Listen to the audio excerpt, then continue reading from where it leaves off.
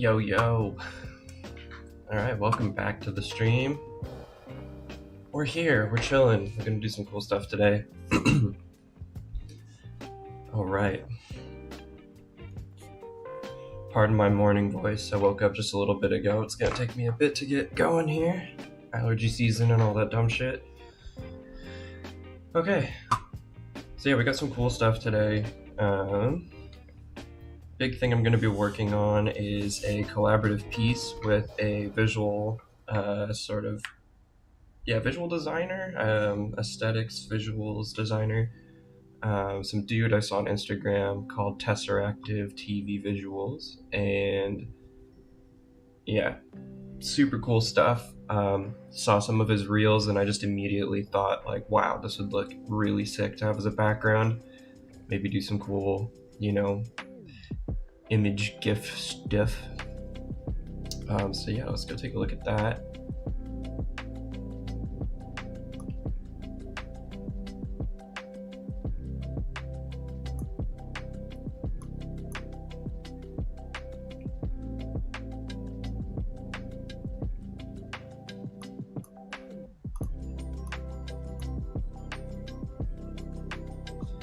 Sweet. Just make sure you guys can see what I'm seeing. Okay, cool. And let's put that. There we go. Cool.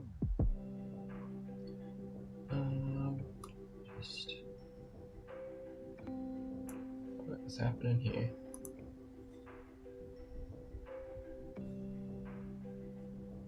Oh, that's what happens. Okay, cool. So yeah, this is the stuff that he does.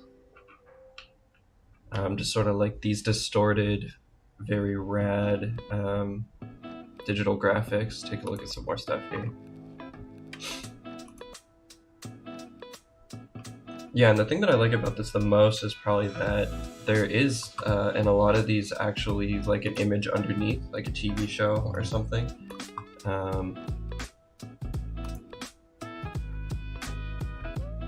Yeah, it's just a really cool visual effect, very like high contrast, super poppy. I think it would go really good with my art style. So yeah, huge shout out to this dude. Go follow him on Instagram.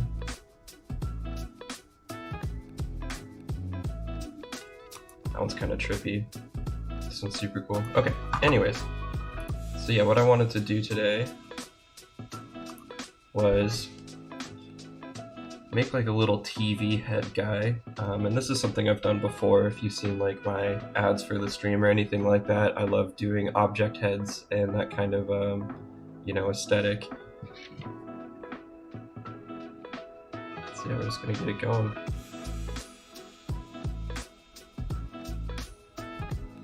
Okay. Got my coffee today, got my smoothie today.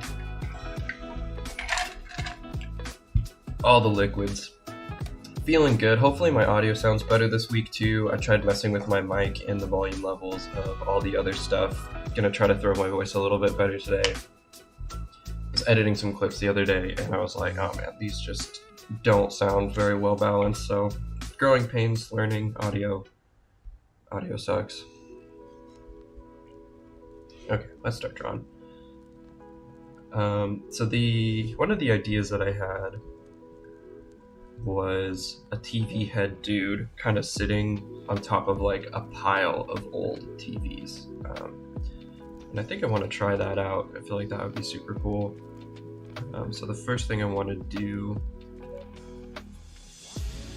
start with a nice box for a TV head. And I just want to do like a super quick sketch here, just to see if this idea is worth doing even. The idea would be he's kind of like hunched over.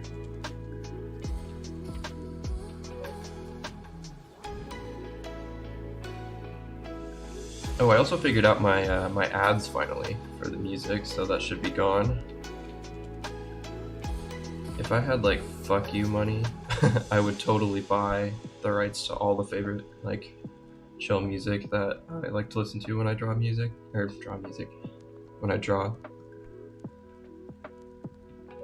But I think that that's probably more expensive than most people could even do. Okay, so just some basic body position stuff here.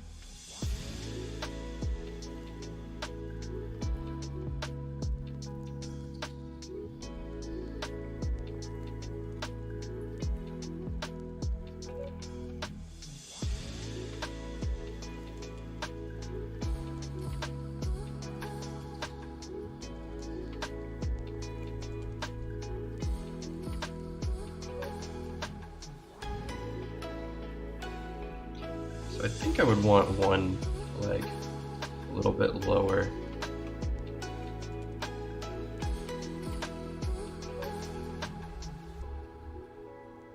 Kind of facing out.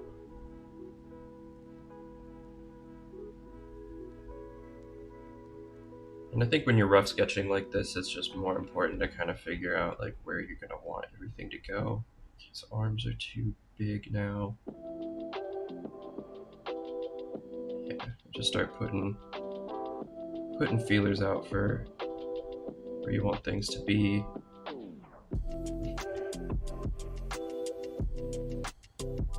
And like if this leg's gonna be down like that, that means the arm needs to be a little different.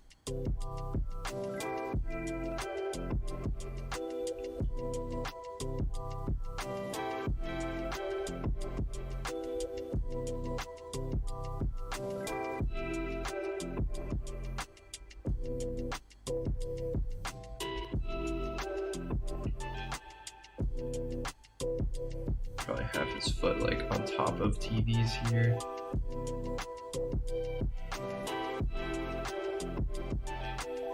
Okay, so now he's more sitting up than leaning over, which I think is fine.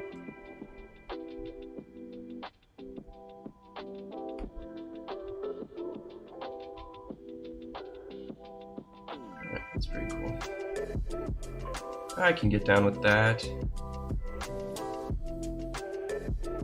Hands, sure.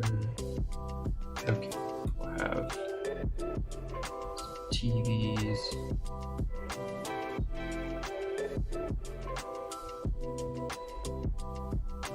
Stacked up here.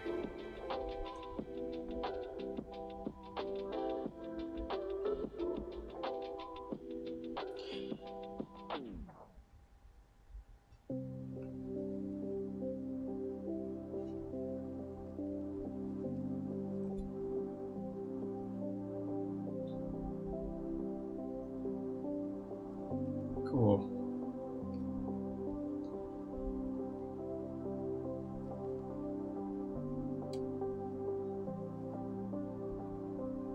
So this style of sort of shape work I'm doing right now, I think is the easiest to do when you're just kind of trying to figure out something that maybe you haven't thought of very much. At least the the visuals of how you want everything to kind of look.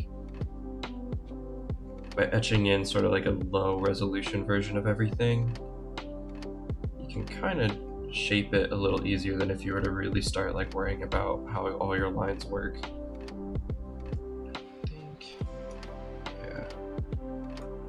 Trying to figure out how big I want this pile of TVs to be.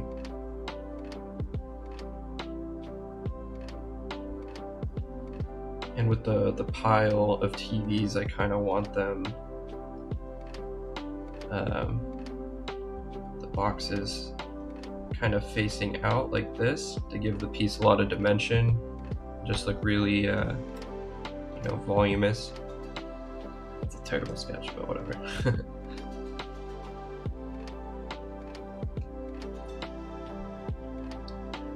Yeah, some of the easiest effects for, a pile of shapes is just to make it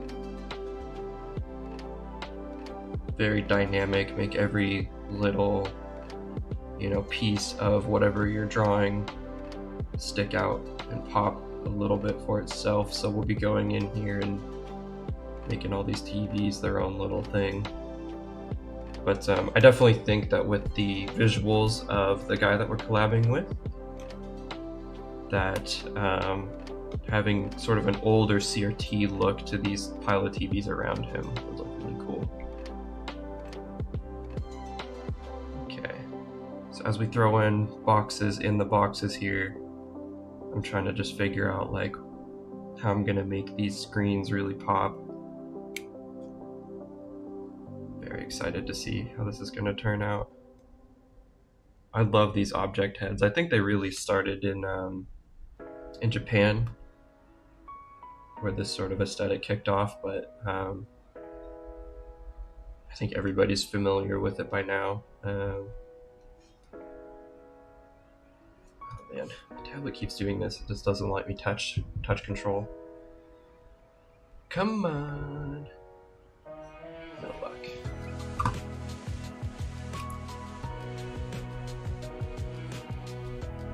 Technical difficulties, always fun.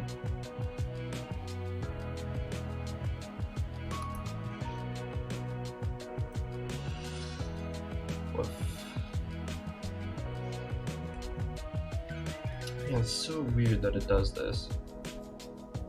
It's like my screen stops paying attention to my finger. So let's just close everything out. Try to run it back again.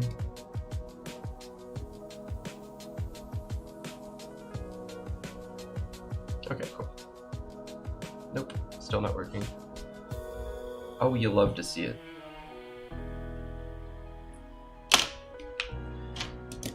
Hold on.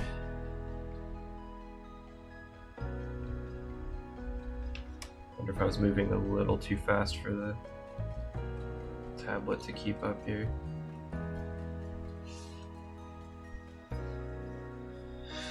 Oh man, I think it's time for a new tablet soon. This is 2 streams in a row. It's so annoying.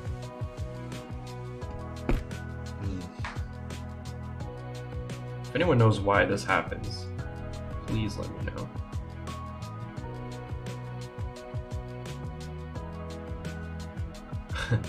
My art is simply too immaculate.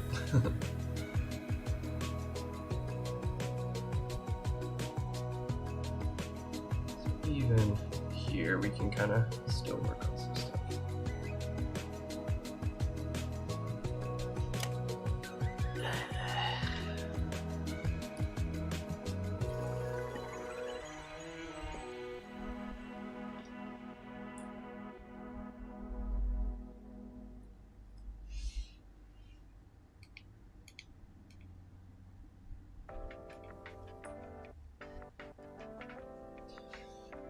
Well,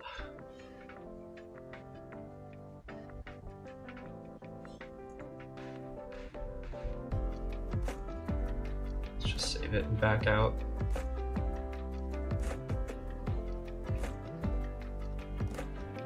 Yeah, that's super weird. It's like my whole tablet gets stuck into stylus only mode. I'm not quite sure what that's about.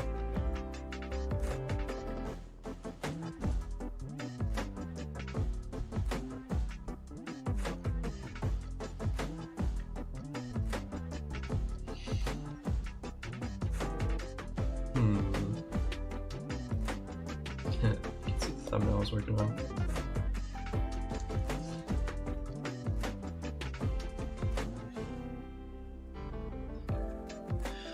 Well, I think I just have to restart.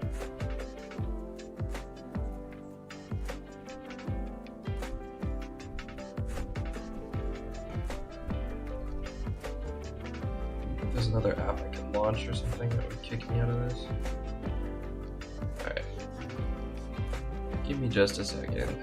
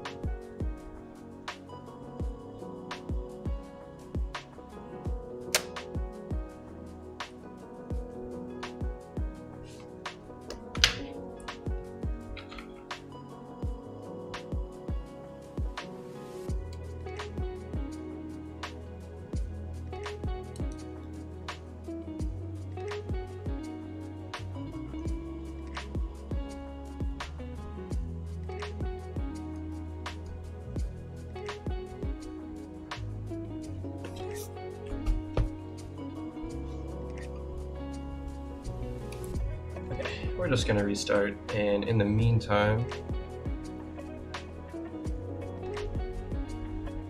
shoot the shit here.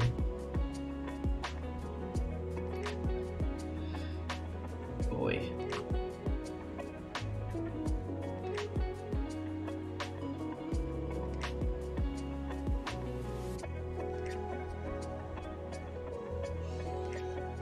Okay. What a fun way to start a stream. Just immediately get bricked by my own fucking laptop or tablet. Let's go. Okay. Jeez. We're back.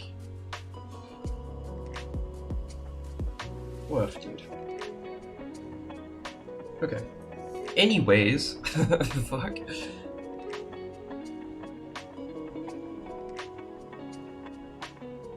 So we've got a big pile of our CRTs here. Now I kind of wanted to think about how we could make our character more interesting.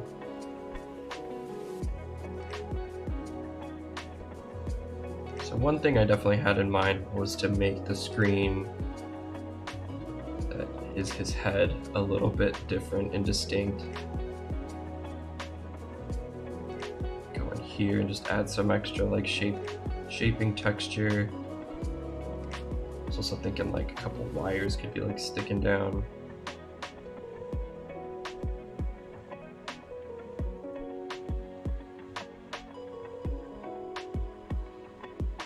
Little chip crack in his screen.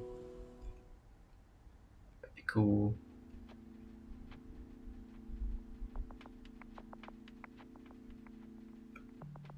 There's some wrinkles in the clothes here.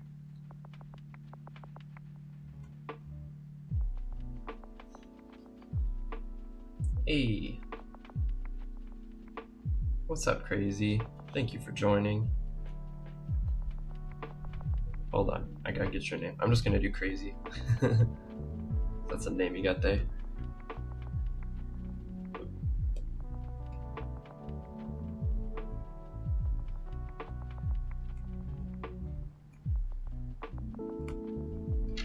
Crazy, thank you for joining. Thank you so much.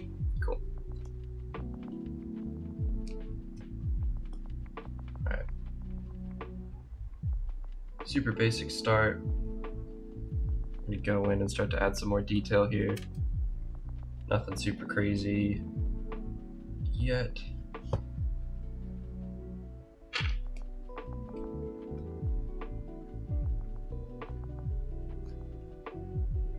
Okay.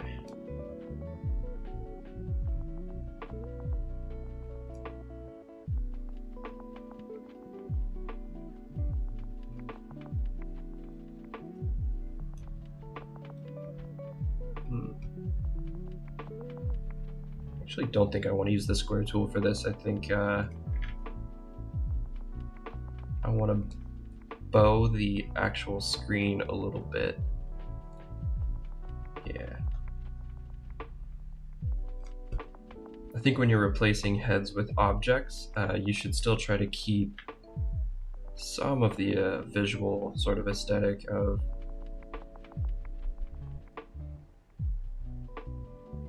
the head shape. So adding a little bit of almost like hidden roundness that you wouldn't normally see unless you're like really looking for it can help a lot.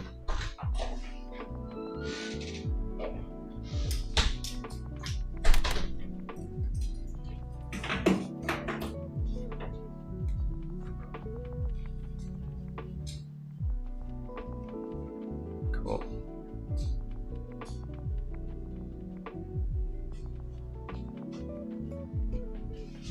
Let's try this line again.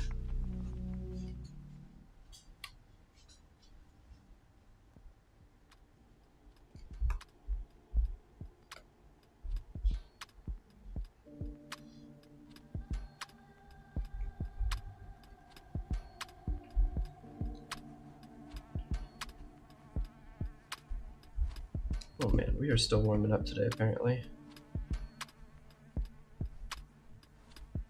There we go. Jeez. One day I'll be good at art, you know?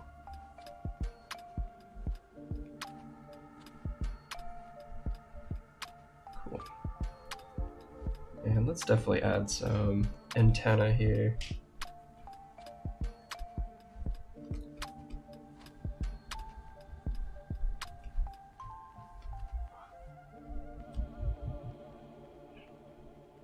Boom.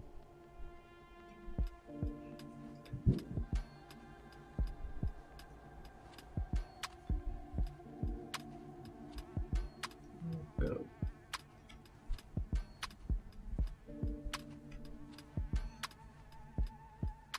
Yeah, this is a brand new piece, so I'm going to be collaborating with a dude who makes like these awesome TV style visuals in the background. So I wanted to do these object heads to kind of complement the artist that I'm collaborating with. I've definitely done these type of pieces before, like the object heads. Oh, thank you.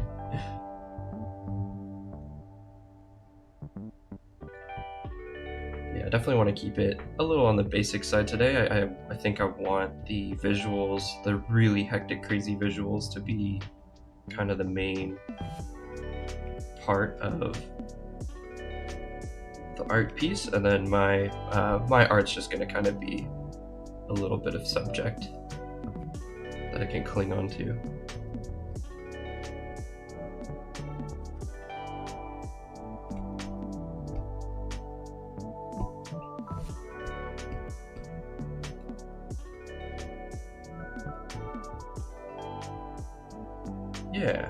Yeah, I'm super stoked. I've been trying to collaborate with more people on Instagram and just on any art platform really, and it's hard when you're smaller for sure, because I think, for one, I don't think a lot of visual artists really even collaborate at all. It can be really difficult to know how to do that.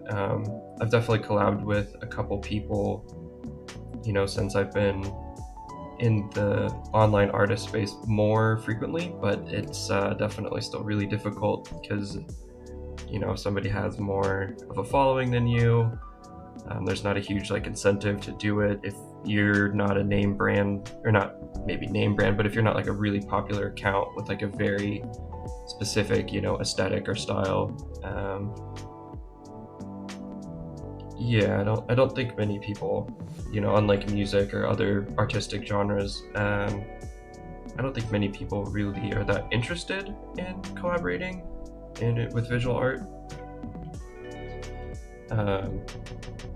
which sucks, because I think there's tons of room to do it, but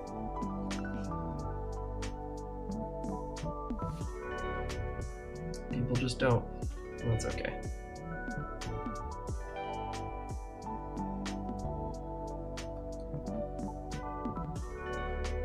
If I ever blow up and get bigger, I would definitely love to just host other people, and yeah.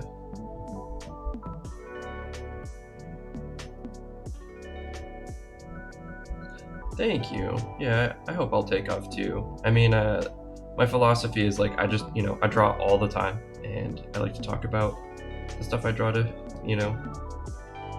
people who are interested, so I might as well stream it and just see who wants to come kick it with me while I do that.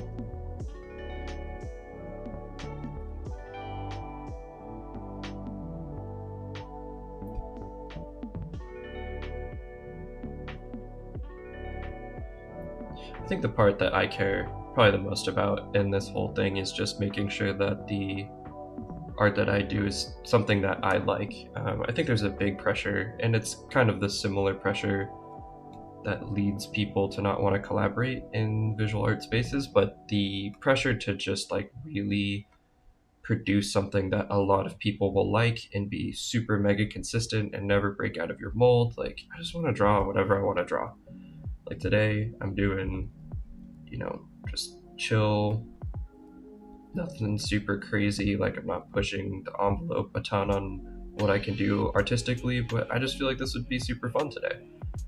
I will have more projects in the future with like complicated paintings, and I'm working on getting my setup rigged up for non-digital art, so I think that'll be really cool and making videos. But yeah, hell yeah, thank you, Crazy, that's what's up.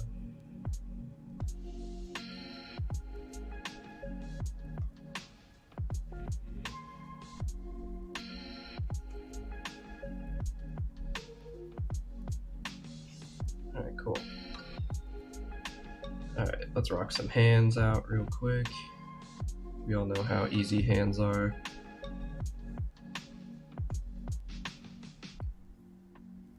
think I just want some super basic ones here, nothing crazy.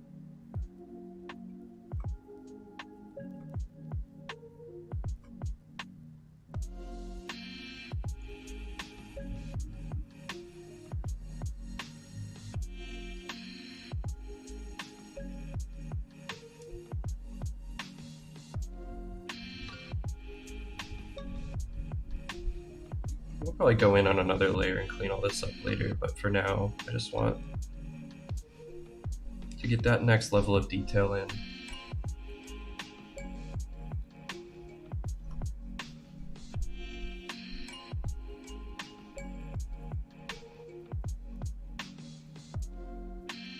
Sure, Liam.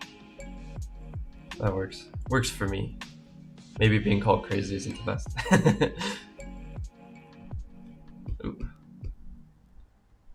Yeah, definitely the mindset is a huge part to doing anything creatively for long periods of time. I think even if you're not sharing your art with people, if you want to take art more seriously,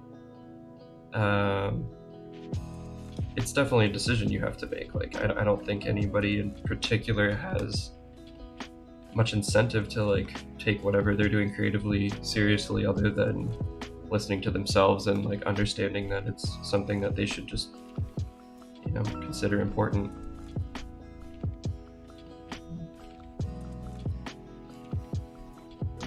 So having the right mindset, going into things and making sure you're keeping your expectations, you know, around your art and not what other people think of your stuff is like very important. And that probably goes for more things than just visual art, but or art in general even.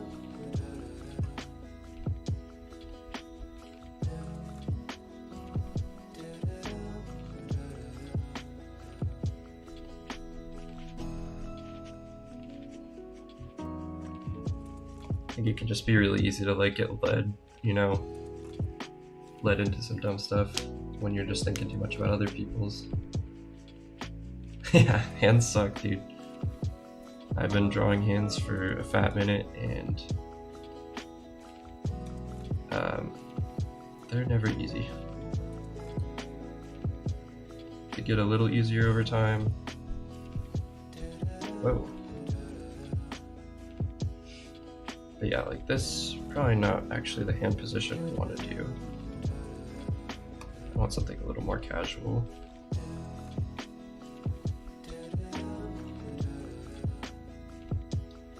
It's always weird too, because it's like, what do you want your character's hands to be doing? And I think, weirdly enough, one of the hardest things to get your character's hands to do is just to look like natural. Like, if you're sitting like this, how do your hands actually naturally like fall is very difficult to know. I think I need to actually take it back a little bit.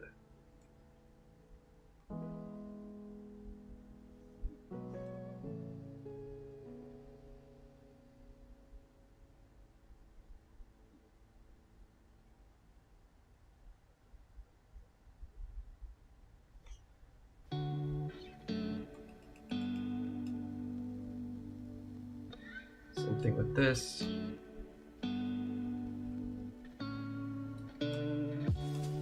Ooh, I think one thing I can have him doing that would be cool would be holding a remote.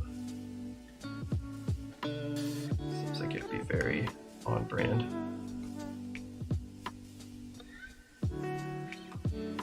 Struggle though, jeez.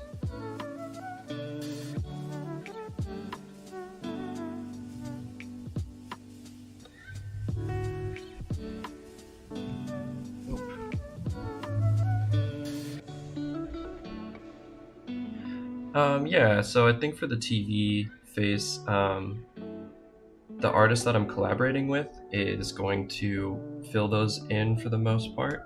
But there's definitely going to be a couple TVs that I think will be blacked out. And then for his TV face, I think I have a couple ideas of stuff we could do. One thing that I really like, just aesthetically, is sort of the no signal screen. That's just like the bars of color. I think that having a static image for his face while all the other TVs are lit up sort of by the animated background that the other artist is going to do. Tesseract is his name. Their name, I'm actually not sure. I think that'd be cool. We can experiment with some stuff, and I'll probably send him like a couple different versions, and we'll collaborate on that kind of back and forth together, because I still don't really know what he's planning to do. Okay, let's zoom out. Try these hands again.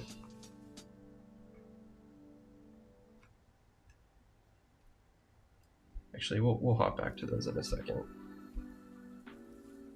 I think I'm just struggling with knowing what I want to put in the hands. So when you're doing that, building the rest of the context around the piece could help.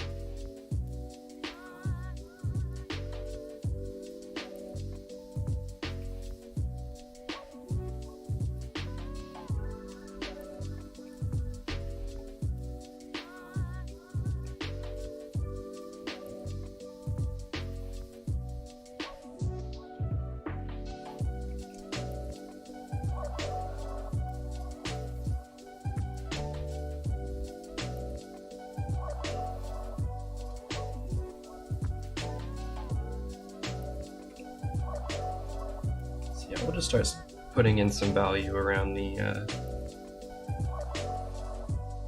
clothing parts. Do some feet here. When I do my object heads, I like to do like nice chunky clothing and everything, just because I feel like it makes the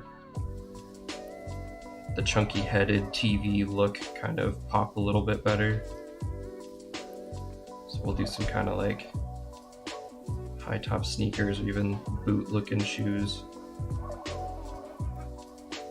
I like to add like nice thick soles to the shoes that I draw, so that when you go to color it later, it looks very good.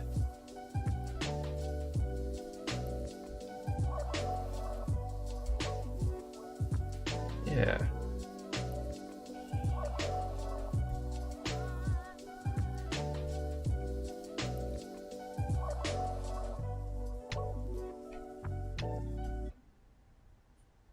Yeah, I think conceptually too, the piece is going to be very like busy and noisy on his part, so I'm doing like a very simple design for my part, to kind of make room for that. I don't want it to be like, I think something that's difficult, and going back to why visual artists might not collaborate, is knowing how to work with another artist's aesthetic requires you to kind of let them, take the lead sometimes, or it means you need to consider them and what they do for the art pieces that they, like to create, and how that would work with your own style.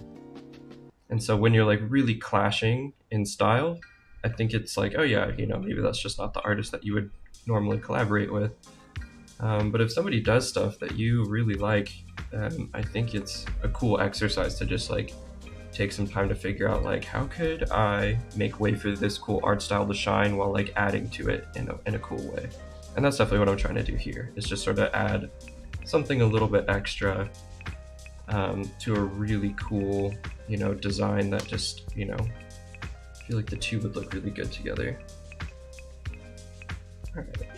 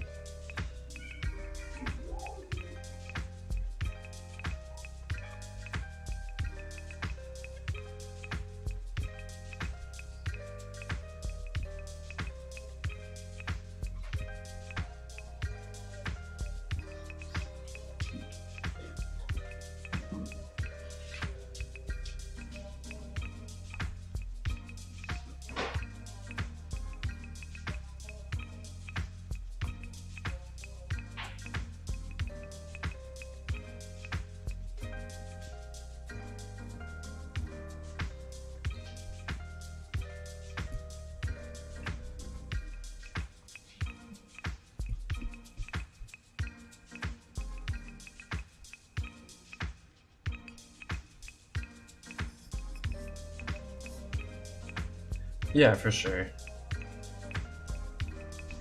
Bouncing new ideas back and forth, and I think too, just kind of harmonizing between the two artists. Like, if you have, you know, two aesthetics that go together, but two artists who are kind of just bullheaded and they're not trying to really work with the other one and they're trying to take up the majority of the space, then you're just going to get a very bizarre looking piece at the end. And I think when I'm the one who reached out to collaborate with him, because of that, I think that it's on me to kind of like, you know, shape the image a little bit. Like, you don't really come to people with no ideas and expect them to do like all the work. So I just want him to do his thing, and I just want to hop in on a little chunk of it to kind of help it out. Okay. That hand is doing better. And we'll probably again run like a touch-up somewhere later in here. This is still kind of like just the next rough sketch idea.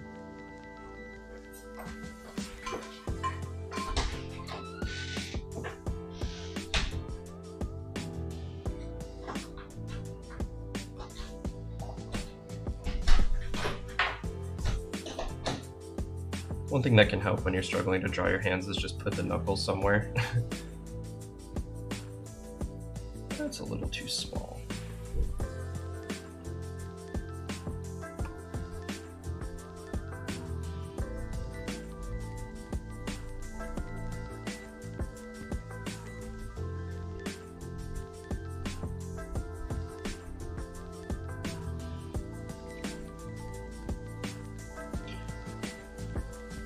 Alright, that's looking pretty good.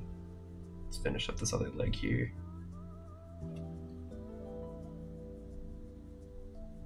Oops.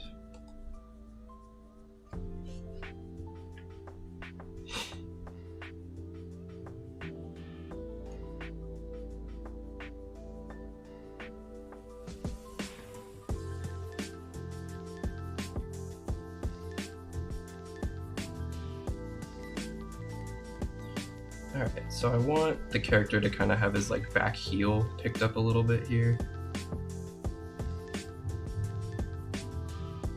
So putting a little bit of curvature in the foot can sort of show that you are, that the foot is taking a more dynamic position. And then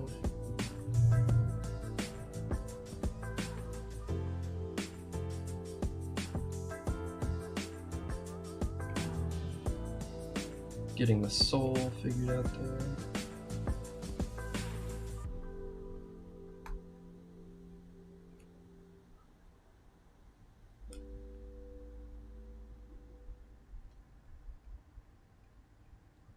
Sweet. Oops.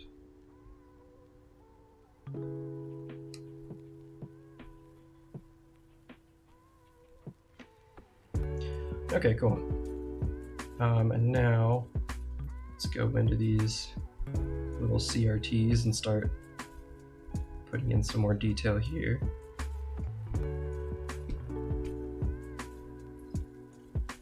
Kitties are very good. They're hanging out today. They're nice and sleepy today. The first couple streams I did, they were like very interested into what I was doing. Made it a little bit difficult. Usually Crispy, the hairless cat, usually will come and say hi after a while.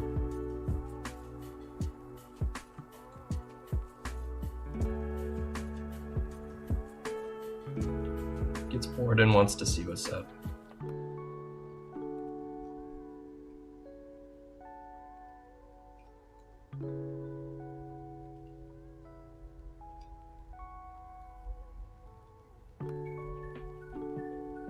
Lately, I've just been wearing my extra large hoodie, and whenever he comes to like, he wants to sit on my lap when I do art, but then he gets too cold if he's not like wrapped up in something.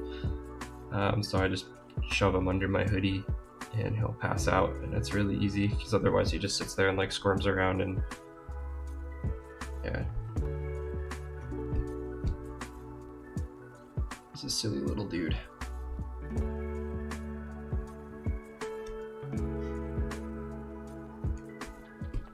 Okay, what is happening here?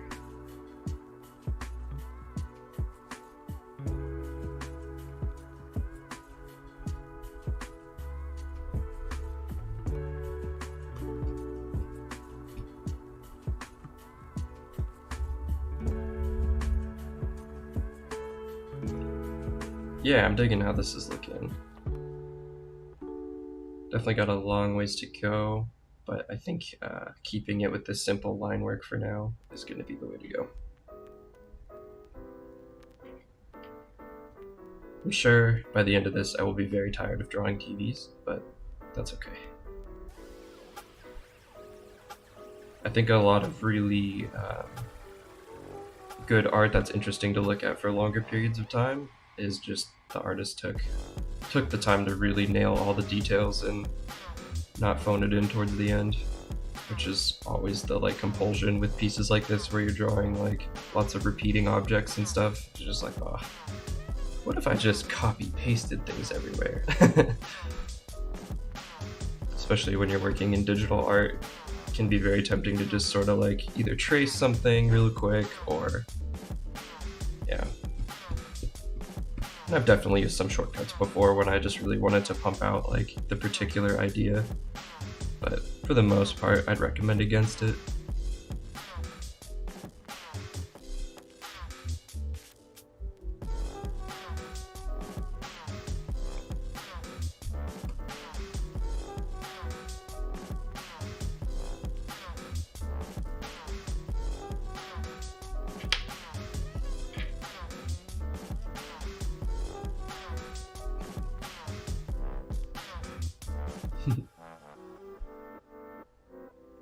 Yeah, I'm sure a cow will come up on stream at some point today. Plan to be streaming for a while, so I think it's just a matter of time until they get curious as to what I'm doing.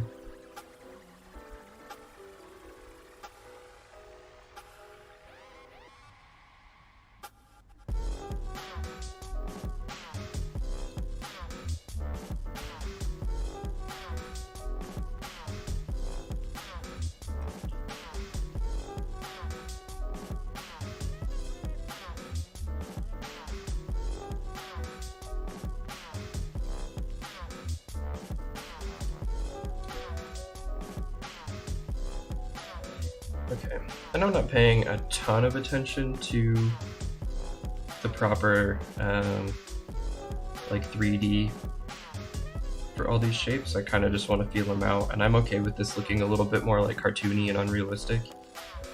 Because my favorite TV was cartoons, so that's what we're doing today.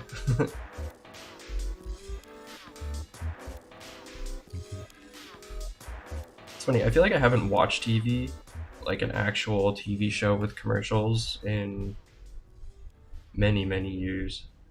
Just been doing like movies and YouTube videos. I think there's just so many better ways to view things these days than like turning on your cable TV.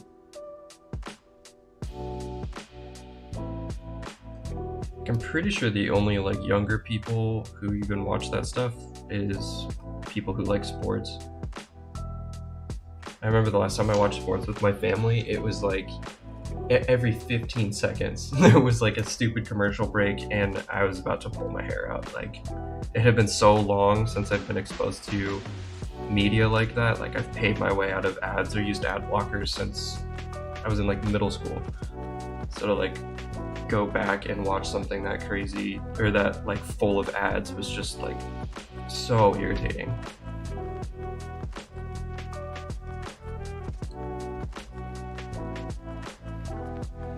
Alright, that looks pretty good so far. Just collect these lines here.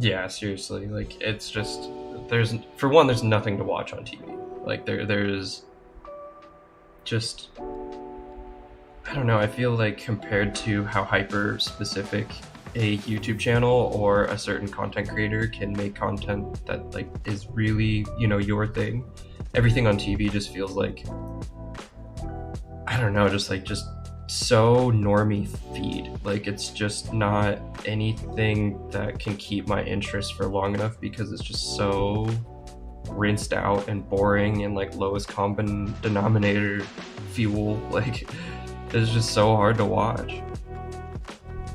There's like the super big blockbuster, shows like Game of Thrones and stuff, but like we all watch those on streaming networks now. Like I work for HBO and they never ever are concerned about like the cable broadcasting stuff. It's always how the streaming platforms are doing. I'm sure people still buy like, the HBO channel. But yeah, it's just not a thing anymore.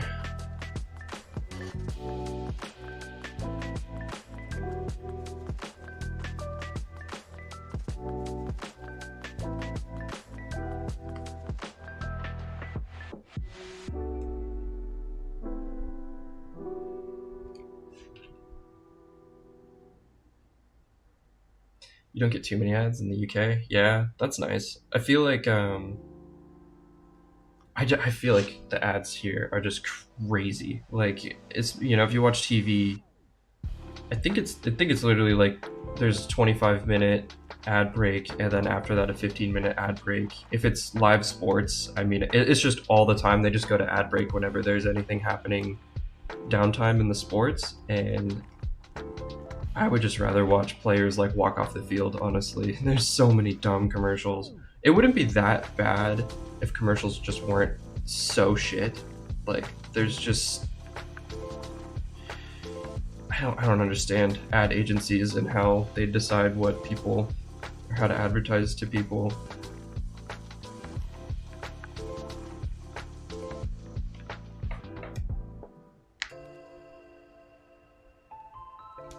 All right, Liam, have a good one. Enjoy your food. Hope it's tasty.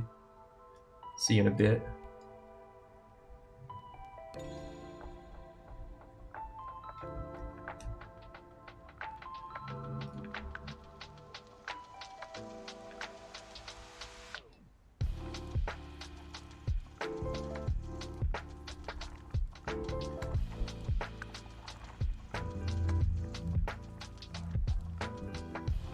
Okay.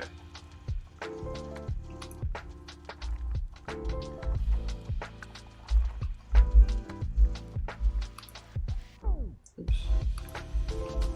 Just making sure everything is still running good here.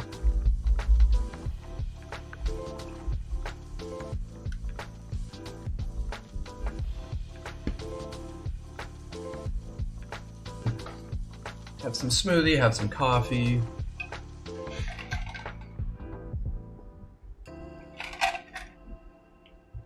Awesome. And yeah, if you guys are watching right now, hit some people up, tell them to get in here. We're doing cool stuff. Tell them if they chat with me that they get their name graffiti tagged, all that fun stuff. I'm so bad at promoting myself. It's so hard. It's like the goal is to get to the point where all I have to do is press record and draw, and then that would be my job.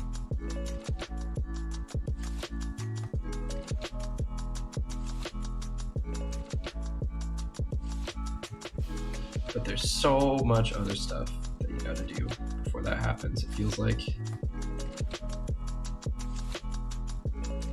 Which is probably fine. So it'll all be worth it. If that independence ever comes, And if it's not, if it doesn't happen, then it's just like, well, a couple cool people got to see me draw. And that'll be pretty cool too.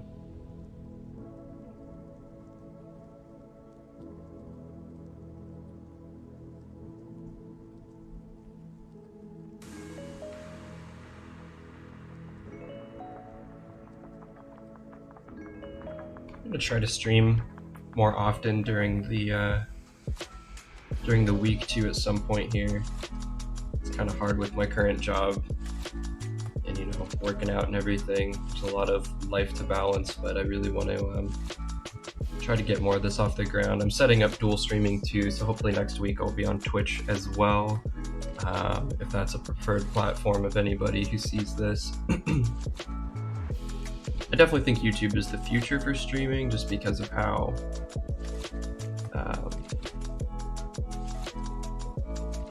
I think there's just a larger viewer base on YouTube, and as soon as YouTube kind of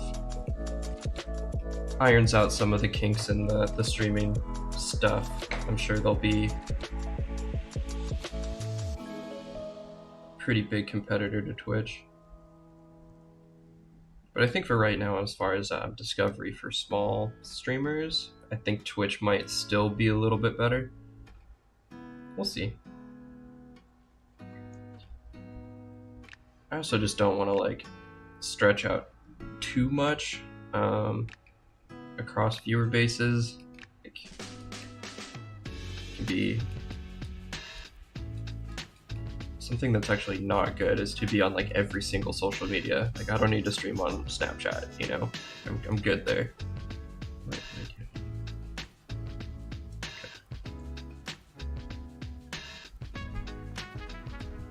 I just want to make sure that his foot looks like it's actually resting on something, because of the angle that the feet are at. I did not draw them to look like they're dangling off of something. I drew them to look like they're on top of something. There we go.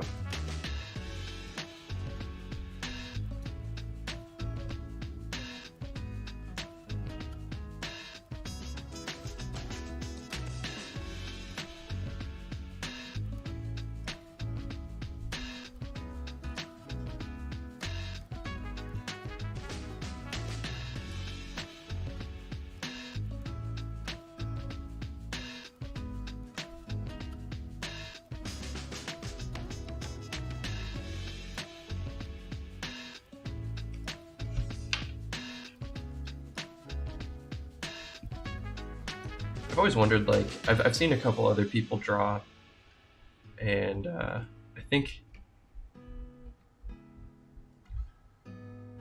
digital is probably the easiest way to stream. But I'm also very curious on how popular like a on-paper sketchbook top-down version would be, because you get to see the hands more. I think the vision is a little bit more obstructed when you're streaming using, like, you know, pen and paper, real art supplies. And just how clean everything looks. Like, you have to get a nice camera and good lighting, so I think it's definitely more of a hurdle, but I do want to try to do that. I've got a big painting that I'm going to be working on pretty soon.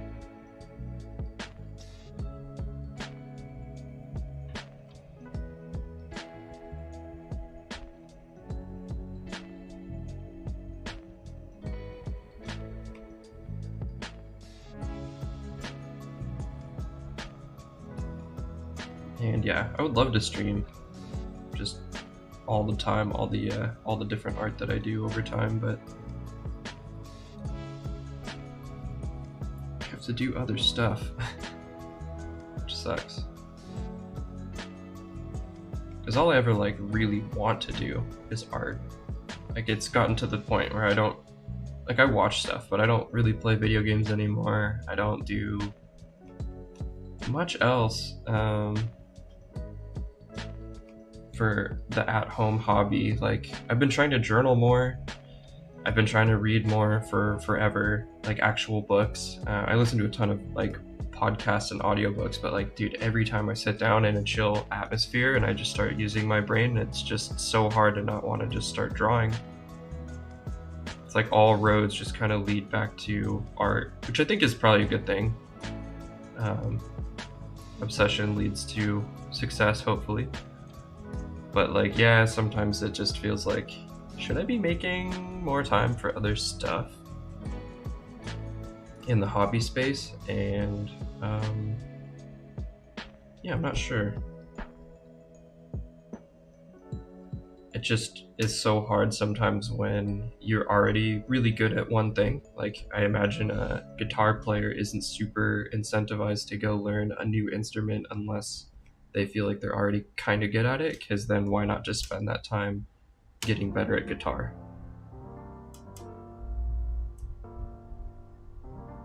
Or maybe that's a bad analogy. Maybe it's more like somebody who's into music wouldn't want to spend a whole bunch of time getting into like sculpting.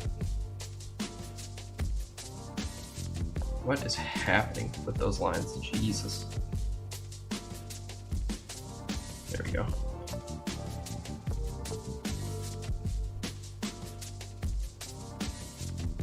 Yeah, like I kind of just want to funnel it all into this, stat tree, the art stat tree. Like I still want to go out and do other things. I have active hobbies, but when it comes to my chill, keep the brain clear hobby, the thing that I just, do for myself, by myself most of the time, this is kind of it. Like, I don't really feel ever like I would just be benefited more to branch out.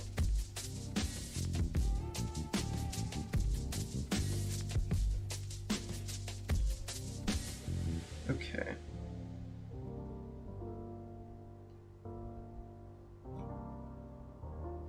Starting to get more into the forward-facing perspective boxes, and for these ones that are on the ground, I think it's really important to not make them all even and flat.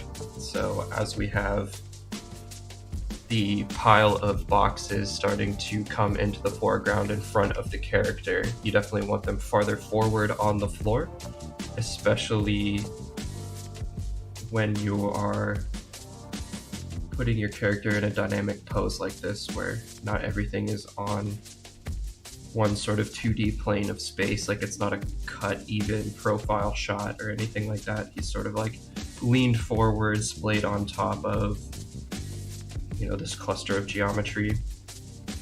So yeah, when you're doing that, just be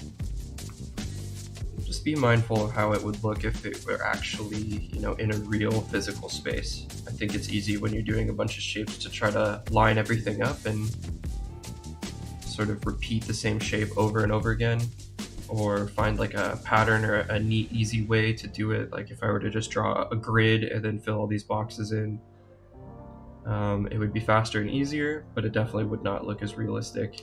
And when you're scattering a bunch of shapes around like this, you gotta pay attention to what feels more organic and what kind of fits the vibe of the piece that you're going for. Like, the more disorganized and broken down this pile of TVs is, the more sort of like grungy you're going to make the piece feel. If everything is too organized and set up like on a grid, it's going to feel very like professional, like it's at some sort of studio. And I want somewhere in the middle where, I want this pile of TVs to look like it's, put there. It didn't happen there on accident, but that it's, just a weird pile of TVs. Like, it's not supposed to be there for any other purpose than the art piece.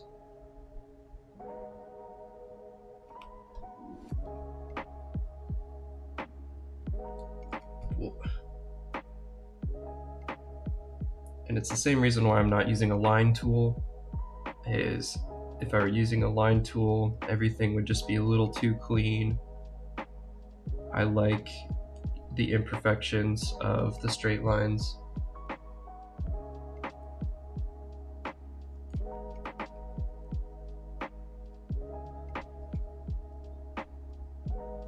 And in the, accumulation of all the different styles of lines, you can contribute to that look that I was talking about earlier, whether it be grungy or super clean. There's a lot of different ways that tiny little subtleties and differences across your art piece start to contribute to an overall aesthetic that you might not even be aware of at first when you're going into it, but they just sort of happen as you make all these smaller decisions that accumulate across the piece.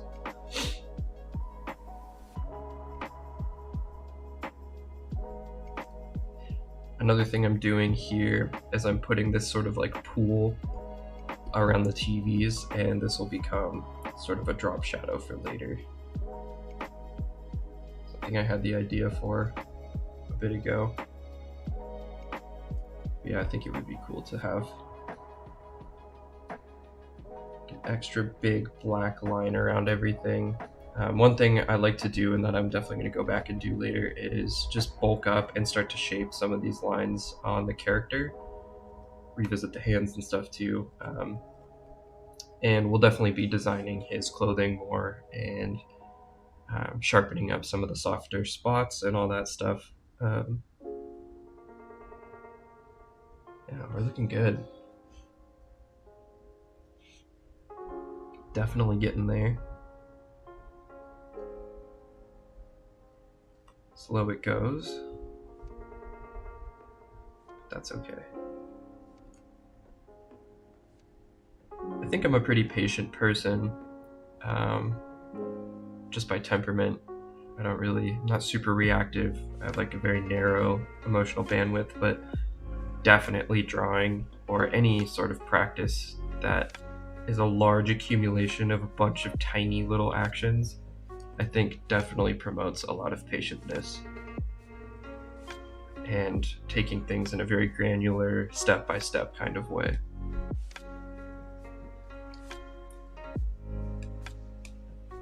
In a lot of ways, there really is no rushing creativity if you're going to try to preserve the creative process. Like, you have to just be okay with whatever it is taking as much time as it needs.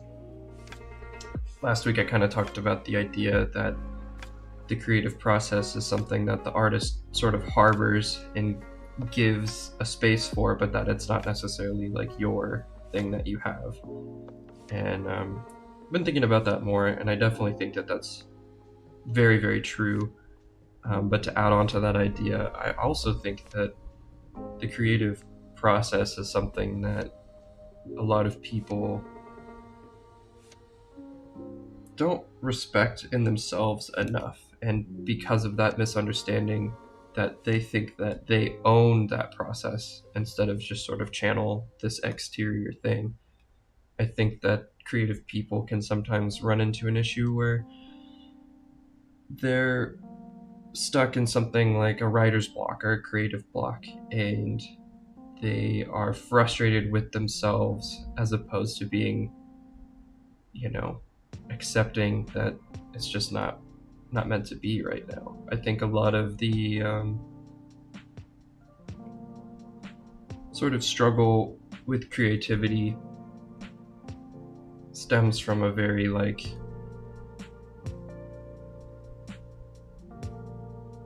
almost, I don't want to say narcissistic, that's a little too loaded, but it stems from a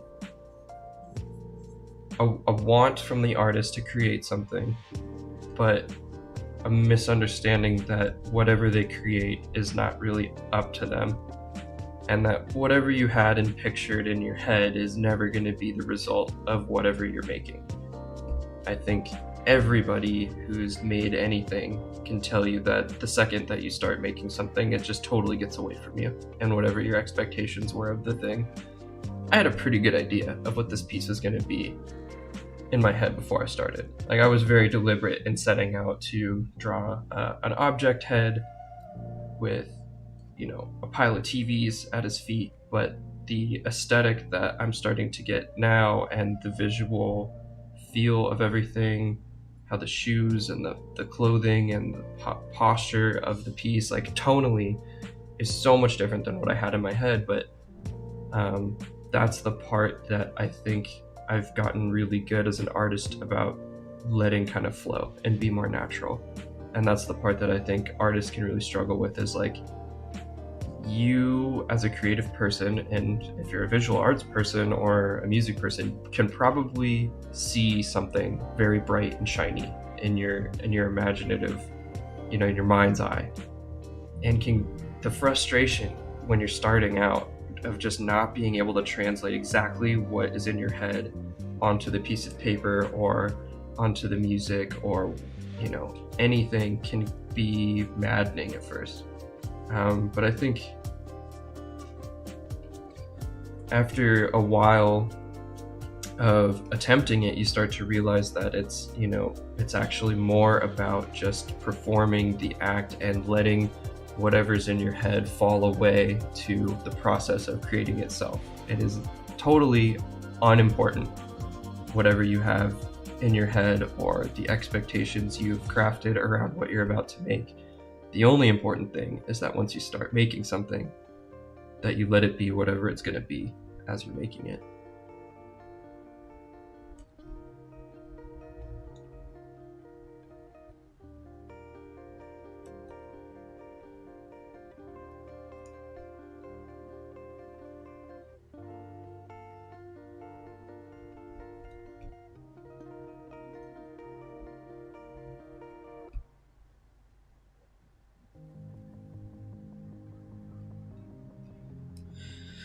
Yeah, because just otherwise you get so wrapped up around your own axle. Like, you get so frustrated over nothing.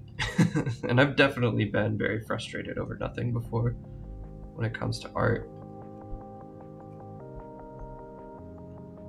Lately I've been having this feeling, a very like bizarre feeling of not being able to put enough into a single art piece that is, wow, how do you explain that?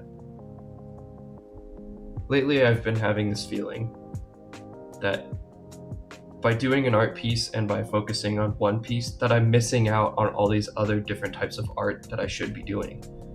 Like, there's so many things that I want to create, and there's so many different aesthetics that I really like and want to emulate and want to use in a piece, but it's like one piece can only hold so many ideas. And towards the end of it, or as I look around on Instagram or even through my previous pieces, you know, I really like what I'm doing, but then I'm like, but I'm not doing this other thing because this piece doesn't allow it. It's sort of like a creative impatience, and it's driving me to do a ton of art, which is really good. But it's a very bizarre feeling because it's harder and harder for me to let those pieces be separate, be their own thing, but also like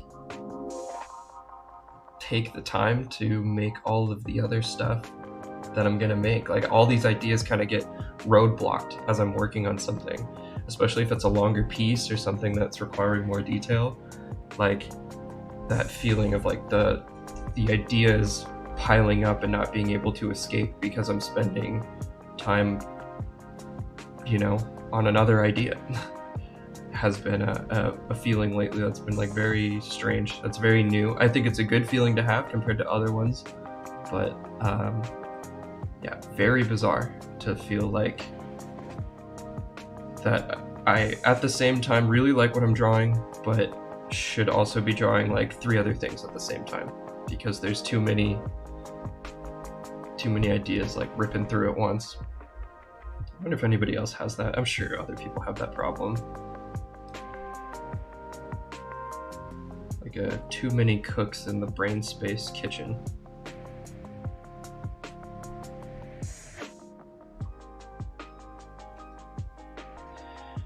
I think that feeling can also come from, you know, I try to practice patience with self for art, but I do, every time I draw, I really try to drive something forward, something new, try to push to be better every time I draw in some small way.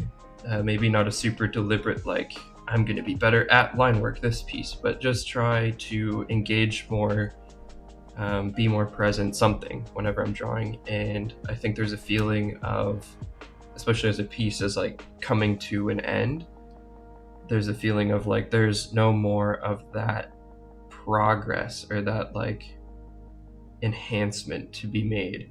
Now I'm just drawing and it's just fun, and I want to get to the next idea because this one has largely been fleshed out, and now I'm just sort of finishing up the details. And it's in that space that I feel like that impatience starts to creep in a little bit where it's like, yeah, stop working on this, switch to a new idea, you got the gist of it.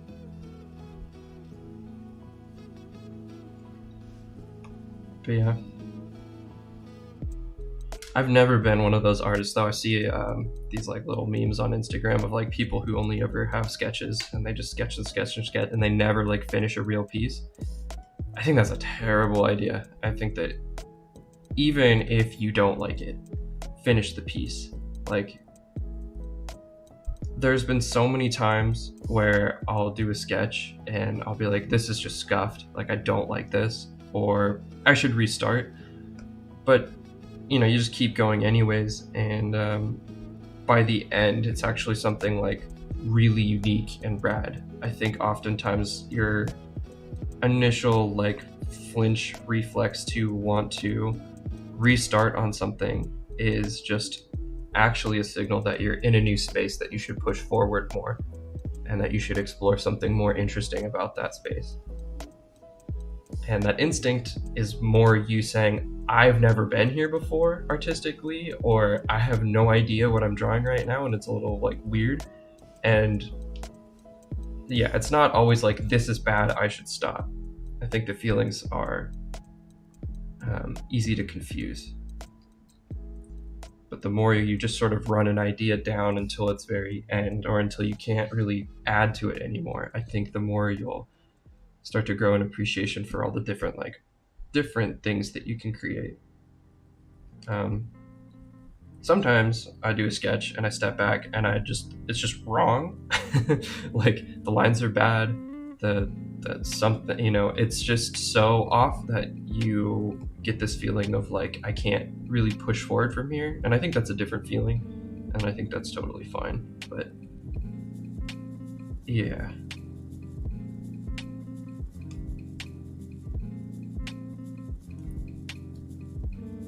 Definitely trying to like finish and drive all your ideas through to the end, I think is a very, very good thing to try to do.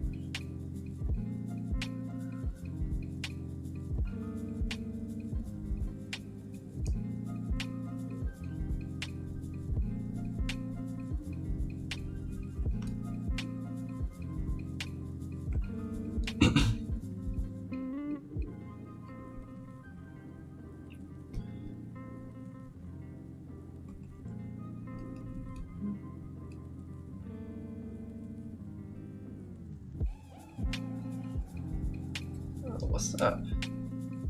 Hold on.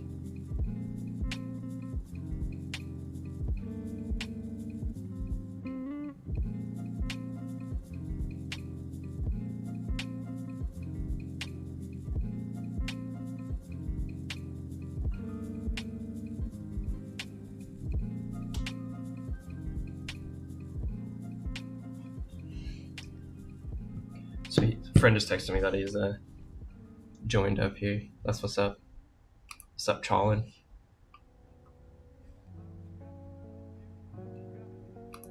Okay.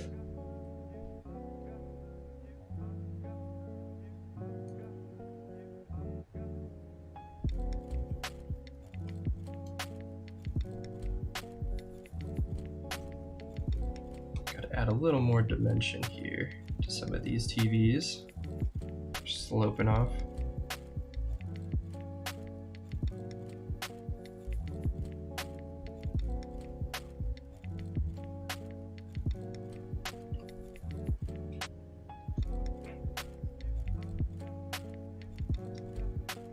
I'm very happy with how this is looking so far. I think this was much different than how I originally planned for this to go, but we're vibing, we're chilling, we're getting it done.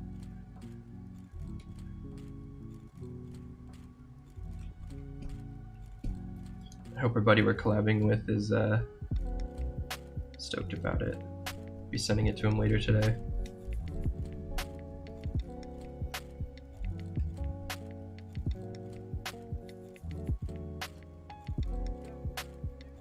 Ooh. Wow.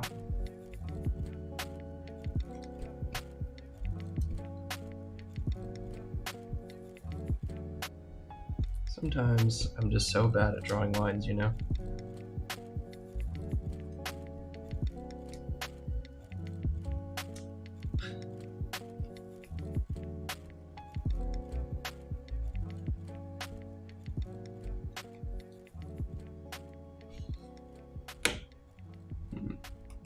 quite what I'm looking for.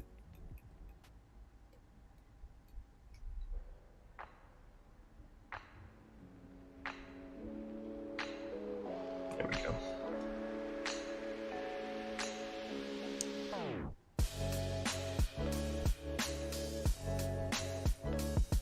Yeah, lately I've been really into this aesthetic of, I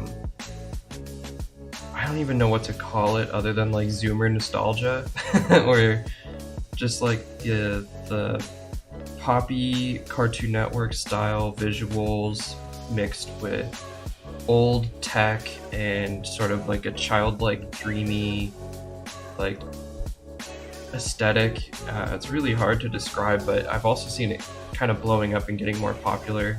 A lot of people are doing like these really cool, old school like Teen Titans comics, and just taking like those old Saturday cartoon shows and building entire different universes, or building original characters for those universes was a big thing like back in the day. It seems like all of that has kind of caught a bit of a resurgence.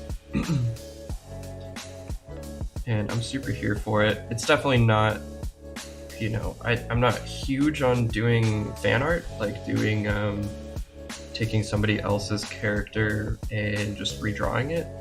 But I do think that there's a lot of potential, and it's very cool to see. It's not necessarily something I would do, but I love to see it. It's very rad. I think for a lot of people, that era was such like an aesthetically different time. Like old school Toonami and old school like anime, while it was still being played on Cartoon Network and stuff, like it was just so rad. Now we just kind of stream everything, and our exposure to stuff is much more, I don't know, it's just different, internet stuff just has a very different feel to it. And going back to those like 4 a.m. Adult Swim feelings, it's just been very fun. And I think the art that I've created from it has been very interesting. I do think it would be fun at some point to go through on stream my old sketchbooks and talk about sort of like older styles of things. I'm not sure if anyone would find that entertaining. I have no idea what anybody finds entertaining, to be honest. I'm just here because I might as well be recording it if I'm doing it, but yeah.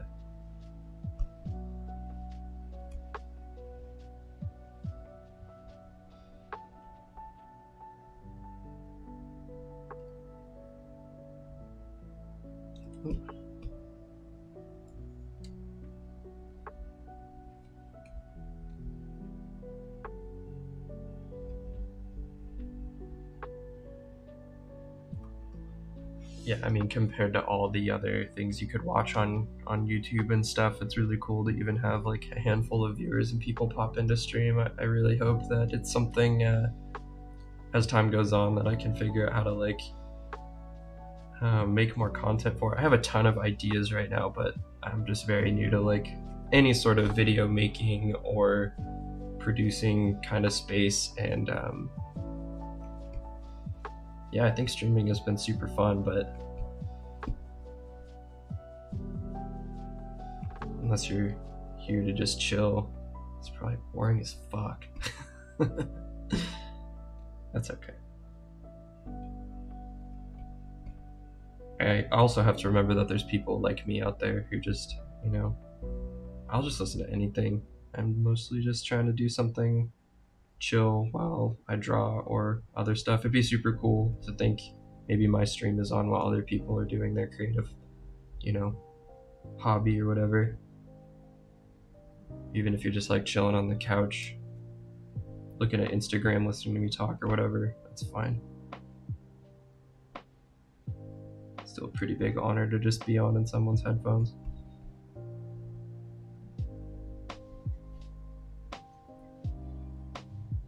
All right, that is one pile of TVs right there.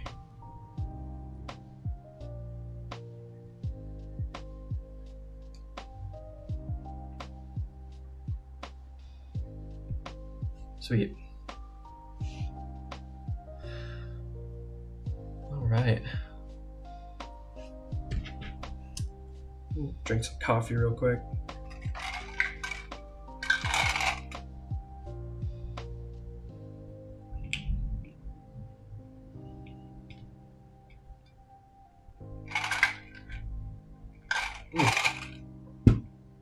I am chatty today.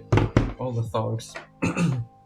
I think definitely drawing something a little easier makes it a lot easier to talk. First couple streams I was like struggling to get my brain wrapped around talking and drawing at the same time, but it's starting to get a bit easier now.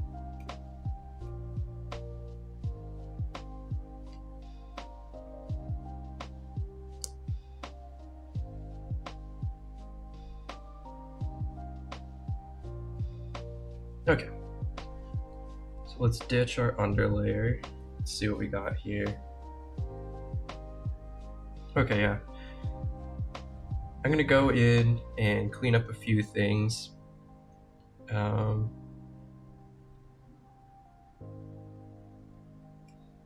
also gonna design the shirt a bit more, but for the most part, I just wanna go and hit up all these lines and make sure they're nice and crispy clean. I talked about this a little bit on a previous stream, but definitely something that I think really defines my art style is the line work being very dynamic and really having a lot of shape to each line. I love like a cartoonish big black outline on my pieces, and I think I've definitely done some stuff where I don't use a black outline and it's looked good. It's more the like photorealistic style. I think it's good to do those pieces every once in a while, but line work is probably always going to be my home for my creative style. I think it's just how I am the most expressive and how I know how to build the most emotion into a piece, possibly even more than color. And again, like that early Cartoon Network influence, and definitely manga and anime. There's just something about the simplicity of high impact line work that is able to convey such a message really cleanly.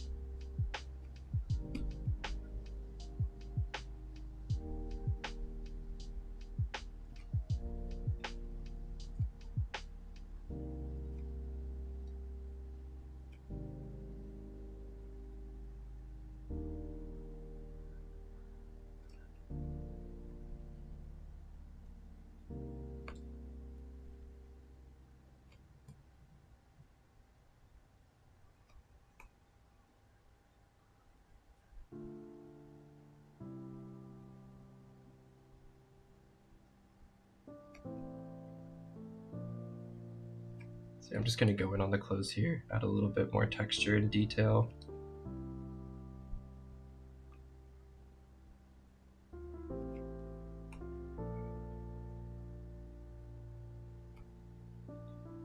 I think for the clothing too, you can always just cheat and like I can look at my own arms, you know, folds in clothing, similar with hands. It's very easy to just look at your own hands for reference. Oh, what's up, Liam? We're back. Yeah, here's what we got so far. Finished up some of the TVs. I'm just going in and adding some more detail, more lines to the clothes, more sharpness to all the pieces we got going here. Ooh.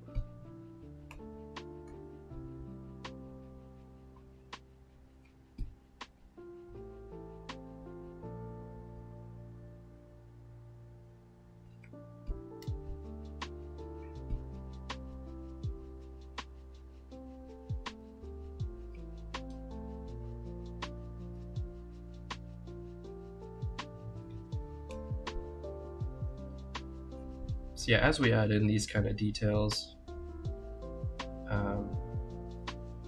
think it's good to just keep in mind like the balance of everything. You don't ever want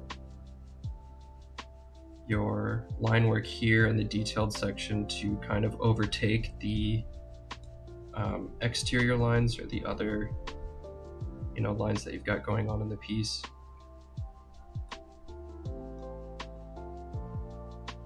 Go.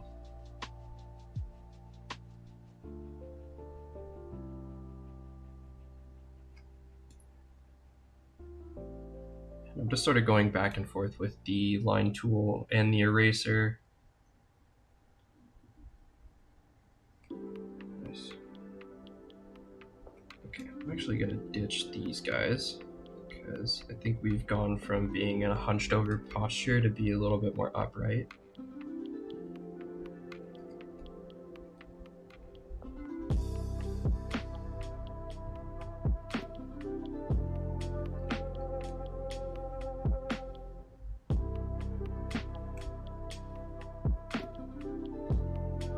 How's the food, Liam? Tasty?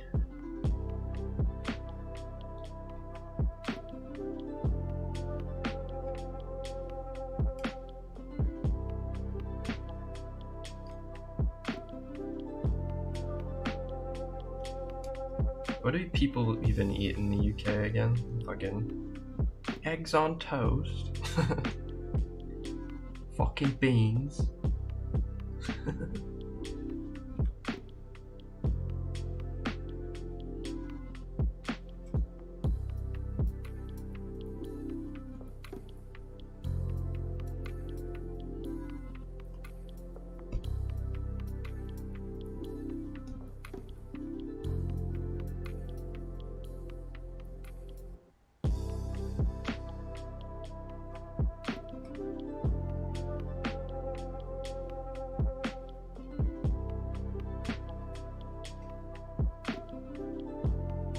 Homemade ramen? Oh, that's way better.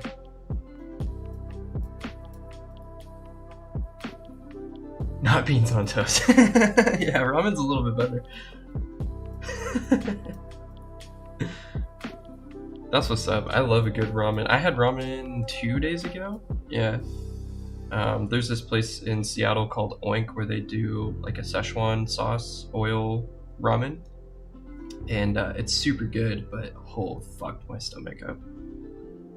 Girlfriend and I got some spicy ones, and I hadn't eaten much for the day. And ramen has a tendency to kind of fuck me up because I always eat like a ton of it. But like, oh man, this stuff was like an absolute gut bomb. That spicy Szechuan oil will just like dumpster you if you're not careful.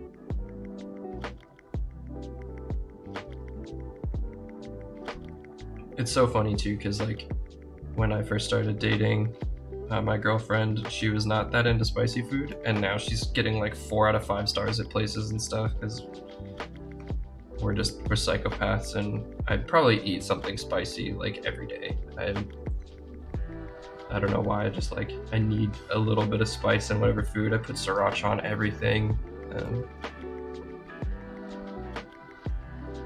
Yeah, it was super good. They do like this roasted black garlic, and they just got all the like super nice, fancy, bougie fixins. Definitely not the most traditional place. It's more like a fusion place. But if any of you guys are in the Seattle area and you want some bougie fusion ramen, Oink is the way to go.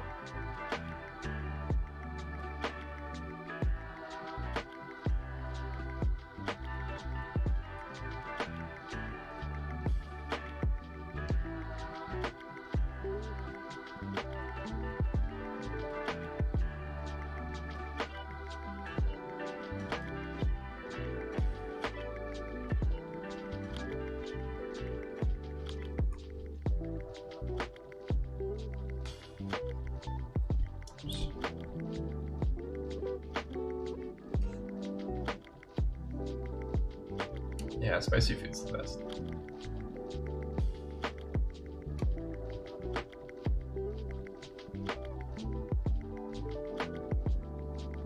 Yeah, I think Yeah, I don't want to say her name either, just in case she doesn't want it out, or just in general. I don't think it matters. Internet only cares for nefarious reasons usually, but if anyone wants to know, I mean, like, I think I've already fucked up my internet, anonymity enough by like having a face cam and shit. So it's probably not a big deal. But yeah.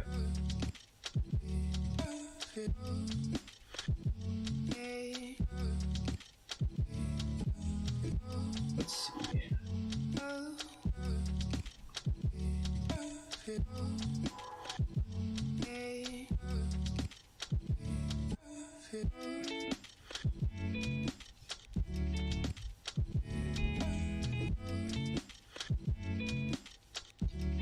I want just a slightly larger hand. So one trick you can do that's really easy. I'm just gonna go on another layer, make everything a little bit bigger.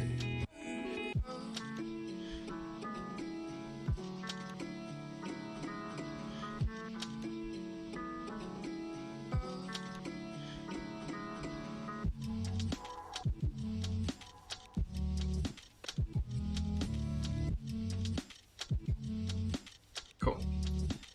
And now we go to this layer, turn that back up, and then we'll just delete the hand on this layer.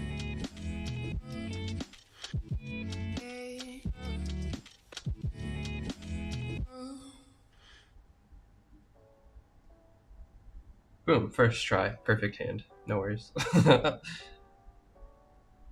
Jeez.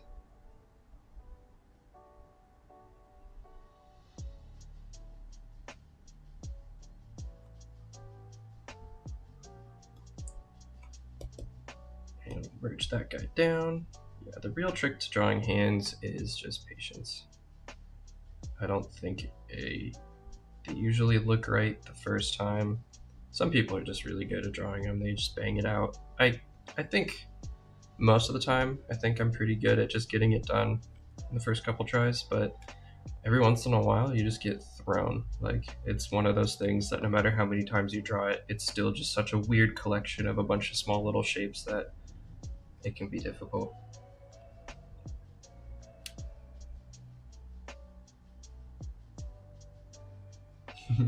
Yeah, no worries, Liam.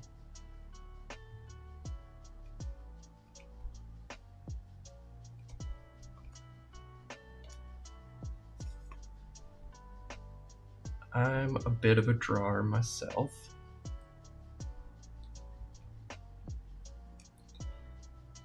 Okay, so I'm gonna do the thing again where I think this forearm is a little too long. As a general rule of thumb, if we've got, oops,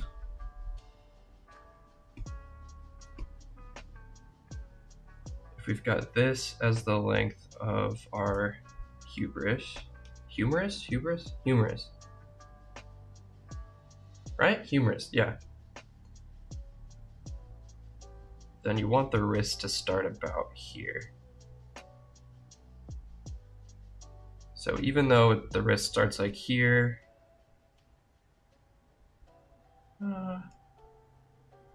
it's actually not too bad.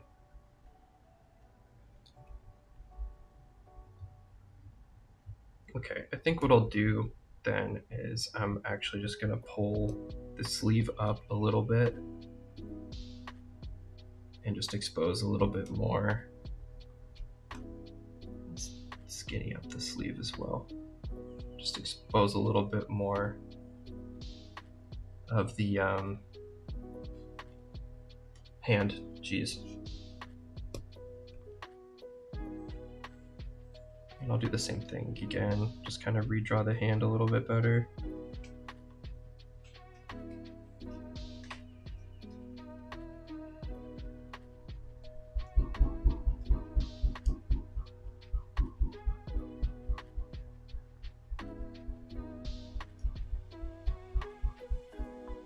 Oops.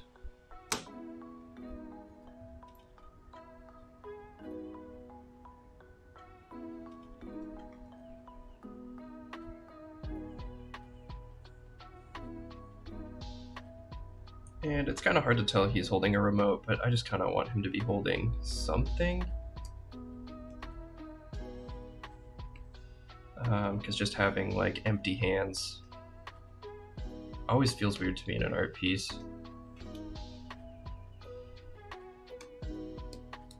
Like, I want the posture and everything to feel very natural.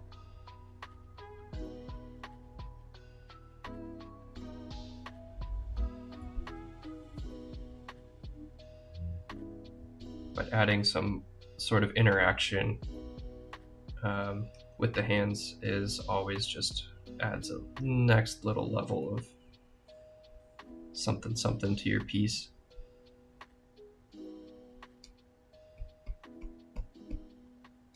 Okay, I'm gonna take my eraser and draw some buttons in here.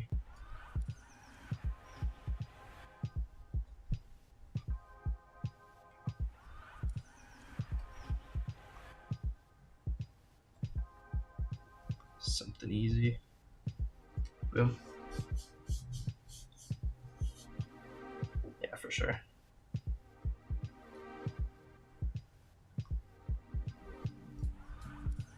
And yeah, whenever you're doing detail like this, I think the important thing is, like, I wouldn't want to add numbers here or anything that's like super high detail, because it's actually going to blur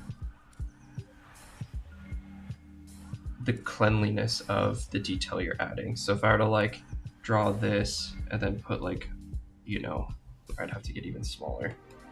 But if I were to put like a circle and then draw like a dot in it or another circle and like an up arrow, when you zoom out, it actually just looks too fuzzy. But as you can see, all the other details, like our little dots and everything, they actually look pretty good on the small side, but I think when we color them, they'll pop a little bit better. So yeah, just scale of detail is also very important, especially when you're doing stuff digitally where you can zoom in like crazy far to add detail very easily. When you zoom out, you just definitely want to check in to be like, all right, is any of this even visible? When I first started doing digital art, I'd be like at the super granular pixel level, and then I'd zoom out and I'd be like, none of that was necessary. Like, it's super easy. Yeah, it's just the little things, because I think like the big bummer of doing something for a really long time in visual art is like, you know, feeling like it's not going to be seen.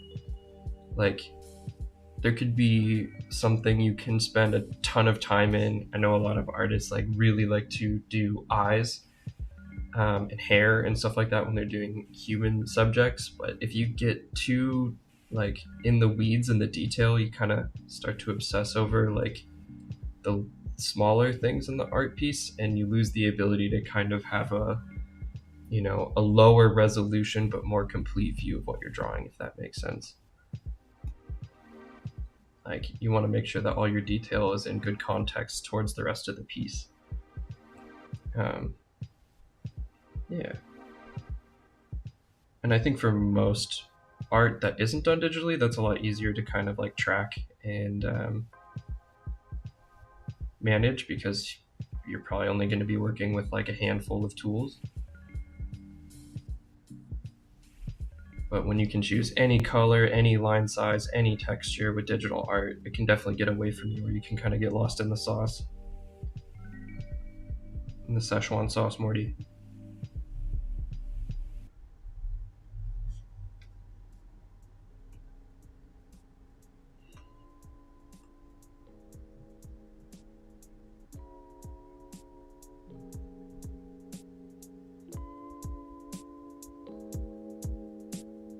All right, so now something I've also been doing is I've been using my thicker black outline to also start to show where some of the shadow is going to be on this piece.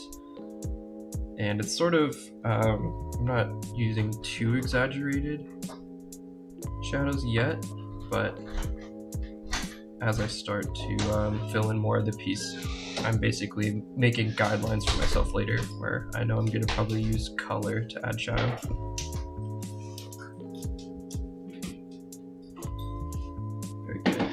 I like when it makes sense.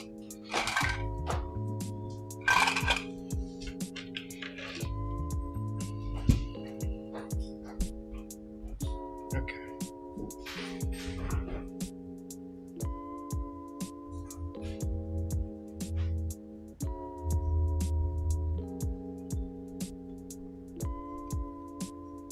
Sweet. Looking good in the neighborhood.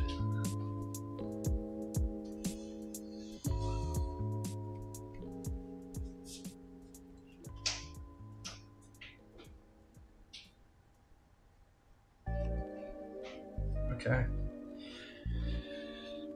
All right, we got the hands mostly figured out. Just gonna add, let's make that hand attached to the other body. There we go. And let's get some more definition in there.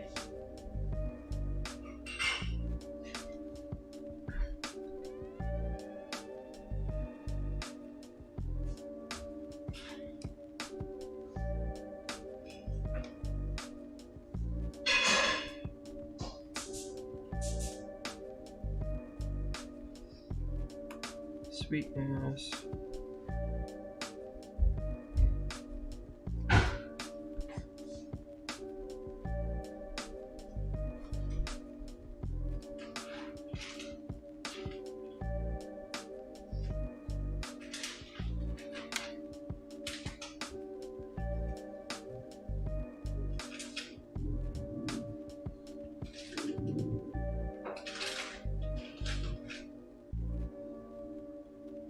Cool. Okay, so yeah, here's a good example. So I just added some fingernails to the last two fingers, but when you zoom out, they kind of just obscure the lines of the fingers. So I'm just gonna delete those because I think the fingers actually look better without them.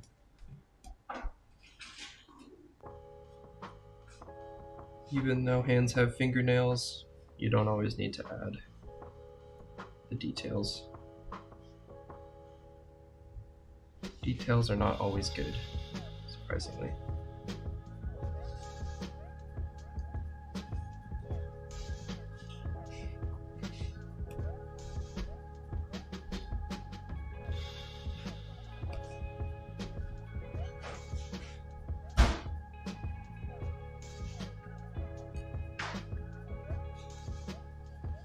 One thing to definitely take care of when you're adding wrinkles in clothing are throwing in little loops. Clothing rarely ever just kind of crinkles up like a piece of paper would. It usually has kind of like swoops and loops and stuff in it. I mean, it depends on the fabric it's made out of. I kind of want this to look like a thicker shirt, like what I'm wearing currently. But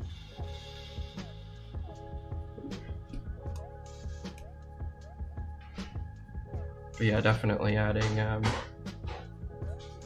some twists and some turns in the detail lines helps a lot. Yeah, definitely.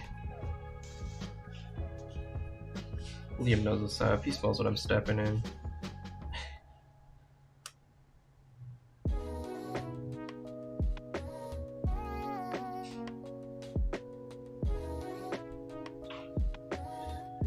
Alright, moving on to the pants finally. Got a little sidetracked there. So let's start with that bold outline, help them stick out against the TV screens, as well as incorporate a little bit of shadow here.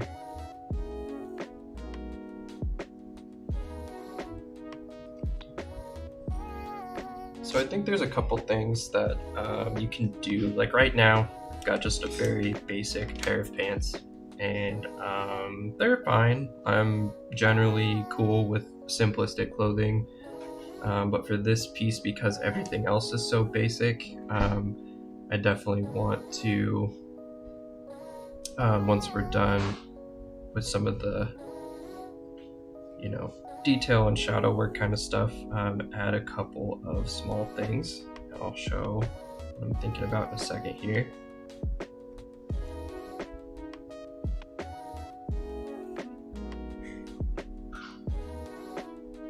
There's a lot of cool things you can do to pants, and there's a lot of pants that I think are super boring.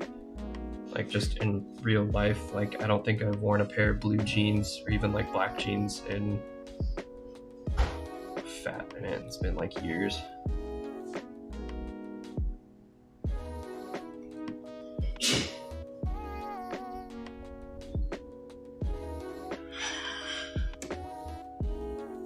Just adding these little streak lines in.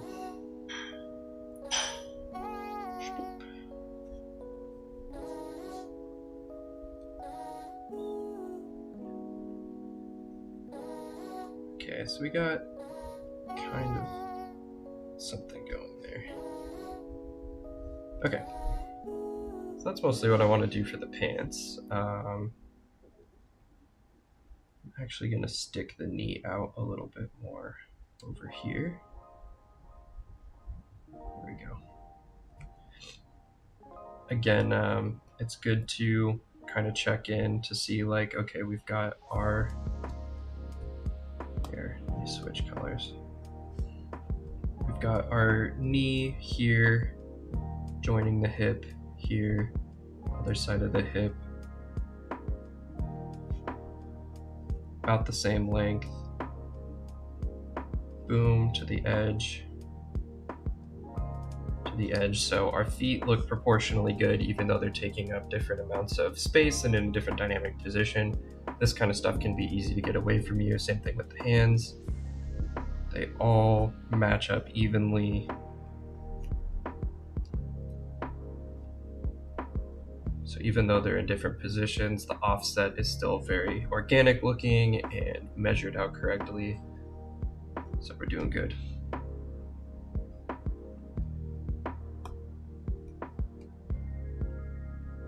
Okay. So to add to that cartoony kind of look, I want to add some knee patches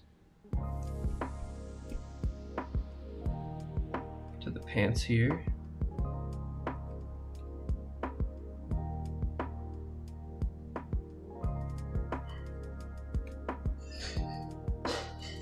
Boom. And this also kind of helps inform the eye to kind of what's happening with the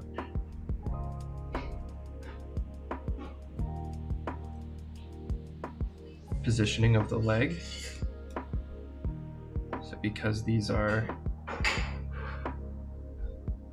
knee patches, it can tell you kind of where the knee is a little bit better, and it just helps gives you some more directionality to the posture of the piece that you're drawing. A small little hacks or things that help sort of suggest the movement that you're going for. And these will probably be a different color.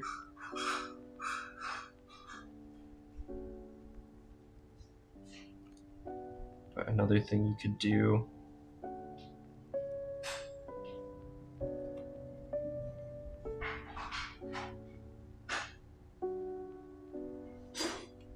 you're going to be adding color afterwards, or is that being passed as the other artists? Yeah, I think I'm going to be adding just some really basic color. Here, I'll show you real quick.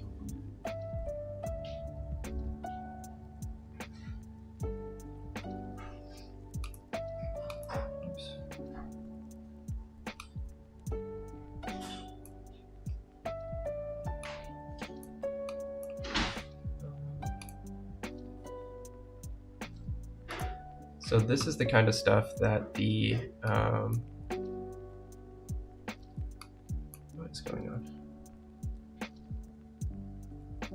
That the other artist likes to do.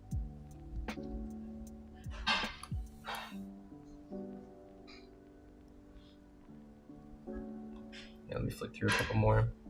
So this is what's largely going to be in the background of the piece. Just sort of like this visual distortion stuff. And because this is super colorful, Yeah, like I really like this one.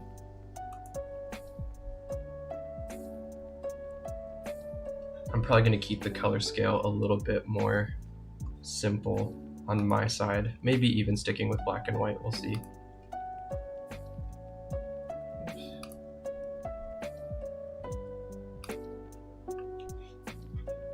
But yeah, that's the basics.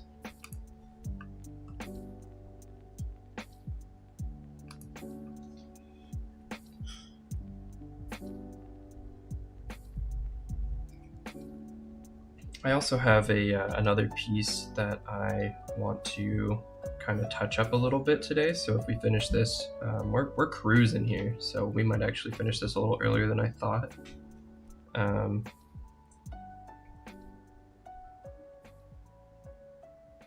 We can always hop over to that other piece. Okay, so the other thing I want to do that I like the look of on pants is sort of a cuffed pant look.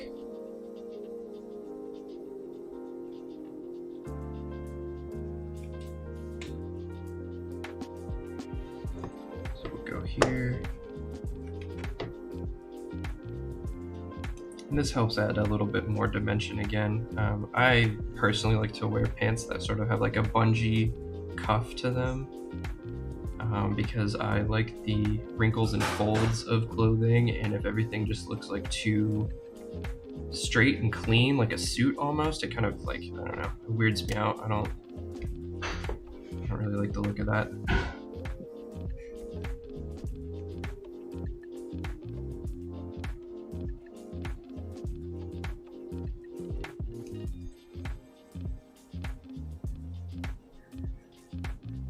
I would love to design some clothes one day.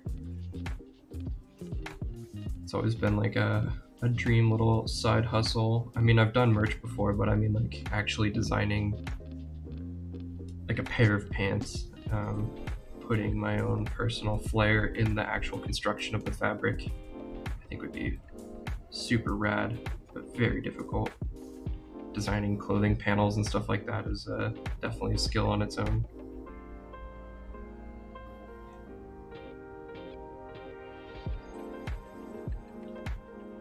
I do have a friend who has a merch company though, who does that regularly.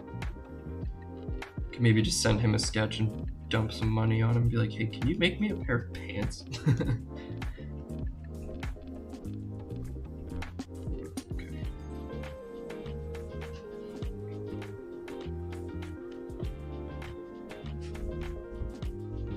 There we go. That's what I'm looking for. Sometimes the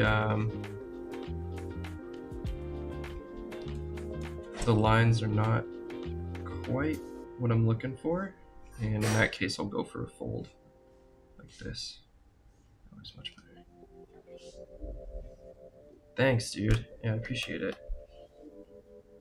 Oh, it's all good, Colin. You're good. I'm on your TV then. I'm in your walls, bro.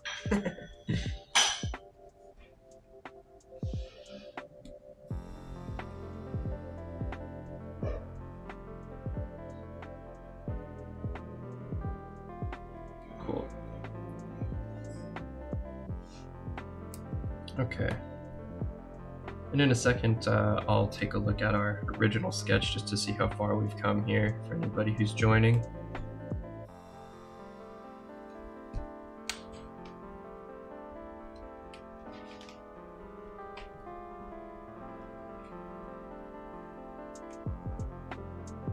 But yeah, this is definitely shaping up to be one of my favorites I've done on stream so far. I just think lately I've been playing around with a bunch of different styles and trying to kind of push out of my comfort zone, and this is definitely something that's a bit more in my comfort zone. I've done a lot of characters like this before.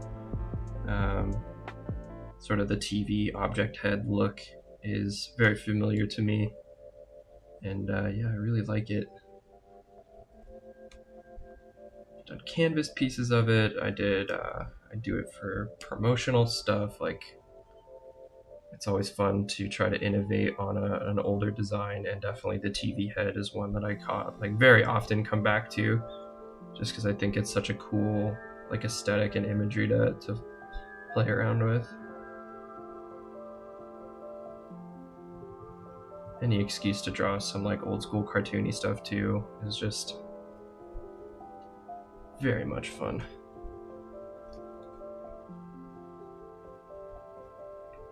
All right, sweet.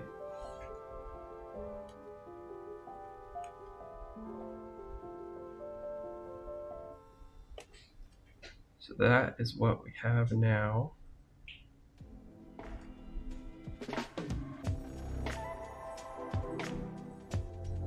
Awesome.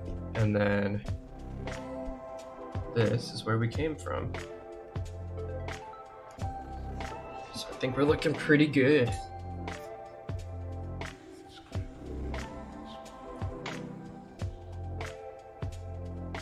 Okay. So the next thing I want to do is start working on adding a little bit more definition to the TVs, but first, I just had an idea.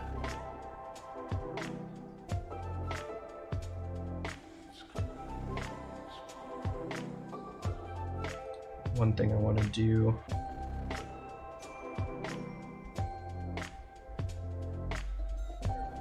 I'm gonna get my ruler tool out to do it.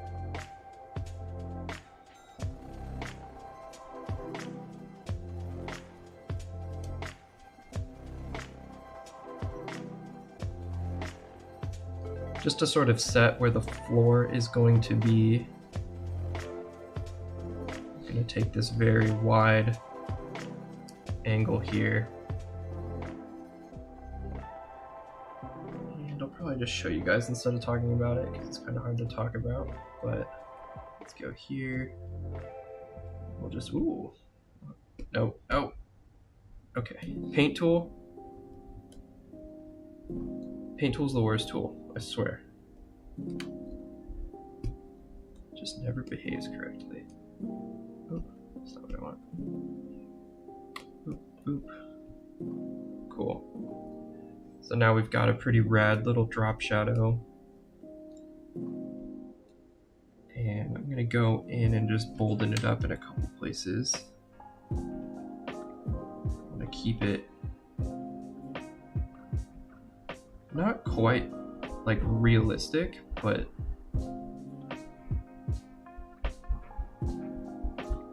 I almost want it to look like something's leaking out from underneath the TVs, or it could be a shadow. Like it could easily be one of the two. A little bit of ambiguity is always good to have in art. Sometimes people ask me questions about stuff and they're like, did you do this part of the art like this for a reason? And sometimes they're dead on. Had a couple friends who just are very like into, they seem to know my brain better than I do for art, because I'll be like, oh yeah, I guess I did do that. Like sometimes they'll just be right, I didn't even know it. But other times I just kind of leave things ambiguous. Like I generally draw somewhat androgynous characters, and people ask me like, oh, is that a boy or girl? I'm like, I don't care. Like that's not really the point of whatever I'm drawing, so it's whatever you want it to be, bro.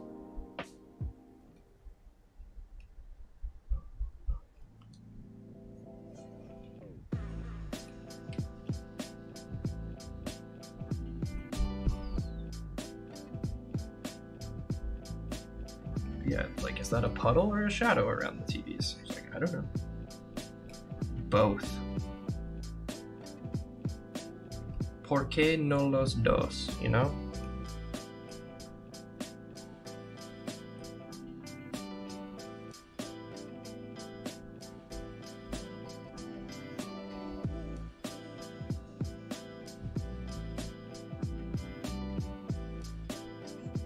Yeah. Okay. TV detail time. I think for this, I'm going to do the same thing that I did with the character, which is just go around the outside and make those lines really bold. But another thing I like to do for TV screens, and I've done it a couple times here already, is the older CRT TVs are a domed glass screen. And the way you get that effect, like over here, is pretty easy. You just make it look like the screen is sort of inset to the frame by kind of rounding out these corners.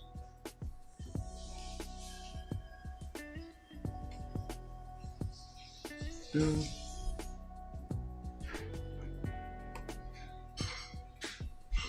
Oops. Yeah, just like that. So now it definitely looks a lot more like a TV screen is sort of popping out from the TV box. And not all of them have to be super dramatic like that one was. Sometimes just rounding the outside of the screen and shaping that line like this can give that effect. Just a little bit of subtlety that tells the eye that there's a little bit of something going on there.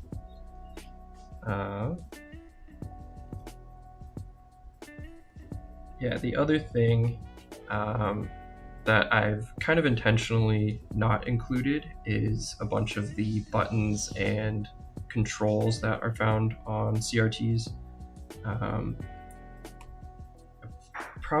just not really interested in that kind of detail for these. I want them, the TVs, to just look very basic and simple, minimalist. Again, I want the art to really pop from the guy I'm collaborating with.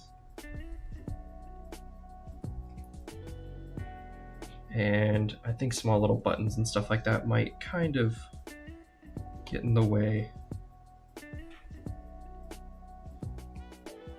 Okay, so another thing I like to do is where you have all these corners meeting, where the TVs are sitting on top of each other. You kind of just round them out like this, give it some curvature. Kind of helps with the look that there's more of like a shadow.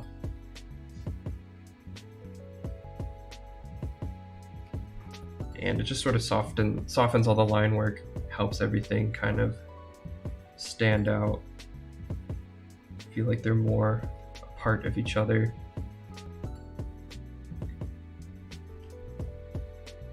Maybe even fill in some of these gaps where there's the TV's kind of overlapping a bit.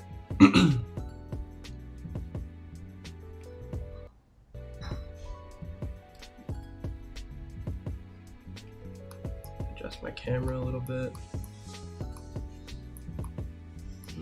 Not that much. Cool.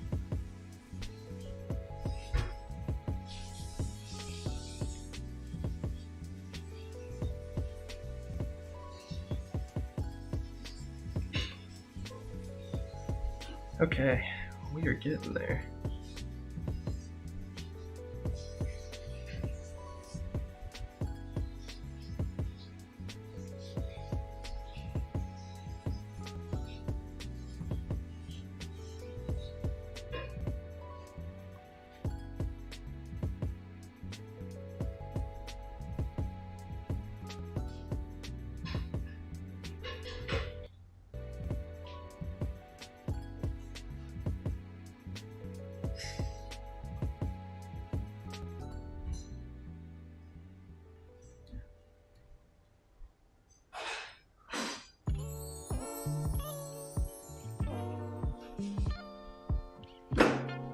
Okay.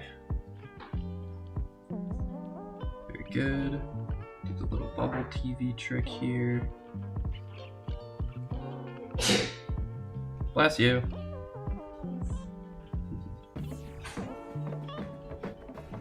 Roommates in the background there.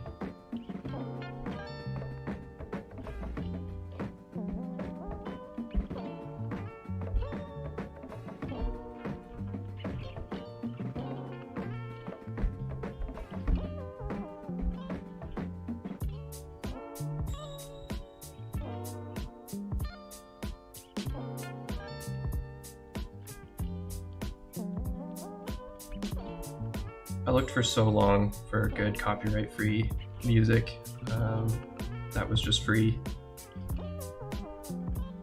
but I just really couldn't find anything, so If you guys are curious, I'm currently listening to just like the lo-fi radio on a website, copyright-free music website called Upbeat, and definitely have some really cool stuff if you guys are ever just looking for music to download for like videos you make, or even just hunting for music that you might not be able to find other places. Surprisingly, I found that a lot of the copyright-free music is actually pretty good, but you're just never really going to hear it anywhere else other than like these specific like aggregator sites. So yeah, if you guys are a fan of like the chill lo-fi channels on YouTube and stuff, definitely check out the Upbeat stuff. Definitely worth buying a membership for me so I can actually have good music while I stream.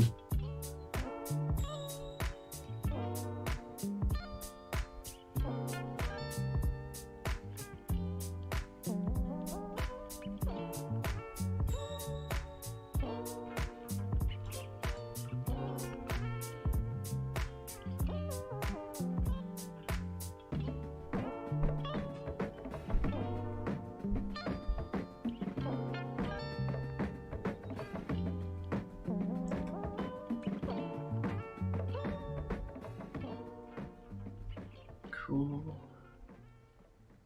Getting there. Oops.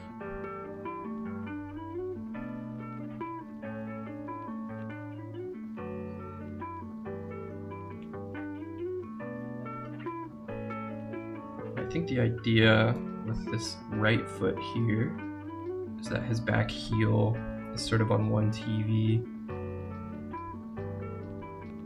and dropping off onto the other. So let's just sharpen that up a little bit.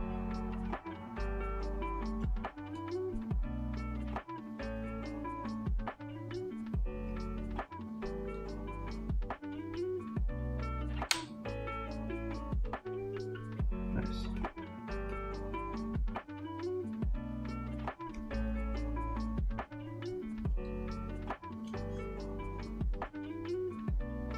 Cool. I'm happy with that. As I add more line work to stuff.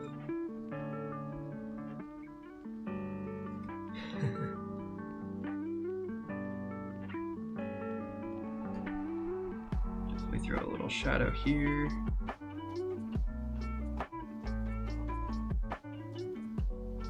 Cool.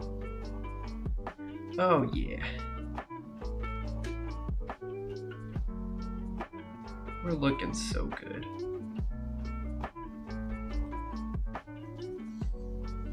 Nice. Okay.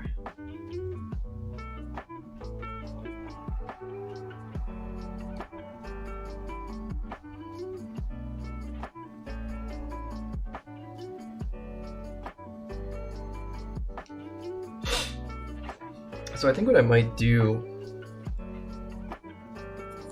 as I'm starting to think about the next steps here, I might go grayscale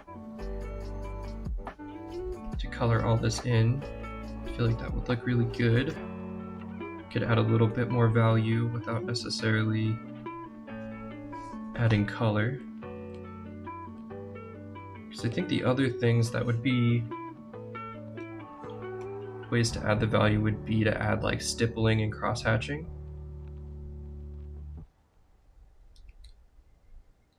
And I feel like that's not really the level of detail I'm looking for here. I want something a little bit softer.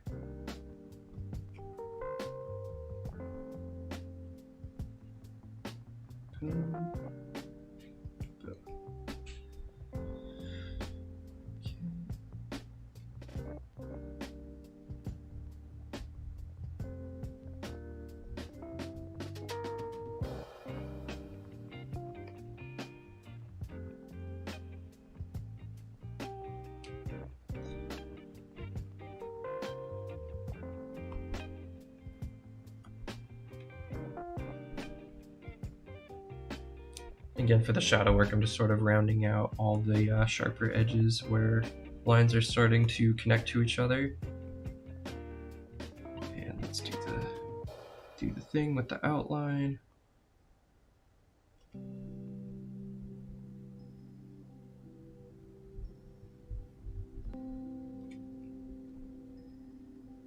Oops.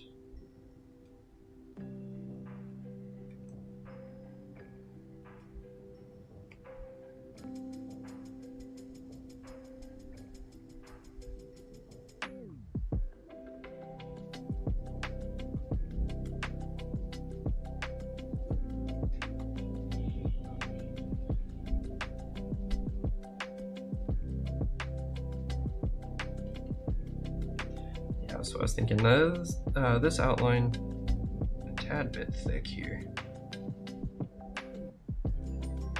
Got to keep it consistent. Nothing wrong with a thick nasty, but don't want it to stick out amongst the other lines.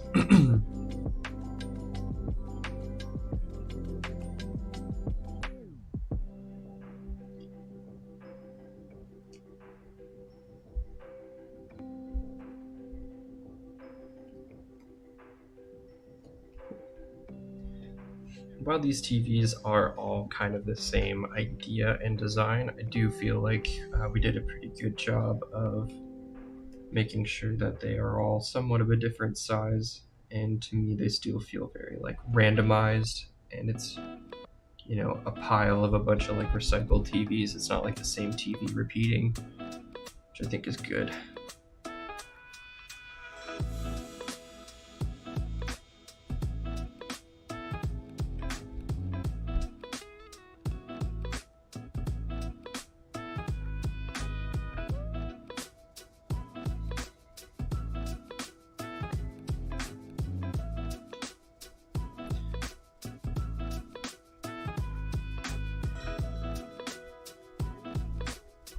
Did anyone else have like these giant bubble TVs in their house too growing up? I feel like my family was like a little late to the game on upgrading our TV, so we had like, you know, I don't even know, like a 40-inch bubble TV for a very long time, until I was like probably in high school.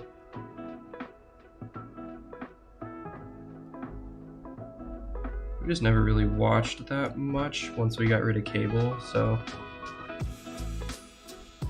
maybe I'm just like a weird Zoomer Boomer hybrid.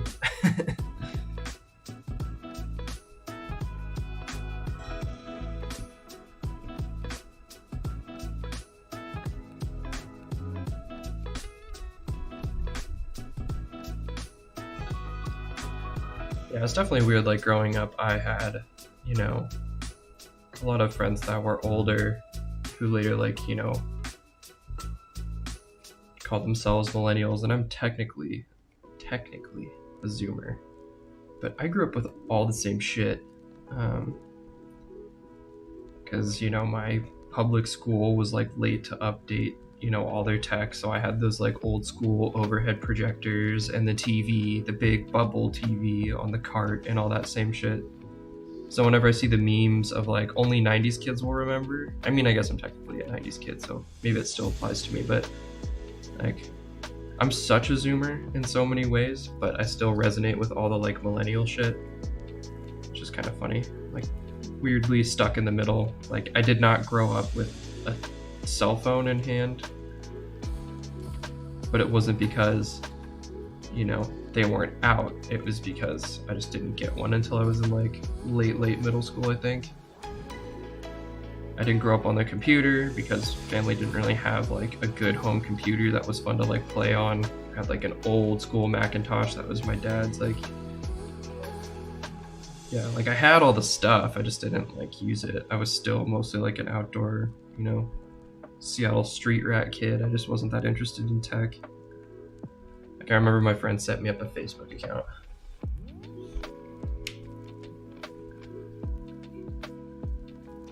My TV still has tinfoil antennas? Yes, dude.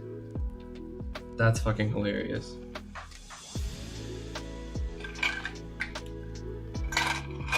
That's hardcore. That's like...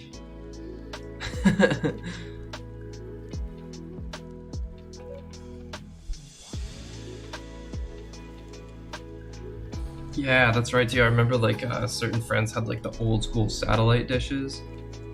I remember going over to a friend's house in like grade school, and it was raining like super tough, and like we had to switch over to like watching a movie on VCR. Yeah. Oh my god, there's a cat just like in the hammock.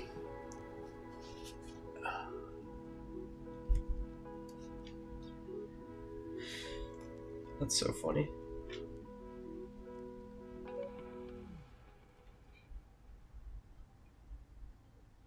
It's crazy to think that like somewhere in a landfill there's probably just like an actual pile of old like CRTs.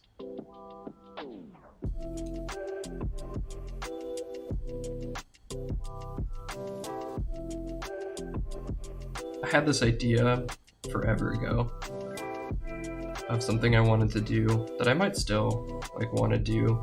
It would just be really hard to organize, but I wanted to go to like a public park and get a bunch of people together to hollow out these old like bubble TVs, or even like those old like Macintosh computers that have like the, you know, the really big like bubbly clear plastic, like almost like a Jolly Rancher look to them, if you guys know what I'm talking about. And go to a public park and dress in like jumpsuits and hollow those TVs out and make like helmets out of them, and get like a bunch of people together and just sit like on a fake couch, or even bring a couch and have a bunch of like TV head people staring at like, maybe not even a public park, maybe like go downtown to Seattle Center, somewhere where there's like a ton of foot traffic, and just like sit on the couch as if they're watching TV, but the TV is all the other people, and like sit there with like a remote and like pretend to click through channels and stuff. I feel like it'd be just like an interesting thing to see.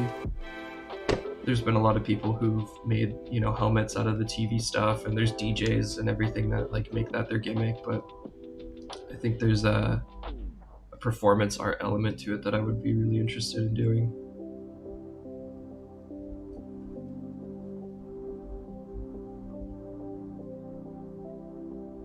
Man, I should do that. I remember having that idea like forever ago.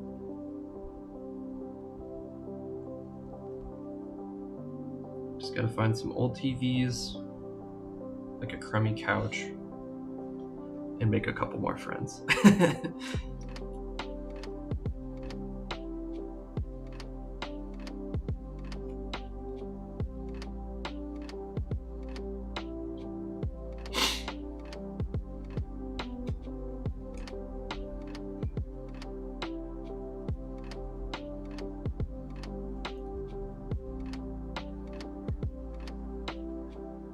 All right. That is looking very good.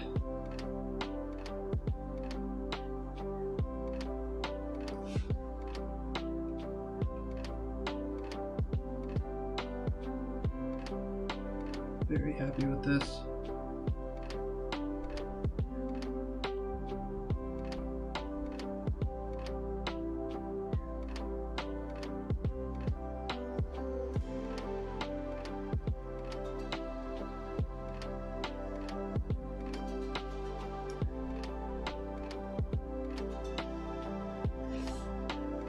Sweet. Okay, I'm just gonna look it over for a second and see if there's any more little details or things I want to fix, but then I think I'm gonna go into that grayscale coloring idea. So I think that the other thing too, the way I'm gonna send it to him is I'm gonna send it to him without a background. So there's gonna be portions of the piece, like the screens, that don't have anything filled in with them so that the visuals behind it can show through. He was even talking about possibly doing a separate effect for the main TV. I wonder if you would be down to like put in a ton of work and make each individual TV their own effect. I can always message him with what I've got and see what he's thinking, but I think this is going to be rad.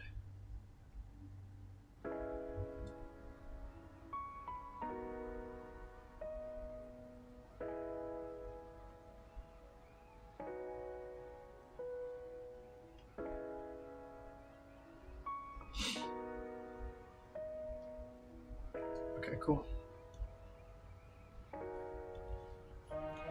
So yeah, let's grab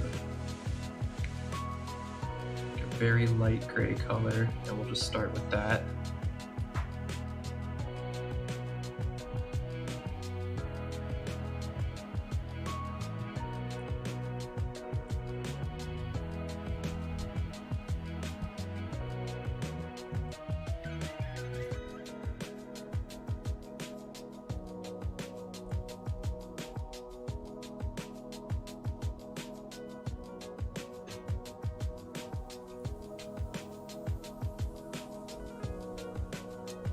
Probably leave the hands white.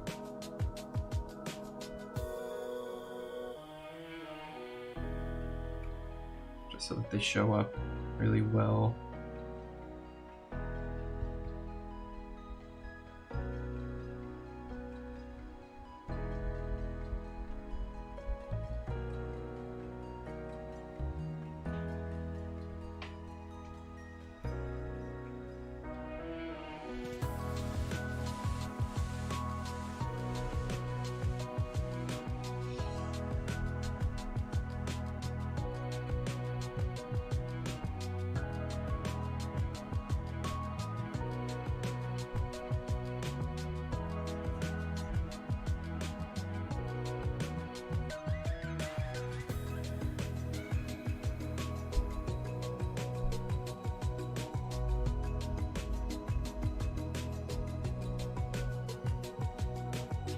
Dude, the other thing I just remembered, definitely that retro flashback. My sister had an old CRT in her room growing up that had one of the built-in like VHS tape players. That was like fucking the shit when I was a kid. If you had like the built-in to the TV VCR player. Because then like a lot of times you needed to own one of those like tape rewinders, where you'd put in a tape and like whoever did it last would like not have rewound it, but this TV would automatically rewind the tape when it was done playing. And I think my sister would just watch like Atlantis every time, just all day. The Disney movie. Which, like, it's a good movie, but I never got the, like, watching the same movie over and over and over again thing. I was never that kid.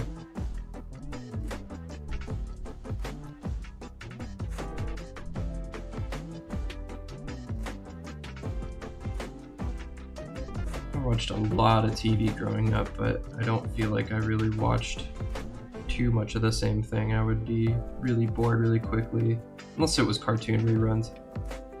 I could watch cartoon reruns all day.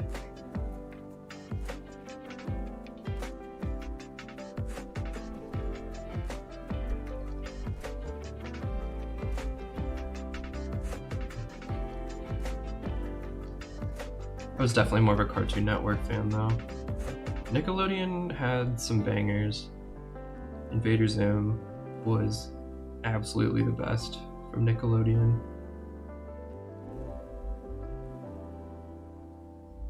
But yeah, there was just like a level of like, I don't know, maybe edgy's the wrong word, but I do feel like those earlier Cartoon Network shows were just like a tad more edgy. Okay, let's go super light gray for these.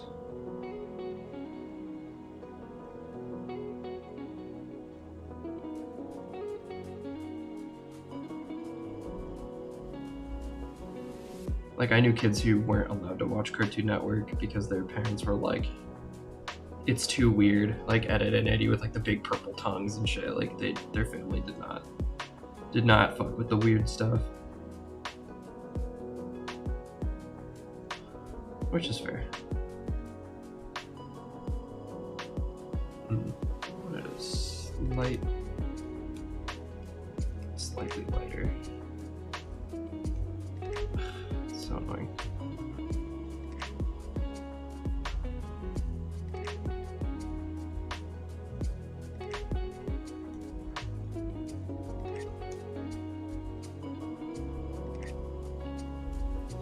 Alright, cool. We got Mr. Grayed Out TV, bro.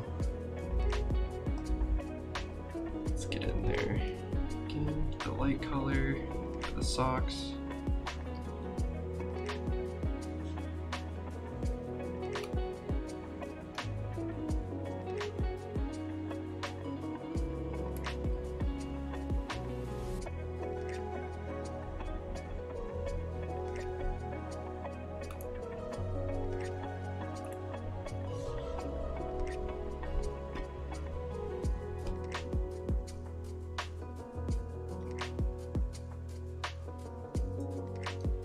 And probably switch back to, the problem with grayscale is you really only get like 2 to 3 actual colors if you're doing hard shading like I'm doing right now.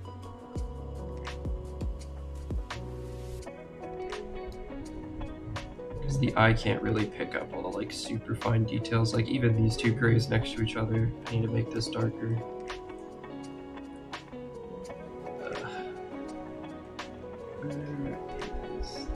Slider.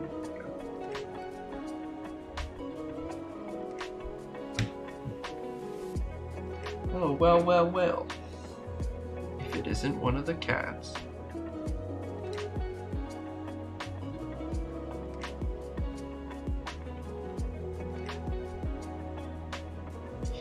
Let's just do the whole shoe this color.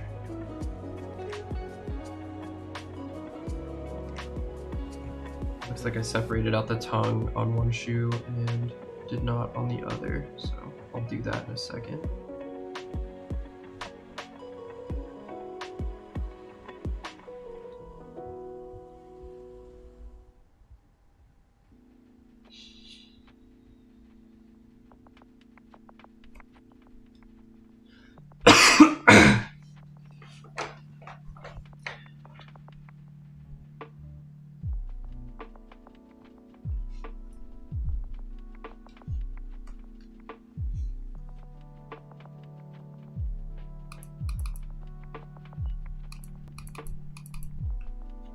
Okay.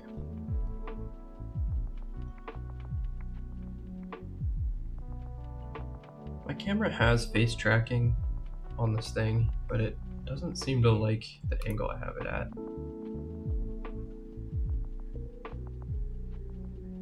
Alright, we'll try that for a second.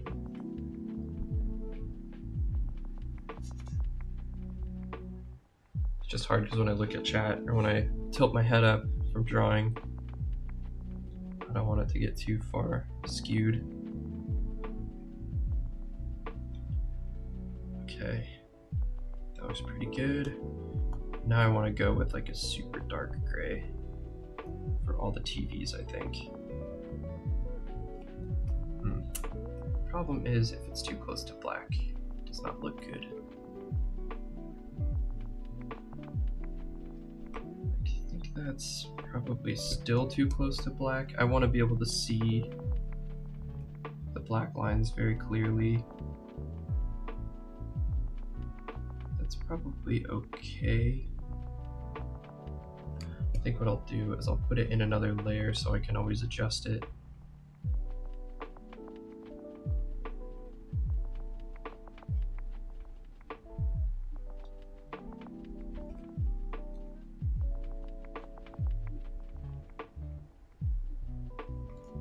Yeah, that looks pretty good.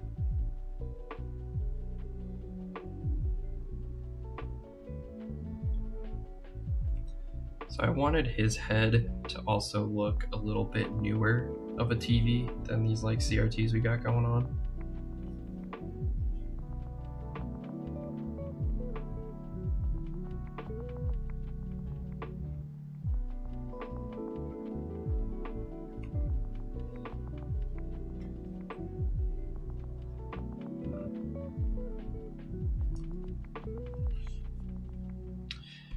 I think the TVs need to all be slightly different colors of gray.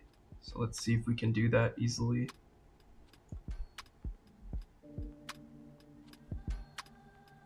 If we can pick like 3 to 4 different colors, that should be good.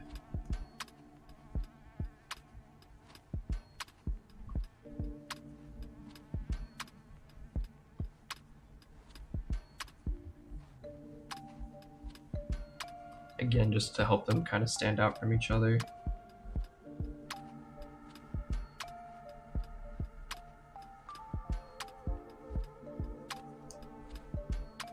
The other thing we could do as well is add a little, just a tiny bit of blue into the grays for our character here. And easy way to do that, just go to color balance. Yeah.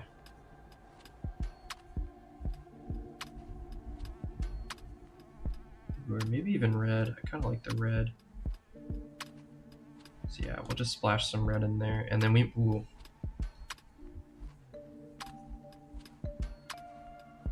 Okay, I'm having ideas, but I'm gonna save them for later because I need to get this done first. But we might be able to add a little more color than I was originally thinking.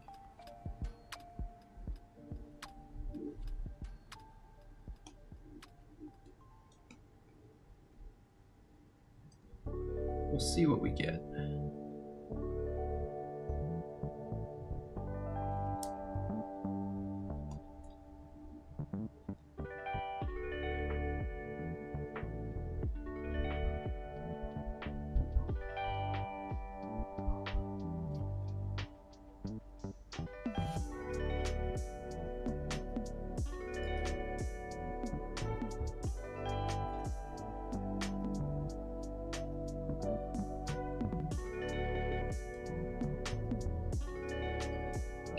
I'm gonna switch up my music here.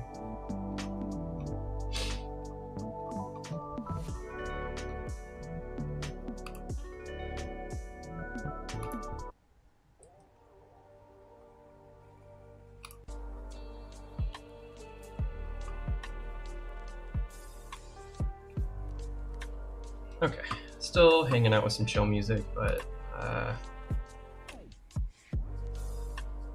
just want to make sure that it's not looping on the same set of playlists or whatever. Need to go lighter.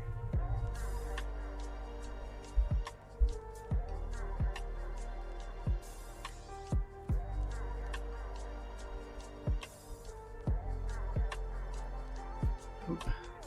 No. Go here.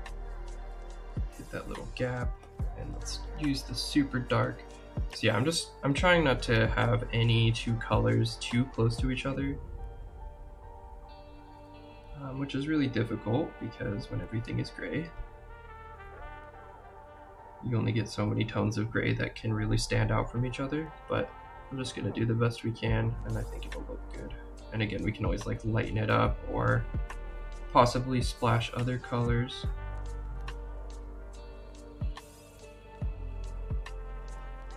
Oh, hello. Look who's here. What's up, dude?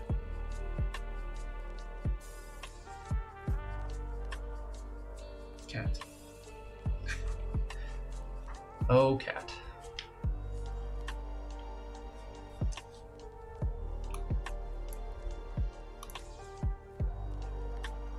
Are you yawning in my microphone? How dare you?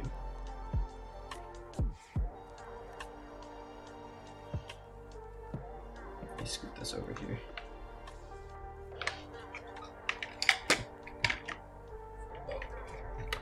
The desk. Oh, the desk. So much stuff on the desk. Alright. Does that sound better? I bet that sounds better. Now the cat can lay down on my drawing mat.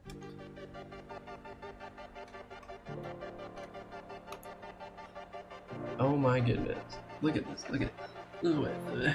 What are you doing?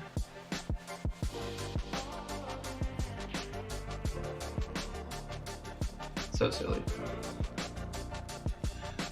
Okay.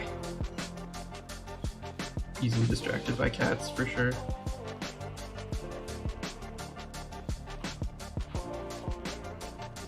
I'm gonna turn the gain down just a little bit on my microphone here. Let me know how the audio sounds to you guys.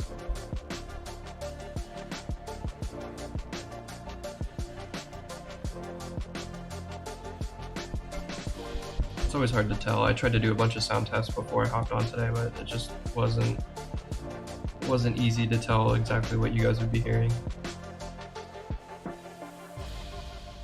Okay, so then I just want to see real quick. Oh no.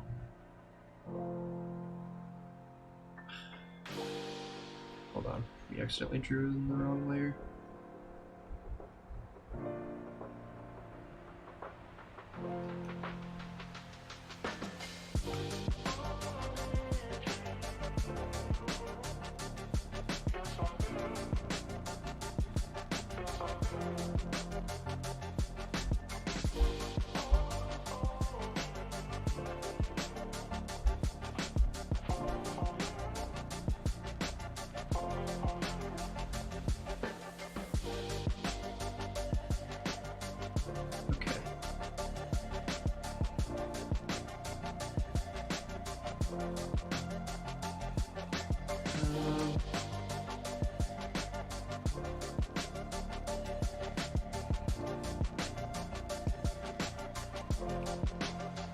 You guys are supposed to tell me I was in the wrong layer. Why do I even have a chat?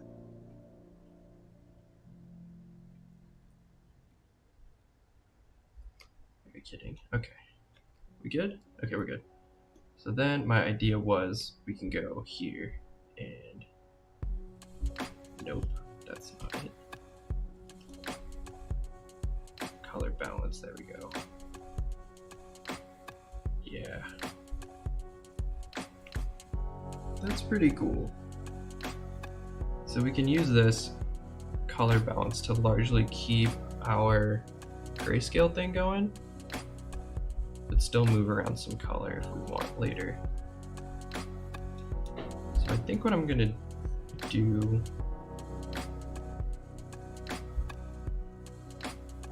oh man, that's gonna be really worth doing, but it's gonna take forever.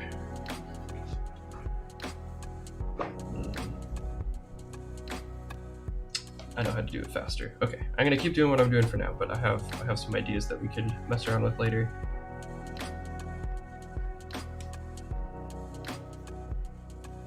And here I was thinking that I was gonna be almost done. Got so much more to do. Very good though. I'm very much enjoying this piece. I hope you guys are too.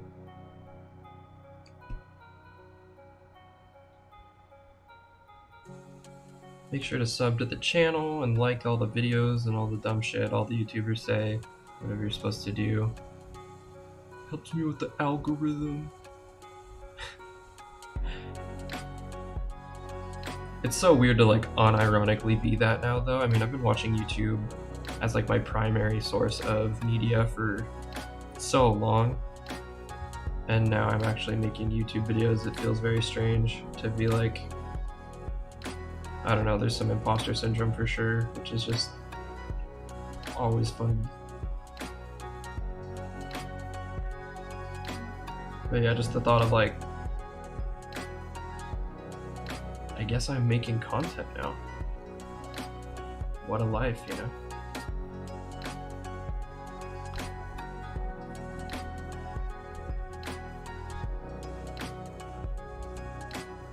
Also, if you're watching and you haven't dropped a chat yet, make sure to drop just like a hello in the chat and I will sign your name. Oh, we didn't do call-ins. Hold on. Bad streamer. Boom. So yeah, if you don't know and you're watching, for the people who join, I'm gonna tag your name.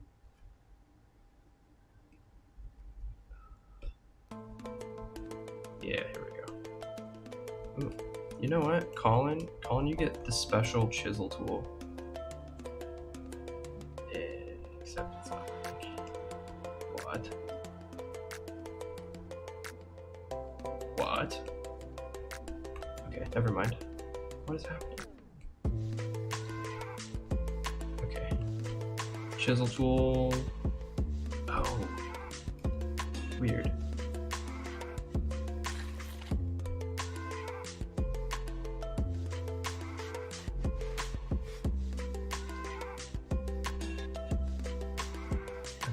why it's doing that. Mega sidetracked.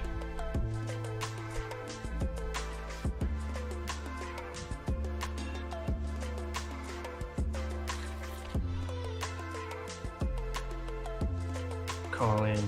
Boom.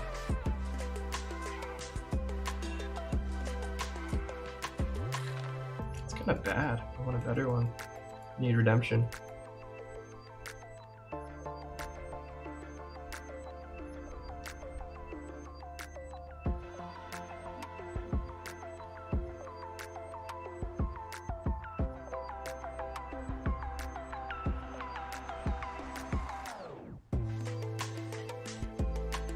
That's a cooler one. Boom. Okay, back to this. Mega sidetracked. We got cats, we got names. We're dumb and stupid. Oh, right.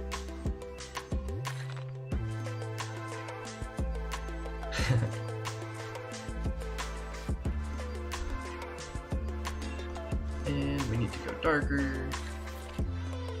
Dude, one day I'll be so good at art, you guys just don't even know.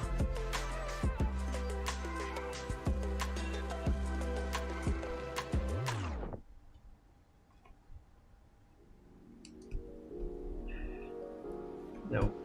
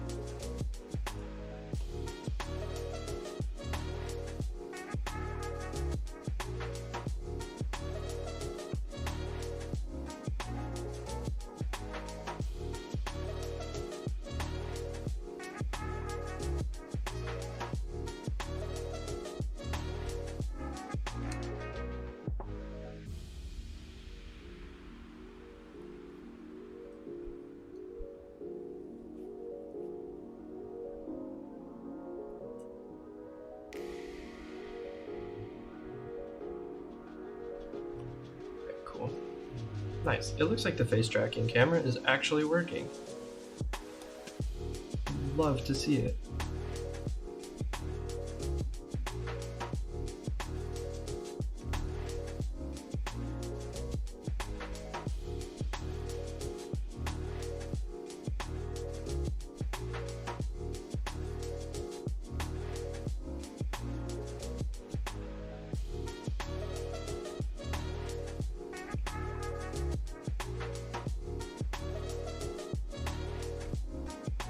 It's so hard to like not slouch and slump your head when you're doing art. Like I would love to just be facing the camera. I even tried experimenting where like I had the camera kind of down lower and like facing up, but it's just like it's like the worst, most haunted angle to watch somebody and it's like staring up their nose.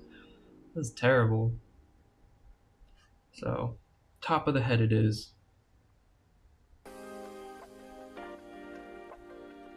My perfectly round noggin.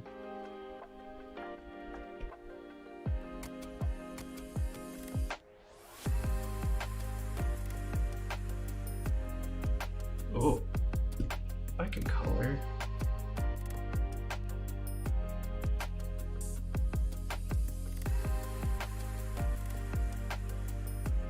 Ooh, I feel my coffee wearing off. Hold on.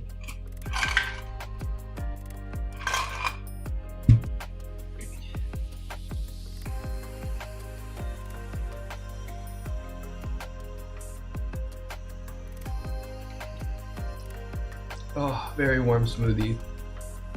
It's kind of good, but it...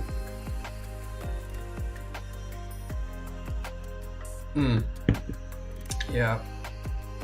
Like the upfront texture of a warm smoothie, not good. But then it's still a smoothie, because I yeet my fucking coffee cup across the table. Okay. Okay, big brain time.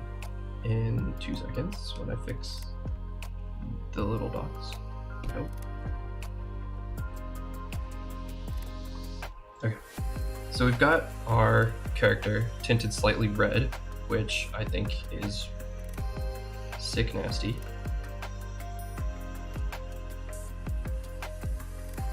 Oh, we have more TVs to color. Hold on.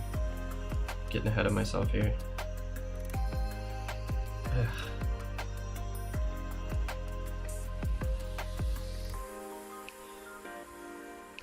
Nope. It would have to be this guy.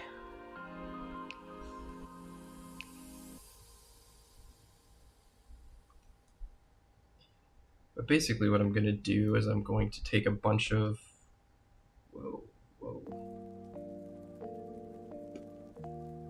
What is this? Get out of here. I've never seen that before.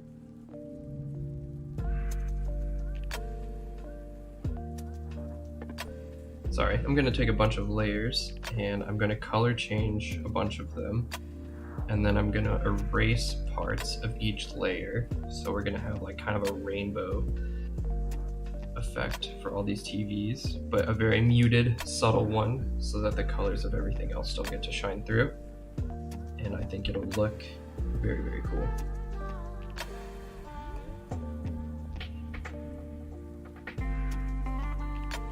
Especially when we have all these different tones of gray. We'll get a very wide range of very soft colors that hopefully shouldn't clash too much with each other because they're still just going to mostly be gray.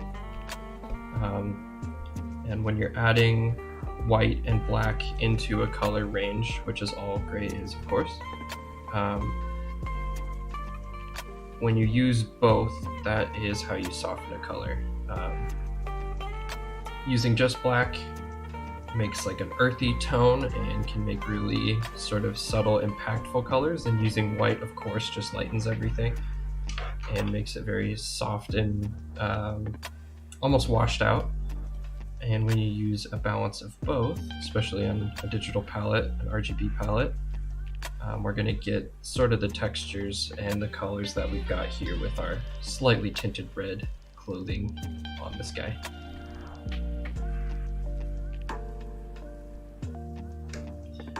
And instead of going in and coloring each individual TV, what we want, the benefit of doing grayscale first, is it allows us to have a very uniform base that all the color changes are going to go on top of.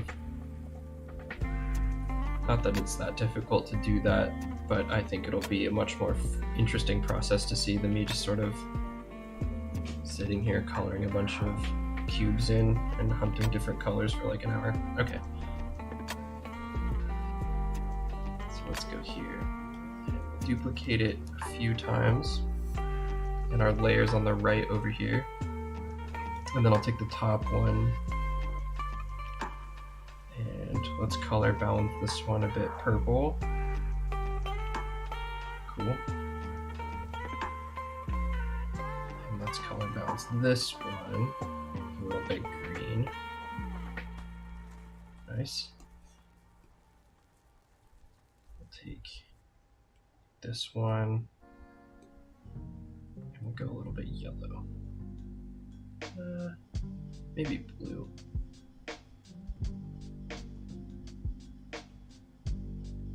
Cool.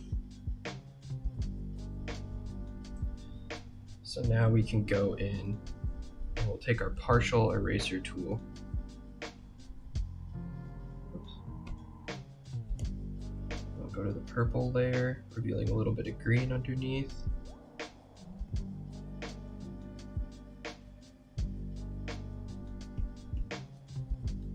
And we'll do this to kind of create an effect.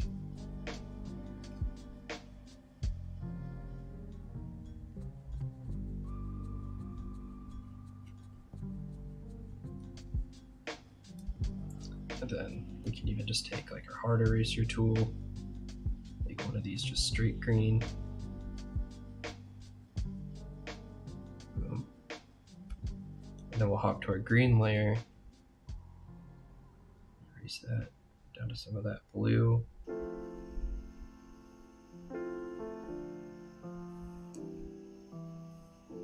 Cool. And this blue layer, let's add a little more, add a little more white to it. Oh.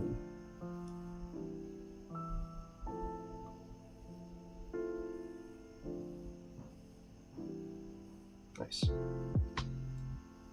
All right, back to the purple. Add that green in there.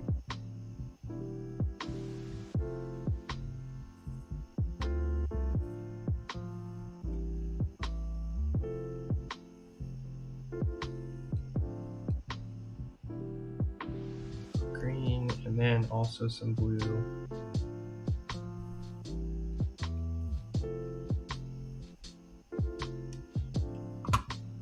Yeah, so now that we have like all of these different colors,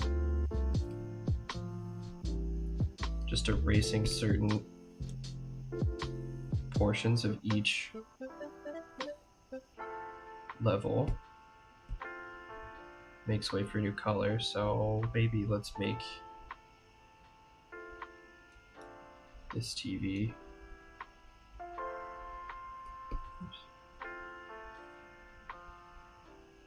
Very green.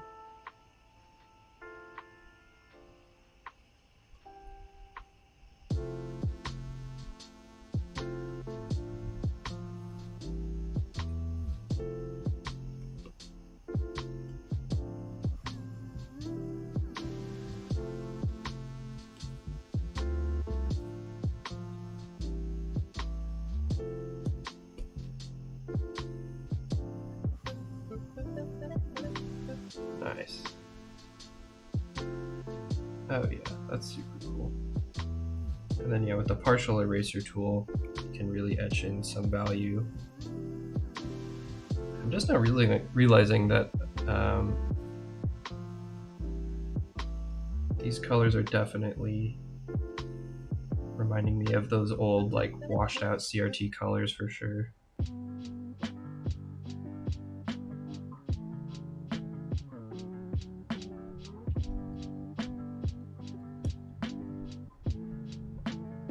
Especially on the lighter colors.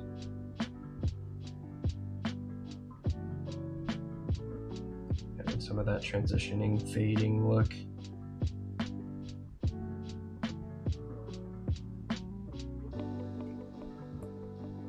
Super rad. So now what I'm gonna do, let's hide this layer. I'm gonna erase the green layer.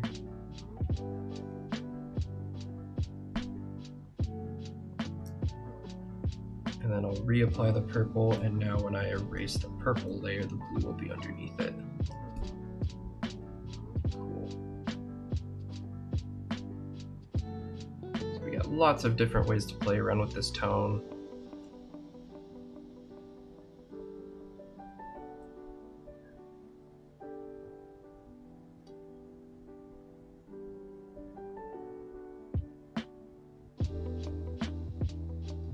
Very simple, easy way to just kind of get it going here.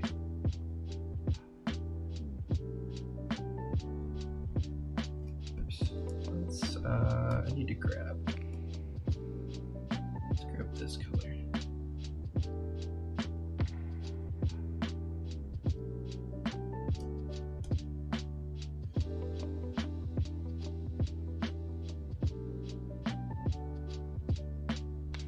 Cool. Nice. So yeah, we still got a very subtle set of screens.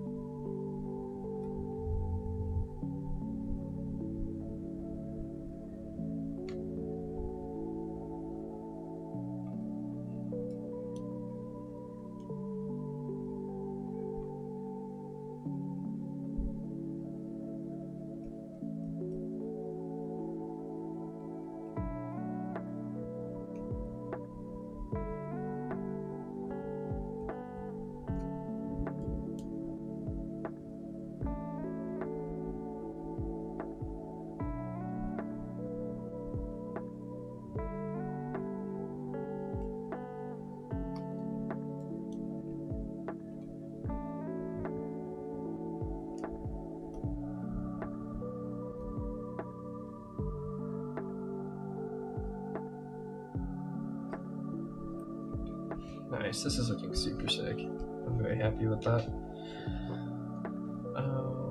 Do this one a tritone.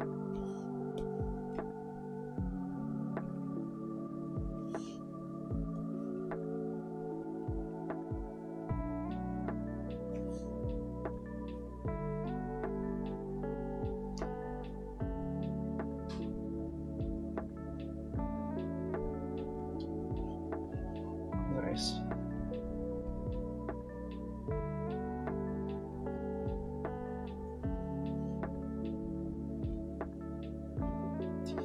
Cubes. Easy going cubes.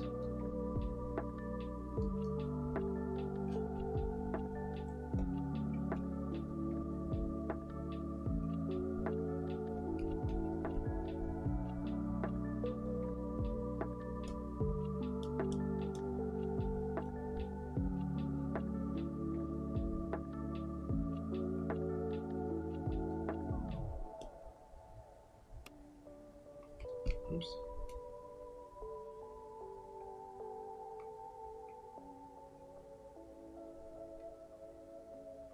Yeah, it almost looks like the glow of the TV screens is changing the colors, which I really like as well. I think that's an interesting effect that I wasn't expecting to have it really look like. Definitely the benefit over doing something more traditional, like just going in and picking each color and coloring it in like a coloring book. Get this really like unique uniform coloring effect that I think is going to look much better with the dude we're collaborating with. Just fill in some of the gaps here.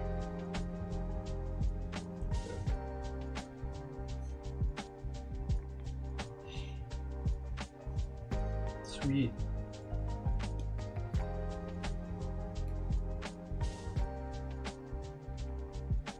I think what I'll do too is I'll just send him the monochrome gray version as well. Ooh, if we kept it, we did not.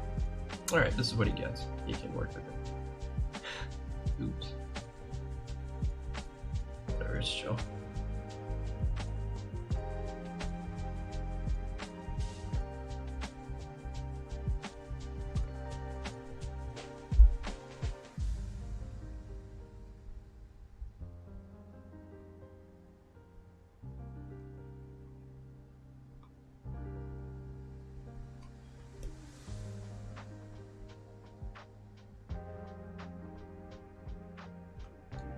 And this definitely helps too with the multi-shades of gray, helping them each stand out against each other. What?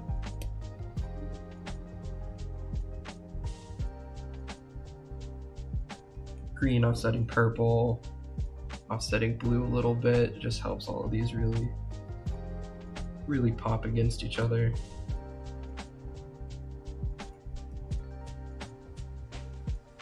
Okay.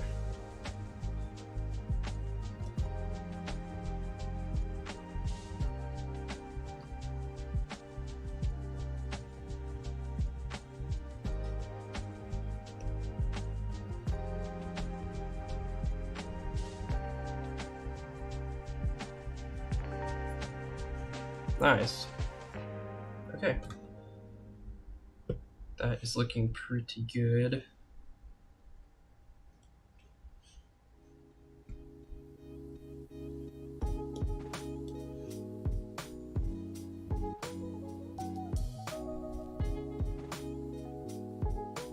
Just tweaking the color balance a tiny bit here.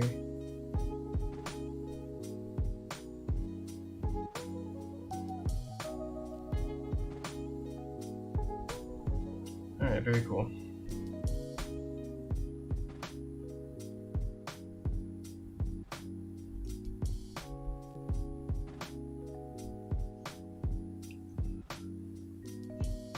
Alright.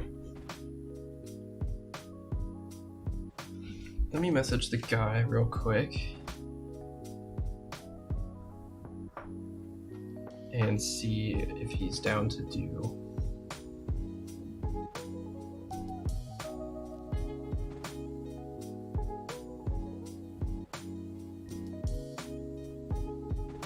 one of the ideas that I had.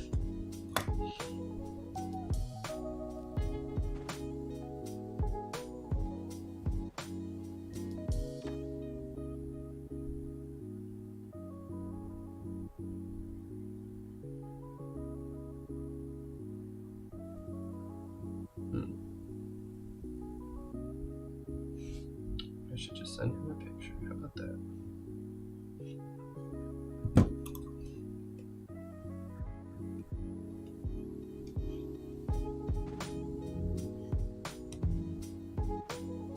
Cool. All right, I'll do that in a second.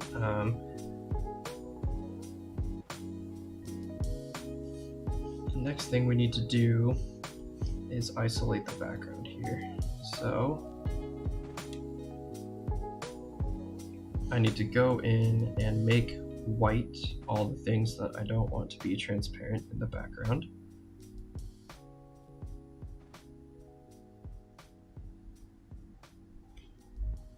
Oops.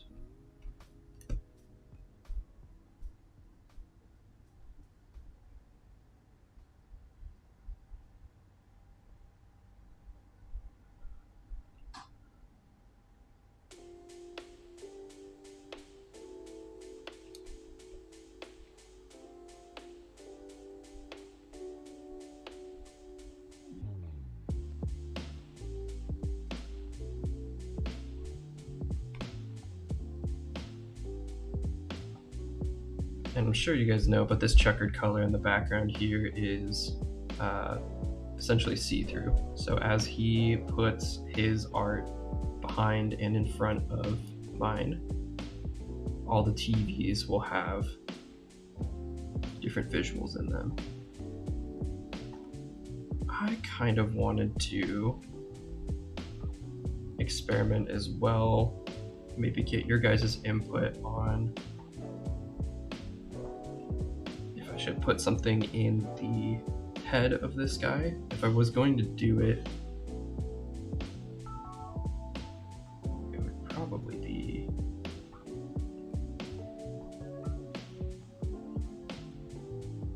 something like this. This is a pattern I've taken previously from some art.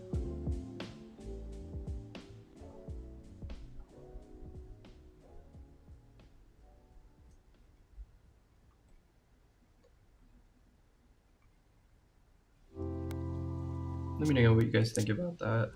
I really like this spiral that I built.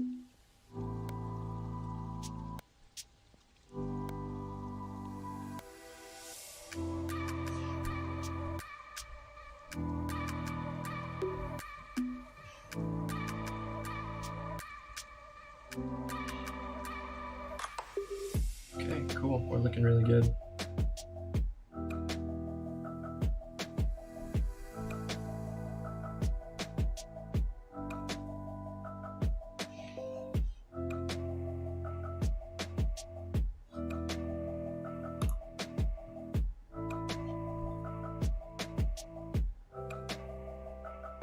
I think what I might do as well,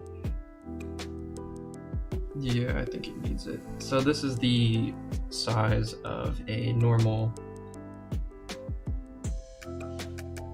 Instagram reel or post, but if I merge all this down, actually, I need to be smarter.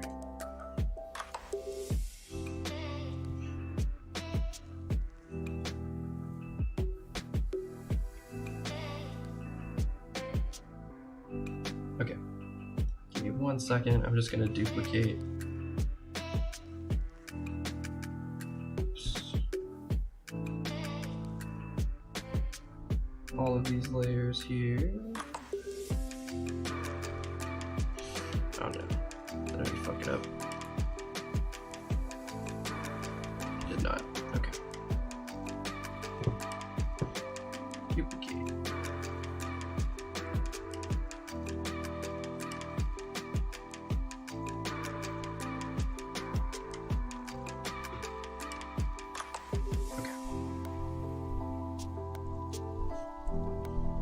Here, here, here.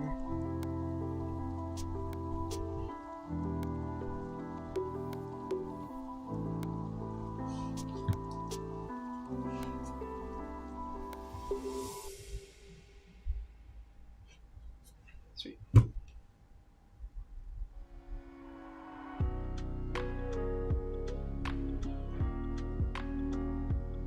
So now we still have all our layers, but I've essentially created one master layer that has everything stuck together except for that background thing, which I will just probably delete for now, or hide for now, not delete. Because I need to take a look at this and start to fit it to what it's actually going to look like for an Instagram post. Okay, why is that level?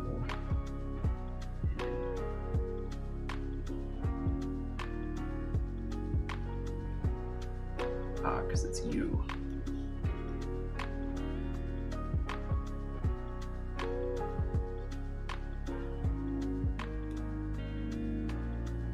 Okay. What?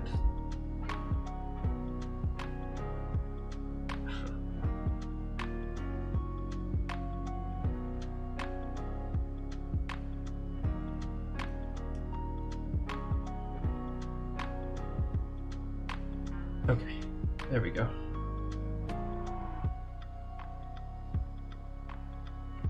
So let's go. You scoot that a bit. Get it nice and centered. Cool. Alright. And now I'm just gonna take the gray for the flooring.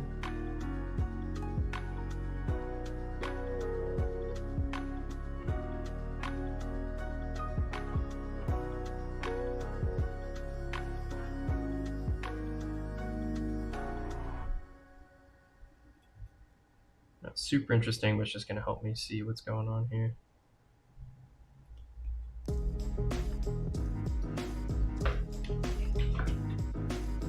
Even, yeah, that would be cool. Okay. I'm going to take a ruler tool, and now our black shadow that we have underneath all of our TVs is pretty interesting as is, but now that we have this space to play with at the bottom, I want to see what it would look like.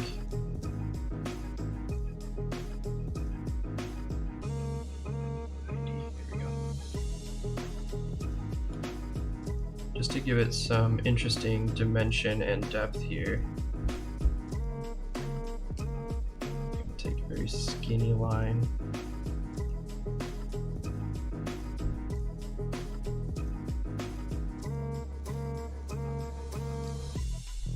And on each of the curvature points of our background, go here to make it look like it's almost like a puddle or something, or like a, not a puddle, but a, I don't know what you would call this, like a very lifted puzzle piece that's sort of falling into the ground.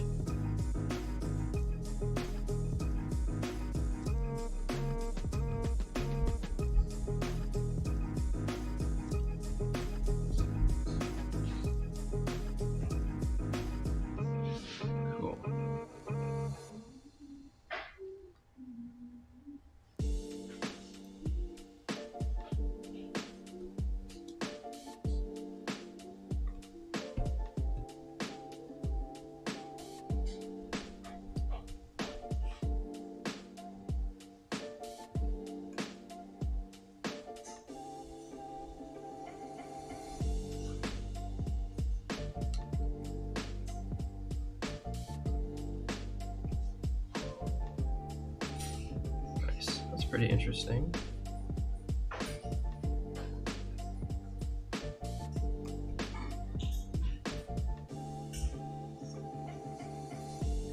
Just gonna round some of these little pockets out.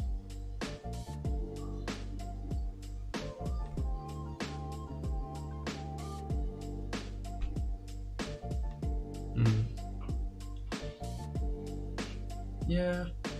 It doesn't look bad. I feel like I'd have to put a lot more into it, and it kind of destroys some of the value we were going for before. So let's probably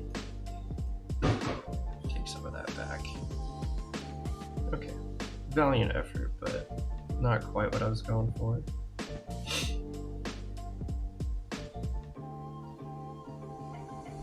Okay, let me send this to the dude and see what he thinks. I think we might even be getting rid of this bottom part here and just letting the background do its thing.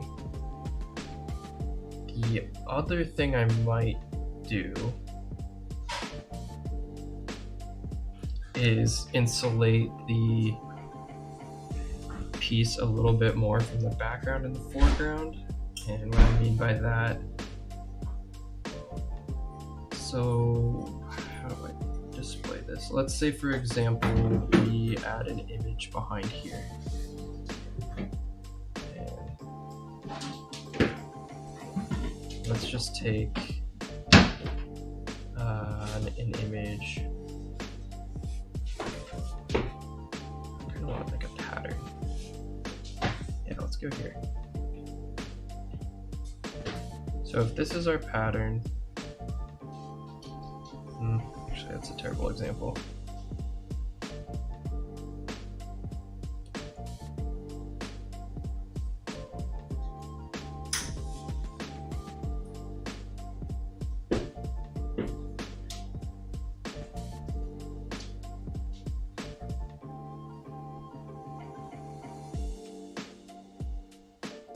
That's pretty good.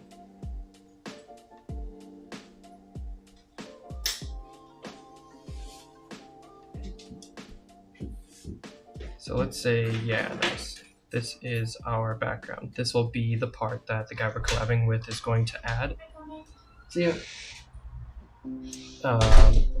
it's kind of hard to tell where our piece begins and the other piece ends.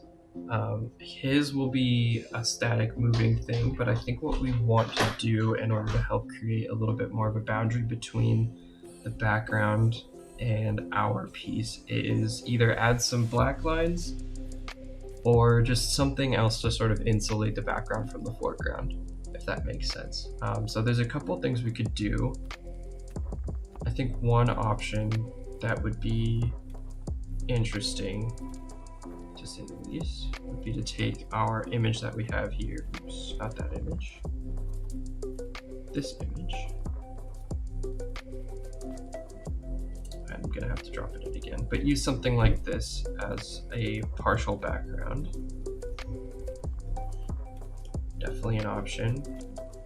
The other option would be to just go in and black line and white outline a couple of times until we have just like a very defined background.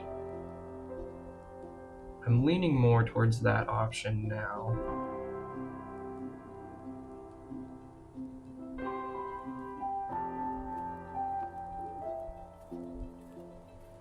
Yeah, let's see what that looks like.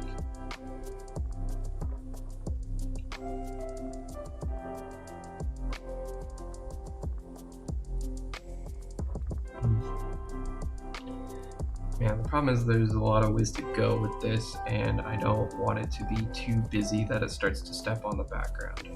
So I'm just trying to figure out the best way to go about that.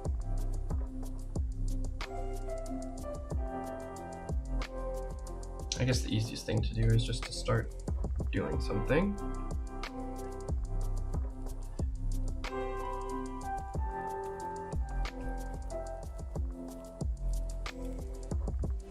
So let's go here, just start to add like a big chunky black outline.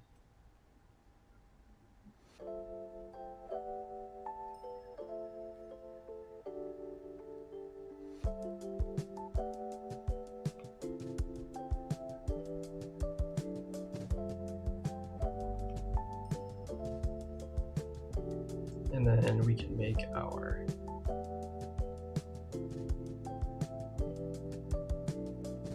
bottom here a bit bigger as well.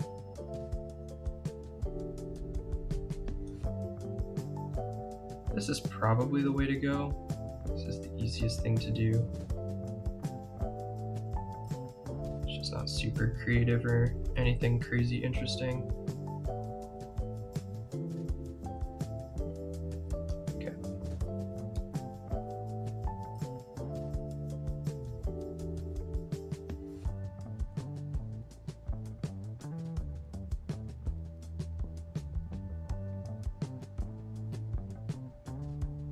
Now I'm just going back in and sharpening up all of the overspill that the big chunky black line left.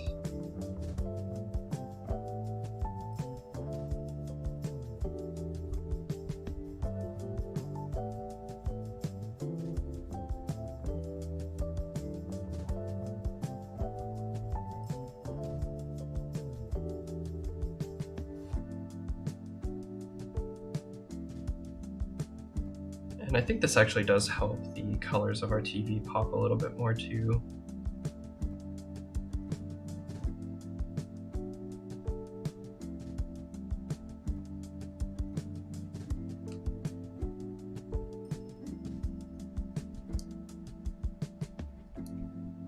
Sweet. Oh, I'm not done.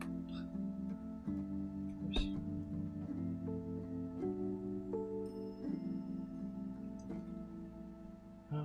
I'm gonna shrink this down. That's a little chunky for the antenna.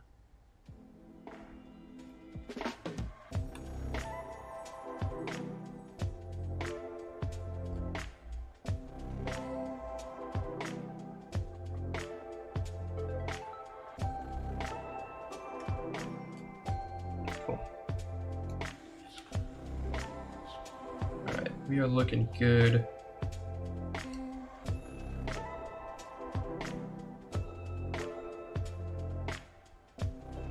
Definitely getting there.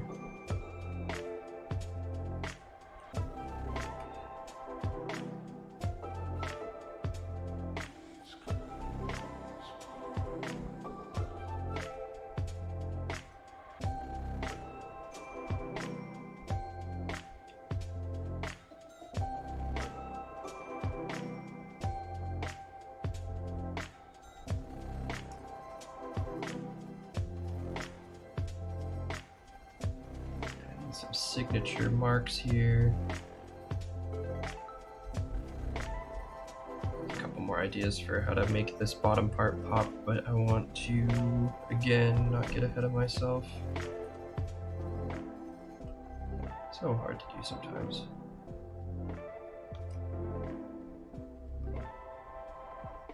Nice. Okay, antennas next.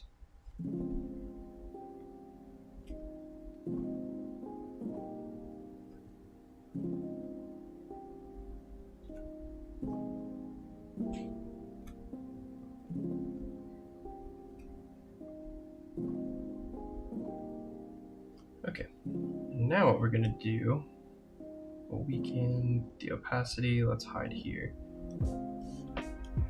We're gonna go in between these two layers and we're gonna hit it with some white outline.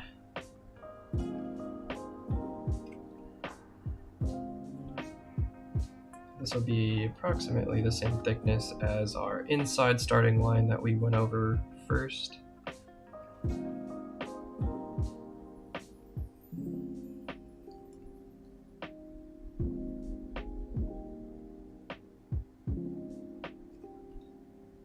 And whenever you're trying to make anything pop, whether it's letters or your art off of the background or whatever, white on black, and then black on white, and then white on black, or whatever. However many times you can run it back on itself is always going to be very, very punchy, and you should be able to read it on anything no matter what. And if you can't, it means your art is too busy and you need to make something a little bit more simple or bold, create a better range of colors in your piece.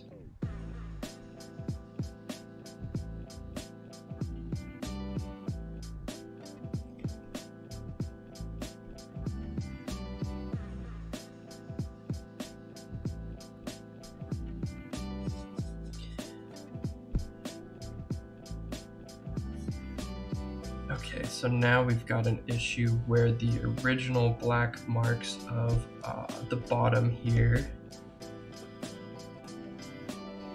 are not what we want anymore. So I'm gonna go in, touch this up a bit.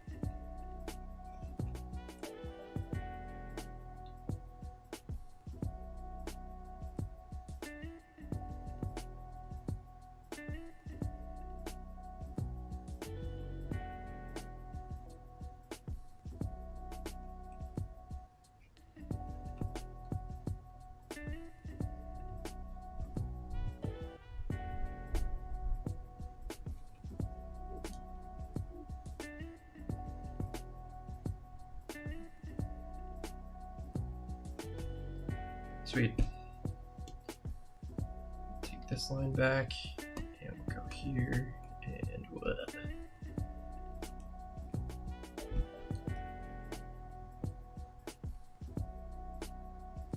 Fit this guy back in. Alright. Sorry I'm not talking as much, you guys. I'm concentrating mega hard to try to get this finished so I can move on to the next piece I wanted to do.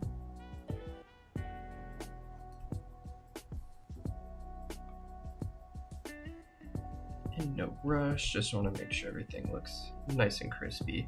Okay, back to the white liner and being able to think.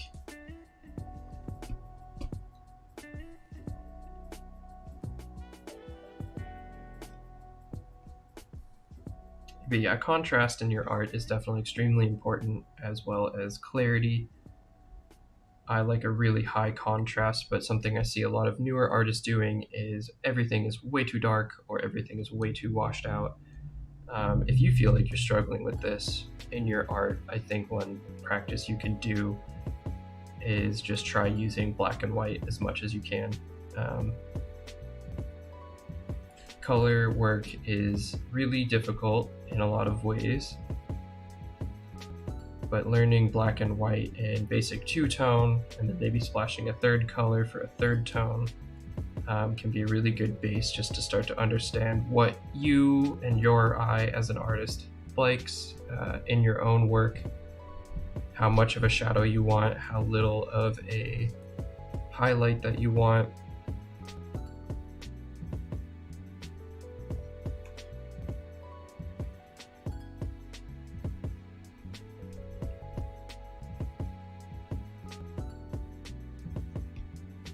It's not often that I use these really soft tones in my art, so this has been a really cool exercise just to, practice letting somebody else's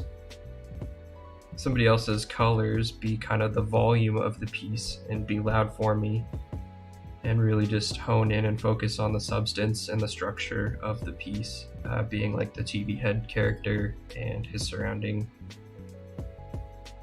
little TV throne.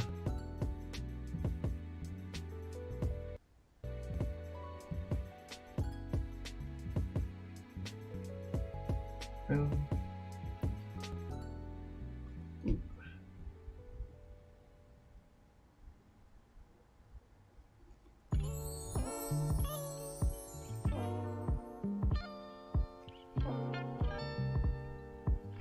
Contrast is massively important, and I think it's to me, I really like high contrast or even juxtaposition in my artwork. There's a visual appeal that I call like the train wreck effect, where it might not even be pretty, but it's just hard to look away from. Like there's an element to good art, I think, that just really captures you. Sometimes it's emotionally, sometimes it's just a super visceral aesthetic thing. I think a lot of older art was really trying to tap into some sort of emotional realism at the time. So like tragedy or the Renaissance era, sort of like bizarre qualia to life. I think art lately has kind of been struggling to catch up with that emotional sort of side and feel, but is very, very visceral lately. Everybody's rocking super high impact, bold colors, awesome composition and work. But the piece that we'll look at next is definitely, in my opinion, a more emotional piece, and I think this piece, even to a certain extent, carries some of the emotion, but it's mainly going to be just like a super visually radiant, high impact kind of piece of art, and I'm not going to lie, that's been probably my favorite to do lately.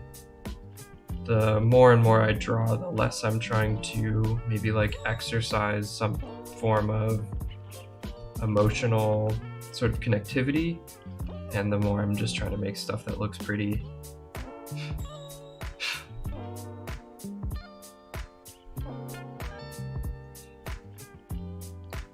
think the emotional connectivity part also just sort of happens incidentally. I think every time you try to really drill into a specific emotion, it can be kind of difficult to actually get that out, because it's very likely that the tone change in your emotions is going to happen a couple times throughout the piece of art you're working on.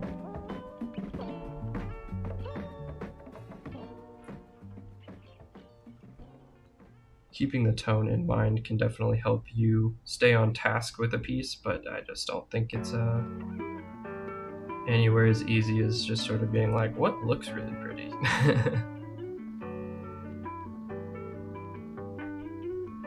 I also find that medium is a huge piece of the tone emotionally with whatever you're creating. Every time I'm painting, I always find that the textures of everything are much richer. Just the substance of whatever I'm painting has much more of like an emotional impact feel. And I think that's because when you're painting, you're kind of sculpting and blending in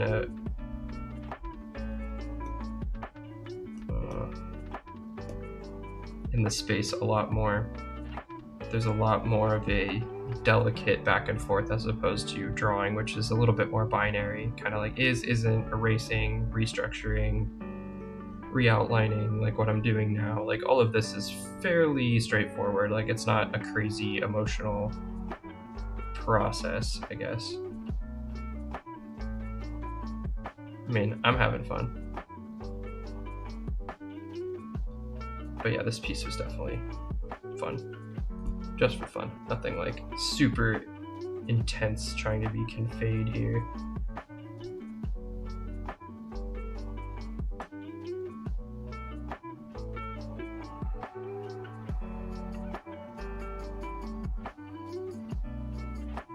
Okay, just cleaning up this black outline. There's a couple spots.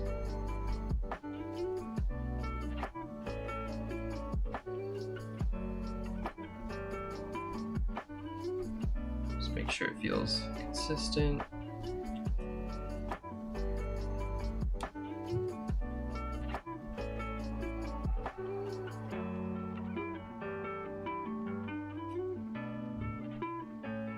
Sweet.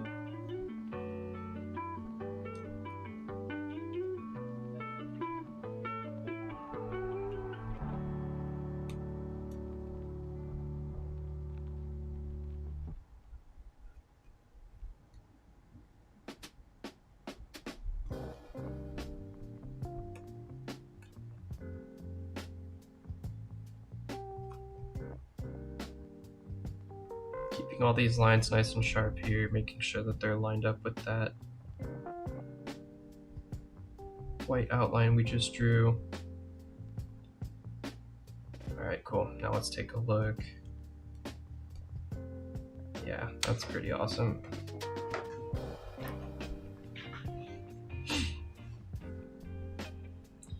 Okay, so now let's do the background check again.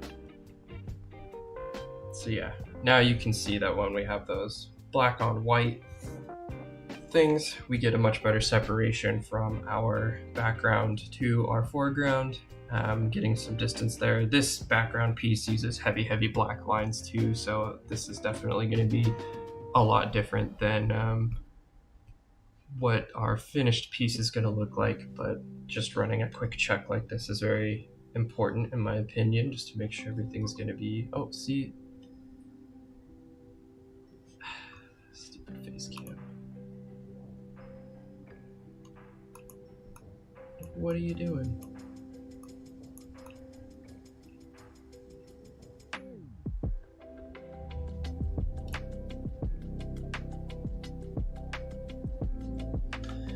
Yikes. Hope it wasn't like that for too long.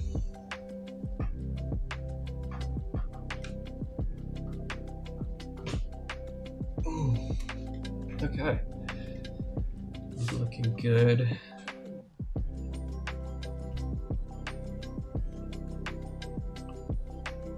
Just check some stuff real quick.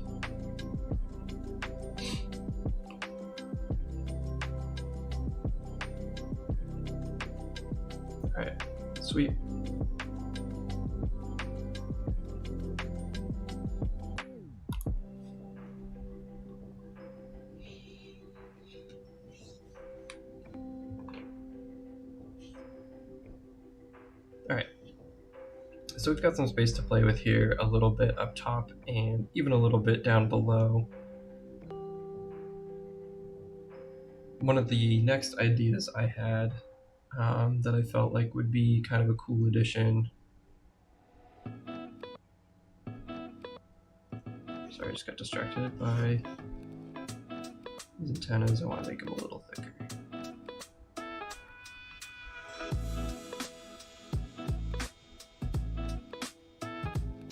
Man, I've done that non-stop today, where I'm like thinking I'm ready to move on to a new idea. And then something just jumps out at me and is like, I need your attention before you do that. Stupid. Stupid.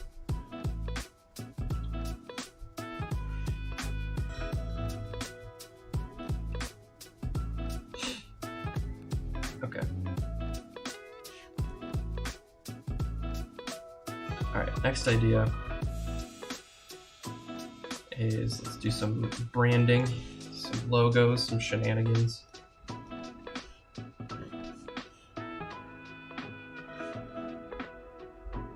So because we've got a lot of these cartoonish square shapes that I feel like lend themselves really well to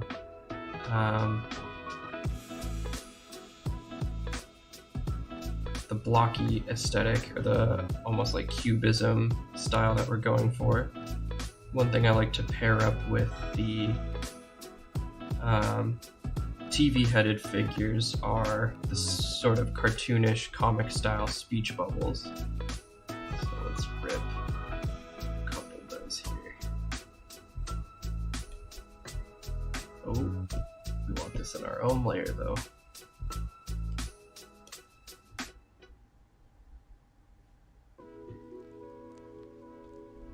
So let's say we were to go do that.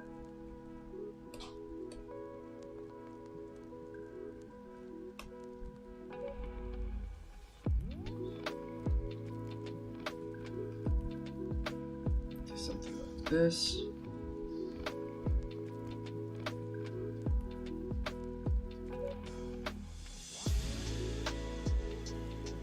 Oh, what is happening? Turns out that wasn't its own layer. That was... Okay, here's the right layer. Jeez.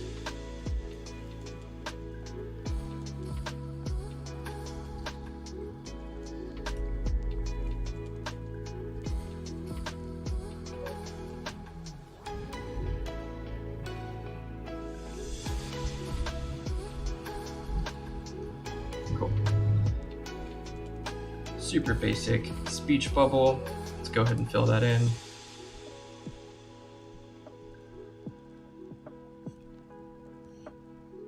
And last week we did some lettering that I really liked.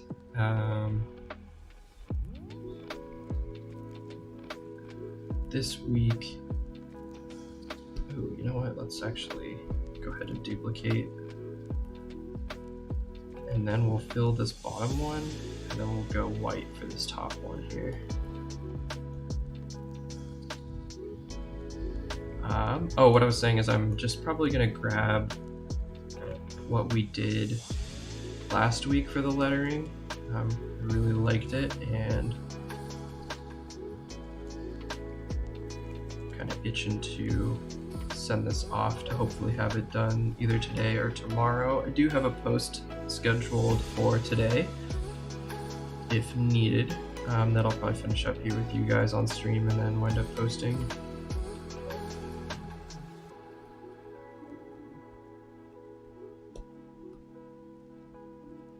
Cool.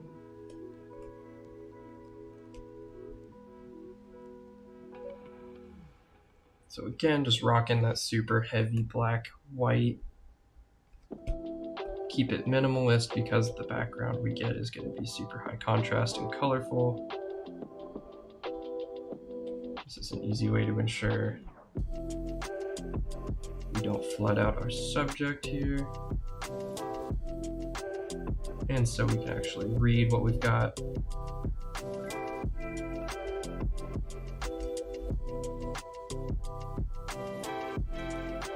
Alright, slam these two together, scooch that up a bit. Get it nice and centered.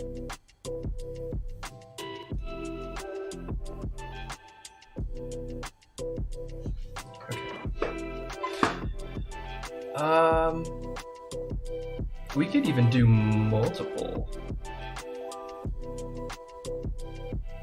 That's an idea. Let's go ahead and see what that would look like. We have so much room to play with up above his head. This canvas style for an Instagram reel takes a while to get used to, or took me a while to get used to, I guess. Having it be so long, the 9x16 is just like very, very long and narrow.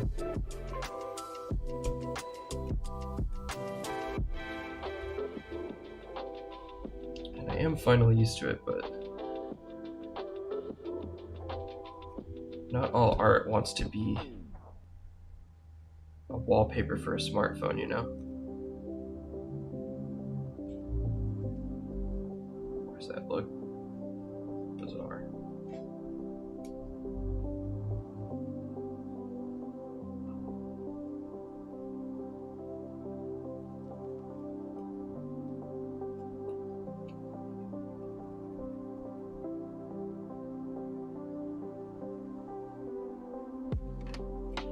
Okay.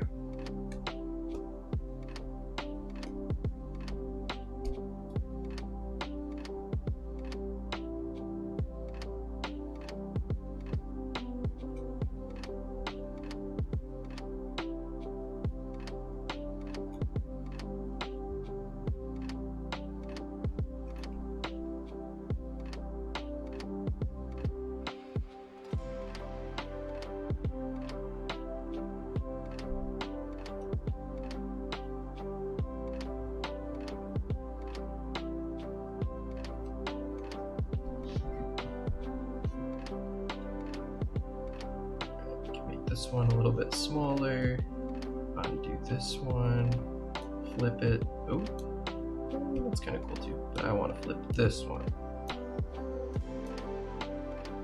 And scooch this.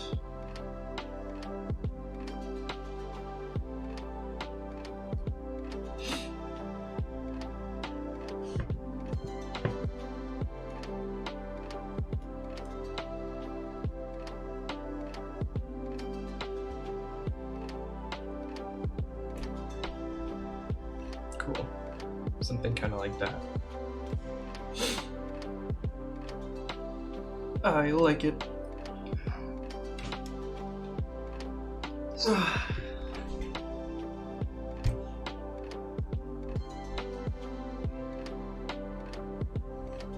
Okay. I'm gonna go to my gallery real quick, and I'm gonna pull the lettering assets we used for last week's design-oriented piece, which are where.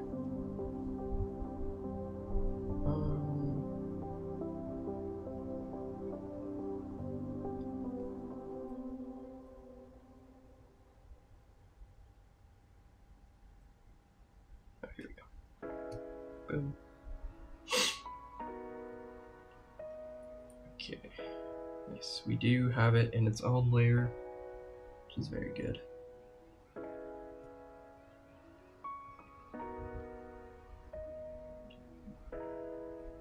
Yeah, so one thing that's nice about this app that I use is that it saves everything in picture files. So this was the lettering we did last time on stream. And I think it's really clean, really good, and would work perfectly for the blocky TV aesthetic that we've got going. I might switch it to RGB or just keep it black and white.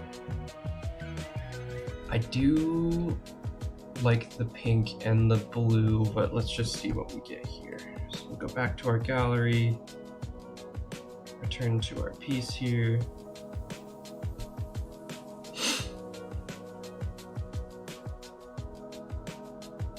And let's go ahead and add that. Oops, I don't need to add it as a picture.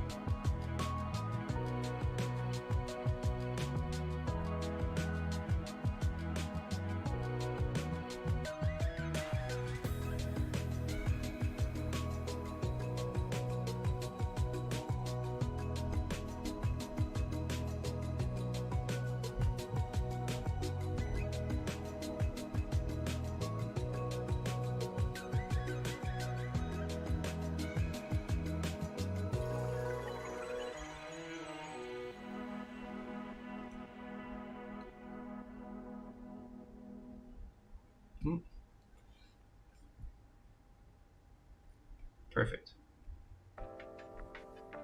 Okay. And then actually scoot this down a bit.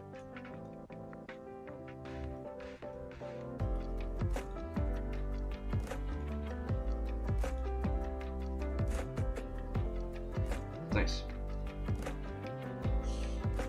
Okay, and now I do want to do one for the Tesseractive.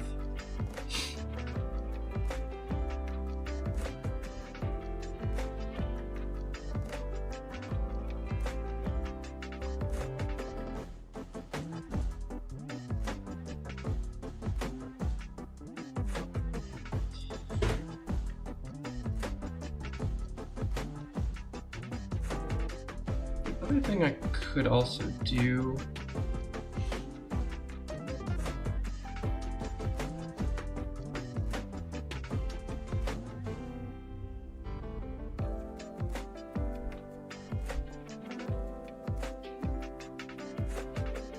let's do some lettering work for Tesseractive first, and then we'll move on to the next idea, if we so please. Okay. Kind of holding up these lines here. Oops.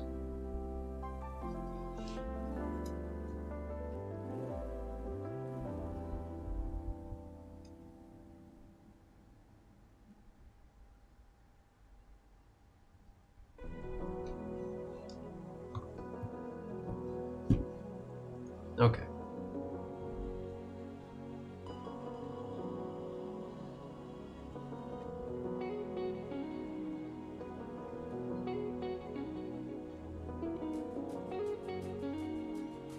Let me scout. Here, I'll let you guys watch with me too. Let me see if he has anything I could maybe rip for a logo. Oh, he does. I know he does.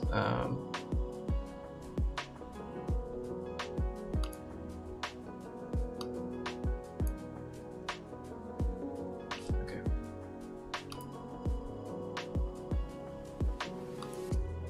Let's see if I can find if he's posted his logo anywhere. I could always just screen grab this piece, but I'm not sure.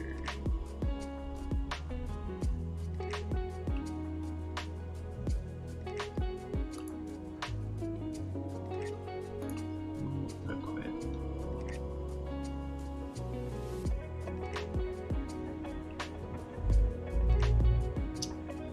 These are just his reels, I think. Let me go to his pictures and see what he's got. Oh, these are his pictures.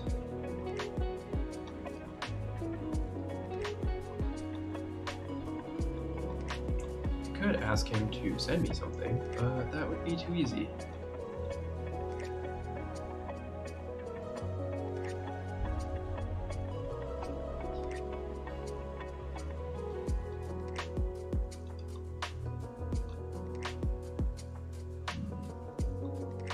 Man, I do really like this guy's aesthetic.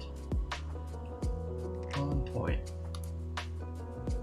Oh, that's video.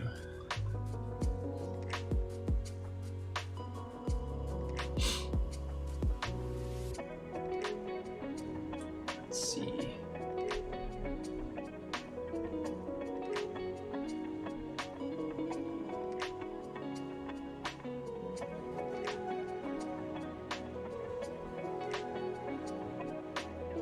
I might just have to screenshot it from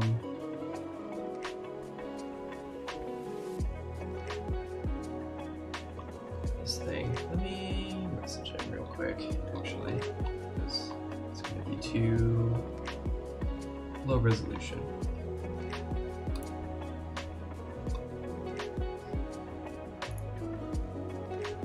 Okay, give me just a second to talk to this dude.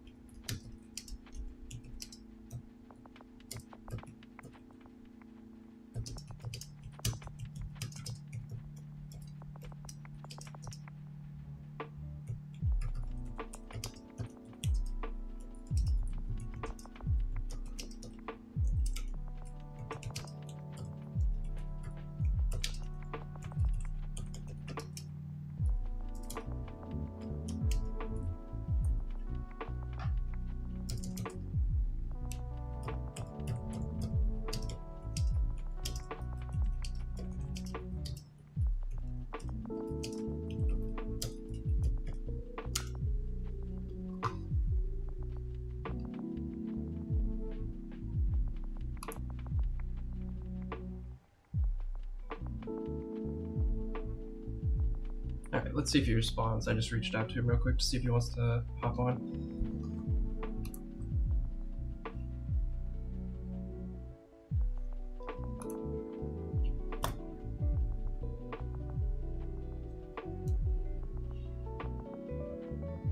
Okay, but until then, I think I'm pretty set. I think what I'd like to do is probably throw his logo in this box here, and then what could we put in this box just to finish it out?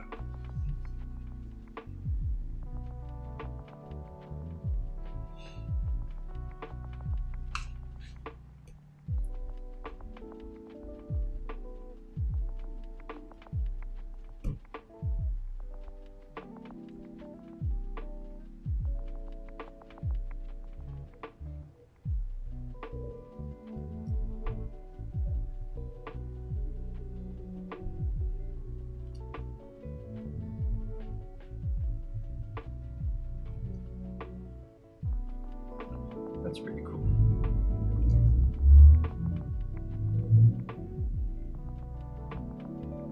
I like that. We're in the wrong layer, but that doesn't matter.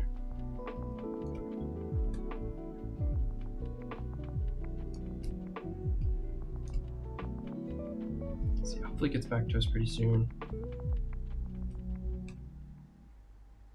I did also invite him to hop on live with us if he wants to come workshop anything.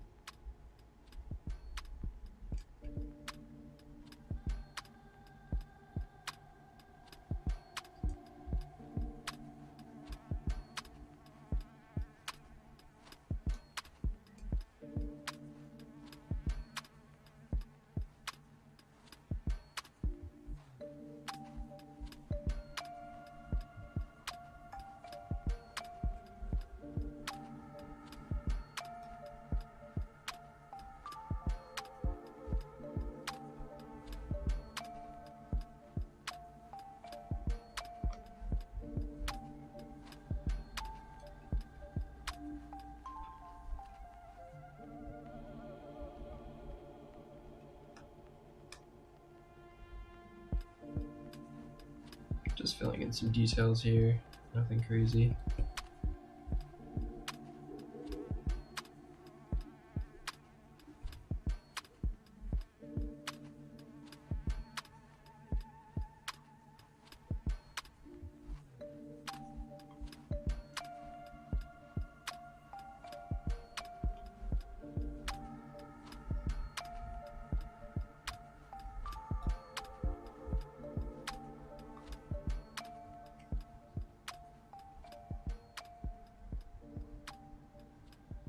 Cool.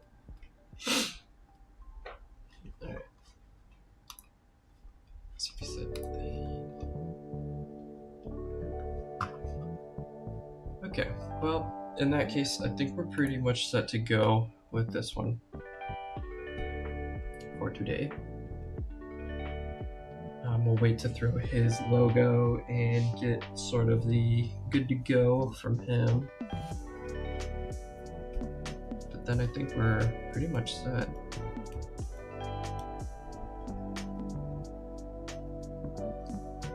Alright, cool.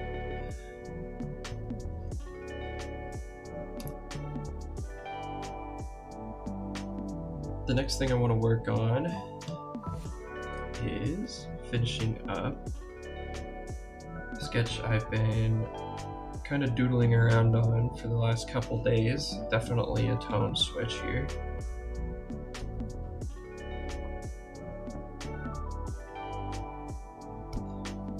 But here it is.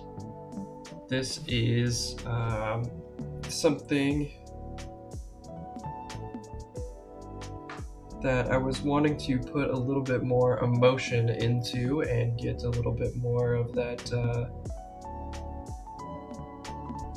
I don't know, that sort of feel from.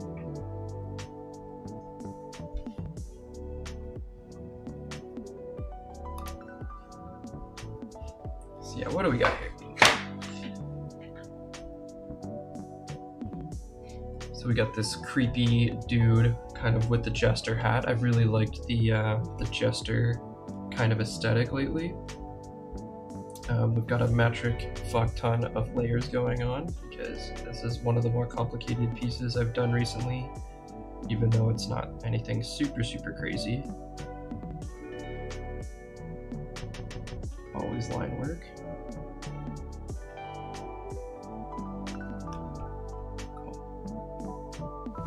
Let me switch up my music real quick because I think we're looping again.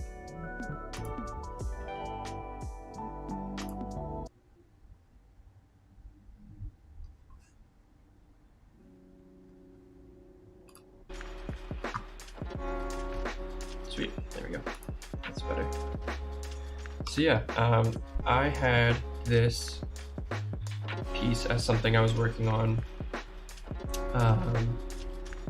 and I just kept getting stuck over and over and over again trying to figure out like how to make the posture really impactful, how to keep everything kind of light and whimsical while still being like very, you know, kind of gory and spooky. Something that I aesthetically always am interested in revolving back to. I think my core sort of visual looks that I oscillate between are sort of a street art inspired basic anime, like the dragonfly dude you can see in the corner of my stream overlay, or the piece that we even just did.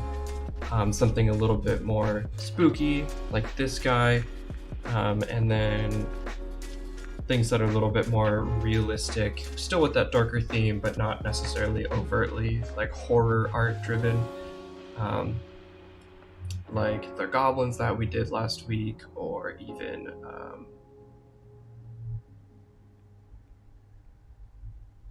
let's see, that's a good example. Oh, this is one that I did a while ago. Sort of a more photo realistic style of art. This was a solid like 40 to 80 hour piece. I'm not quite sure what the total time spent was, but this was a process to do, and just trying to get all of the very like organic growth in the piece was sort of like the big push with this one. But yeah, going back to finishing up what we've got here, there's a couple things that I'm still stuck on that I was hoping to wrap up today's stream with, and just sort of use this as a doodle thing to watch as talk about a few more things I was interested in talking about today. But yeah, let me know what you guys think about this one. It's definitely something I probably haven't done on stream for a while.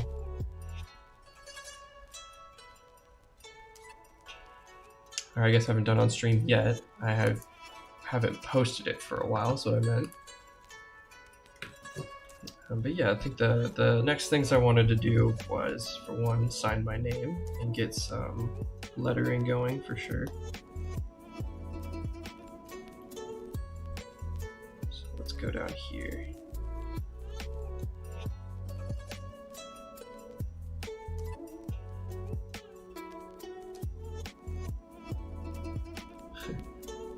And whatever we're drawing on... Oh, it's the wrong layer. Damn. That was such a good signature start.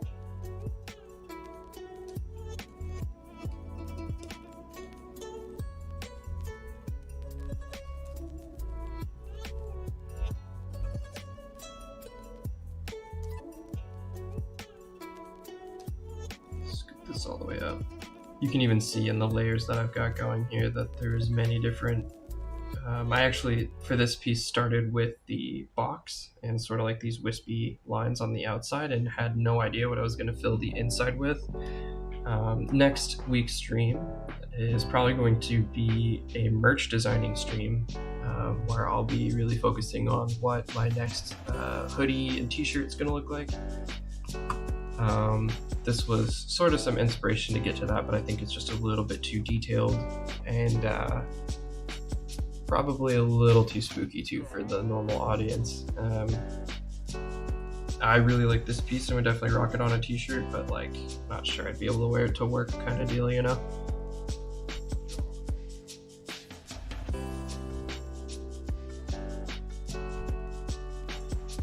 Let's see, how did we do that D last time?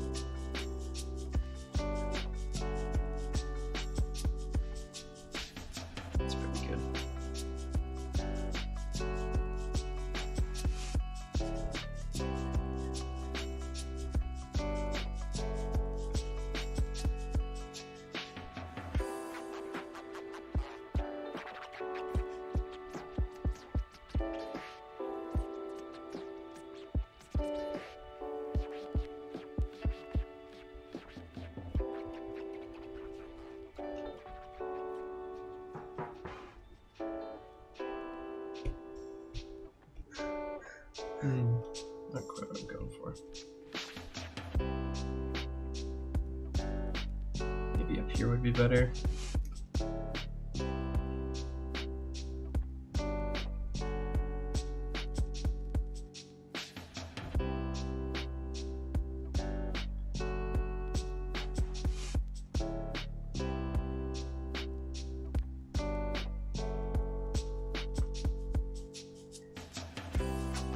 Been really into this vertical signature for a while now too. I think it's a banger. It's just so much easier to stack something like that in the corner.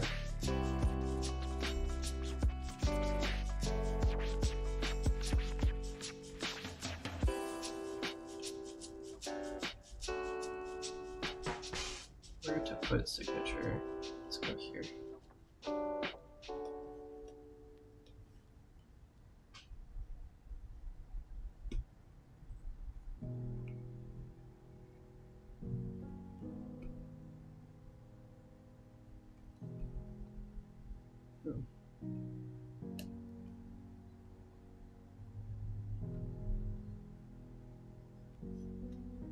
All right, cool. That was one thing I wanted to do. The other thing I was thinking about was that there's kind of a visual clash in the background where there's just some empty space that I'm not quite sure about yet. So we've got this sort of sub theme with this line work here, sort of like the rolling lines, ink splotchy kind of things. And then we've got the same here on the border.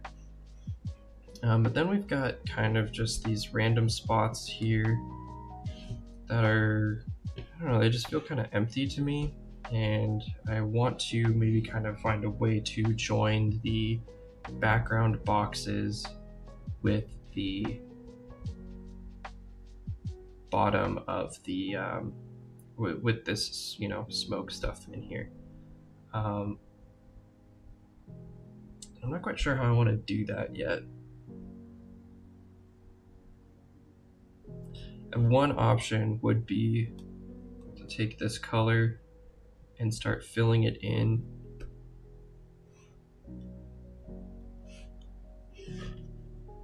sort of in between here.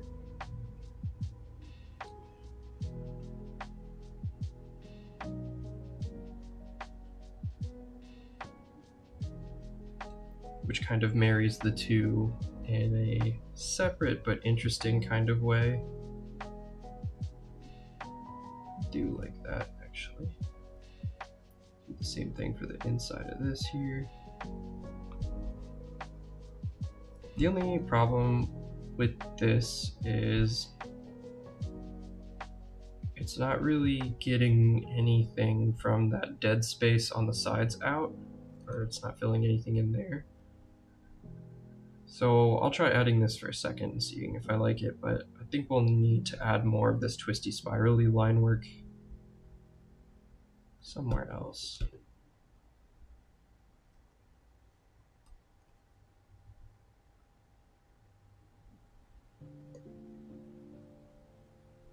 But so far I'm digging the fill.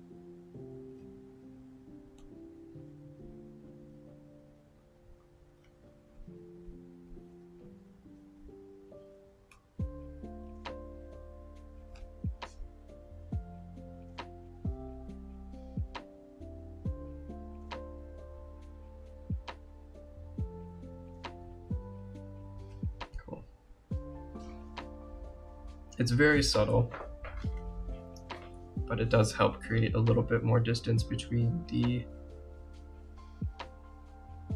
background and makes the blue of the border smoke kind of pop. I call it smoke, it's just like line work, but it kind of has that smoky effect to it.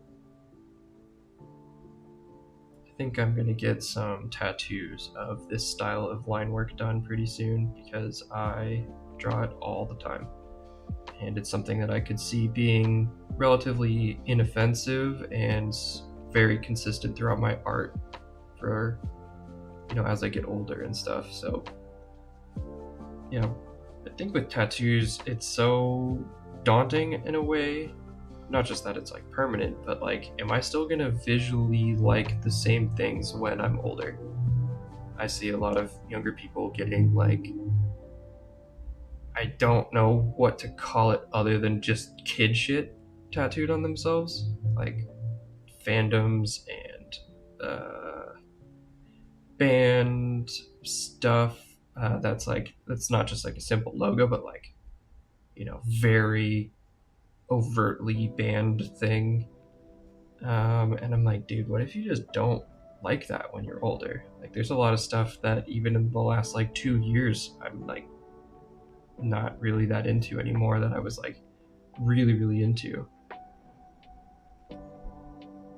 So yeah, just trying to figure out like what would survive the the test of time for your tattoos, I think is a good idea. Young people listening who want tattoos, but also thinking about what's going to age well, like what is going to look good on your skin over time. And I think the answer to both of those questions is something more minimalistic. You can get a nice, super crazy detailed piece, but in my mind, anything that's not just like black work, some clean lines, and some attention to detail is just going to get kind of shitty over time. People getting portraits and really complicated like flame work or watercolor tattoos, I'm like, dude, that's just you're either gonna have to get it touched up all the time, or it's basically just cover up bait at that point, unfortunately. Like, sorry to anybody who might have watercolor tattoos, but it's highly likely that they're gonna wash out over 10 years. Okay, that's actually a lot better.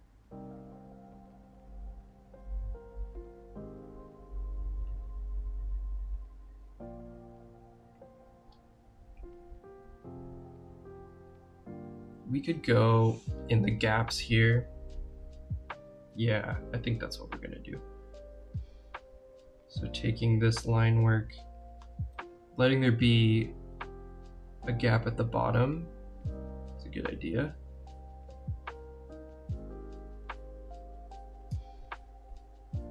But then filling in some of these gaps with this color of darker purple for the line work would really probably help integrate that last little chunk that I'm looking for.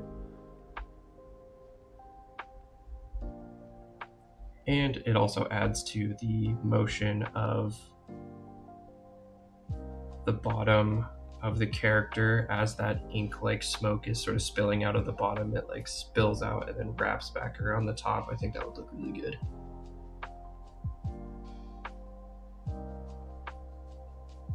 All right, very cool.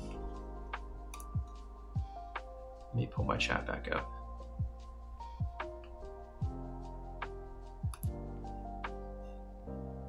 Sweet. Okay, and as I work on this too, feel free to grab your smartphone, drop something in the chat, just say hi. Helps me out a lot just to have comments in there. Appreciate everybody who's come into chat and view so far. It's been really cool to watch just even, you know, the small amount of viewers we get grow every couple weeks and the views grow on the channel. Very appreciative towards all of the support.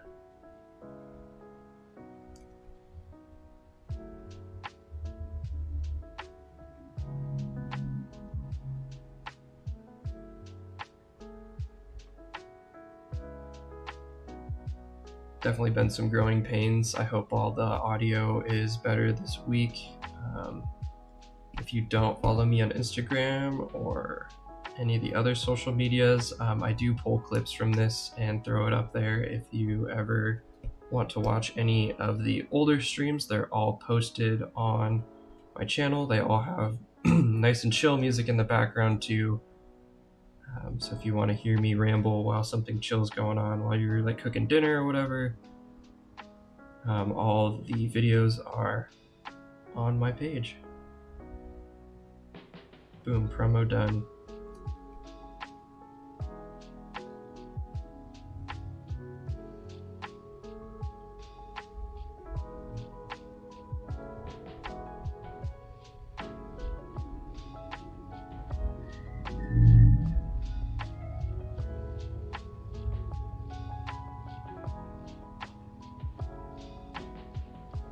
I'm starting to wonder where my cat is. Usually when he's quiet for this long, it means he's fucking something up.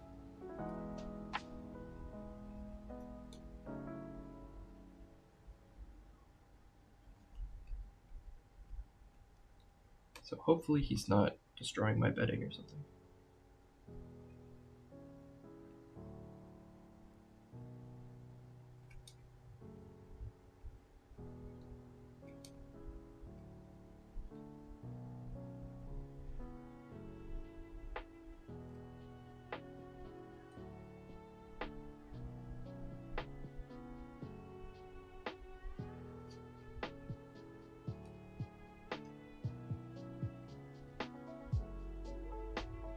Hell yeah, dude. I'm glad you're here.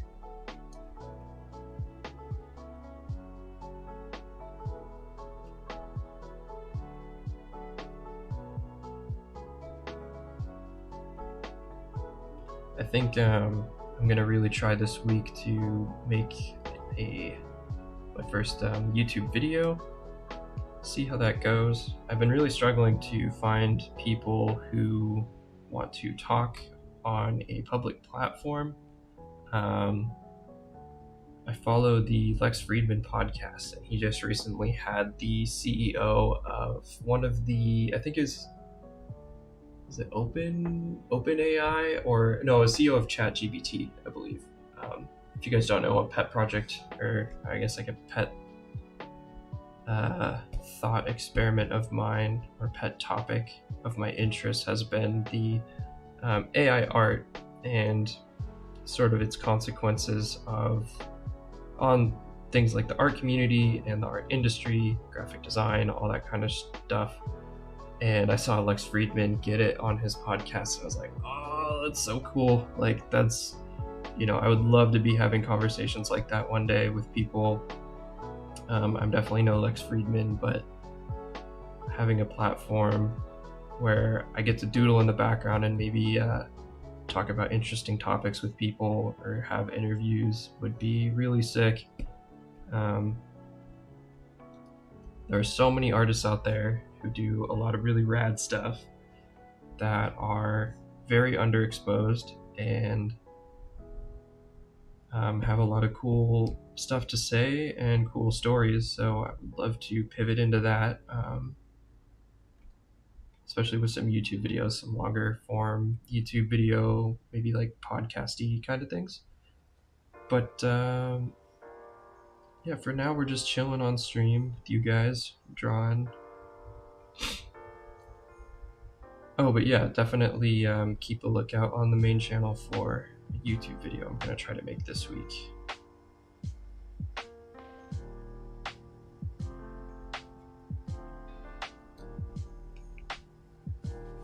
It's gonna be my thought right now. I'm not sure if this is gonna be my first video because it's a lot to chew. But I've been writing and trying to collect my thoughts around like what exactly is creativity and what are kind of its effects on the holder of the creativity, if that makes any sense. I think it's really difficult to kind of nail down exactly what artists are doing a lot of the time, largely because they don't even know most of the time. But I've been really digging around into it and actually researching a little bit of the psychology behind creativity, the biological usefulness of it as a personality trait. and the tendency for those who are super high in creativity as a personality trait to be a much larger representation of learning disabilities and other sort of enigmatic personality types. And yeah, very, very interesting. Never really got super into video essays myself, but I think that's mostly because they were always too narrow-minded. If I were to do a video, I'd kind of want to like hop around a really broad topic in an entertaining way and try to interview people and make it a little bit more fast-paced and interesting.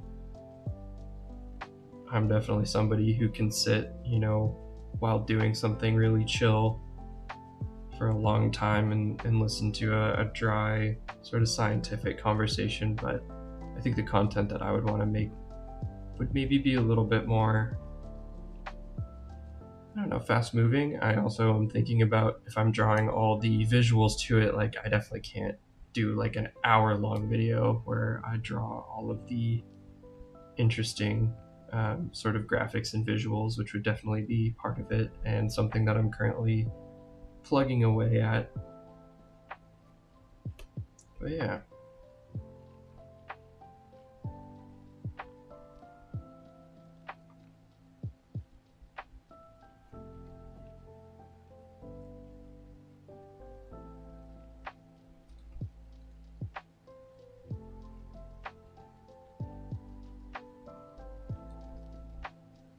Just gotta find a way to keep doing interesting stuff. I'll be set.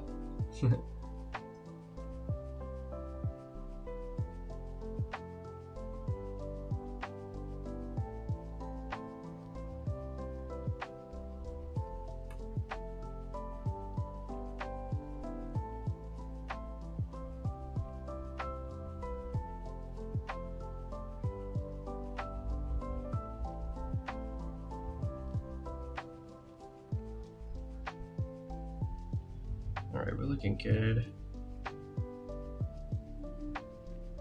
Glad I was able to get to this piece today. It's been driving me crazy that I haven't been able to finish this yet. I haven't posted much this week on any social media or anything, which is, honestly, it's fine. But sometimes when you're stuck working on something, it can be a little bit like nerve-wracking, just when you think like, oh my god, are people gonna, stop paying attention just because like I'm working on something for a little bit longer? And the answer is, who cares? But it's a lingering thought sometimes.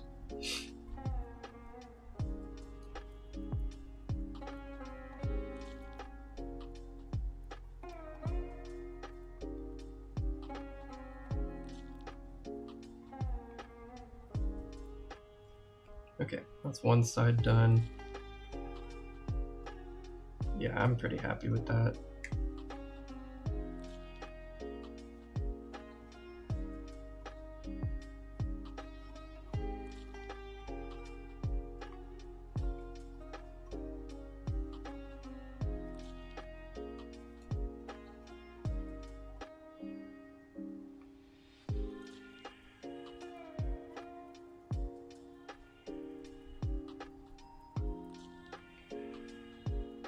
Sweet.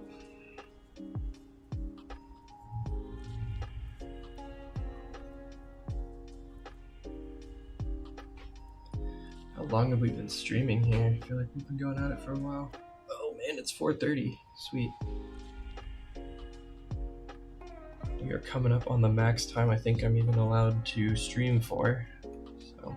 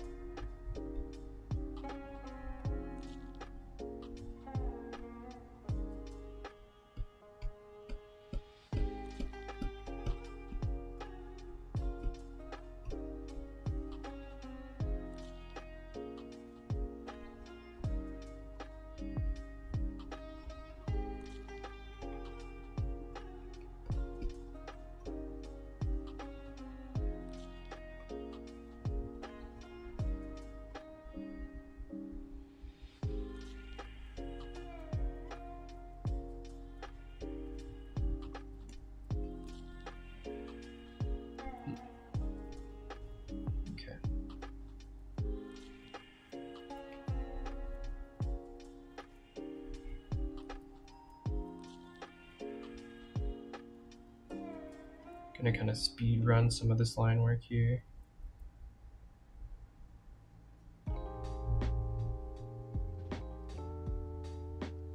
Remarkably tedious doing all the little line corrections to make sure everything is like smooth and looks good.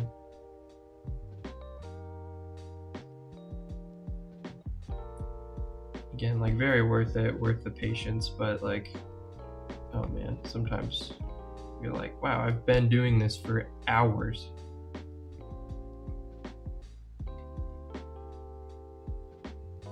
There's a quote that I really liked from, I have no idea where, to be honest, but it was something along the lines of the reason you consider whatever you're doing, you know, your passion, is because it requires such a level of insanity if like a normal person were to spend the amount of time that you spend on your passion. Like, for anyone else to do whatever you do for as long as you do, if it wasn't their passion, you would just look at them like they were crazy. Because it is a little crazy to do, you know, whatever you're into for as long as you've probably been doing it.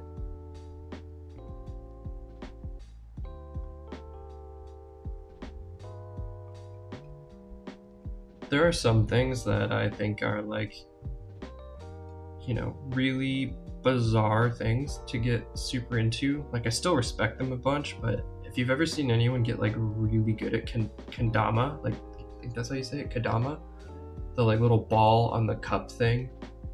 Every once in a while, like a Instagram video rolls by of somebody who's just absolutely slaying it on the kadama. And I'm like, oh my god, dude, I've tried that twice and it's so fucking hard. Like, the thought that somebody would pick that up and probably be pretty trash at it at first and then just sit there until they got that good at it is like, wow, that's crazy to me. And I wonder if people look at me in the same way with like art stuff. Like, I don't know, the most common thing you get is like, I can barely draw a stick figure.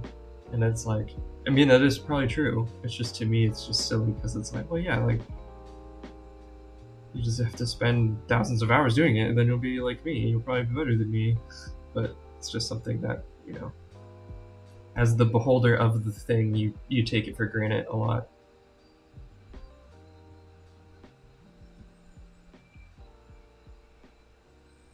Hold on, I'm gonna go turn off the floor robot. 1 second.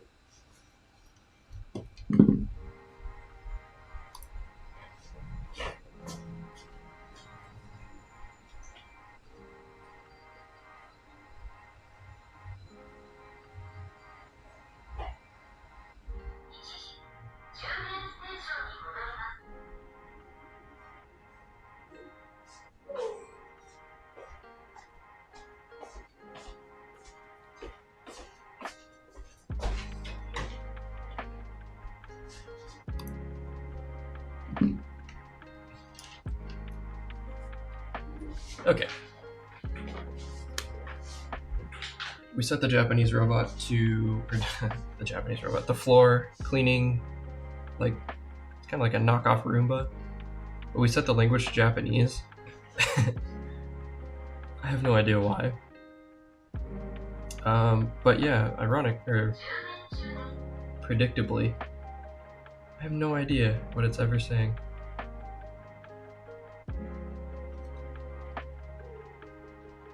Because, you know, Japanese.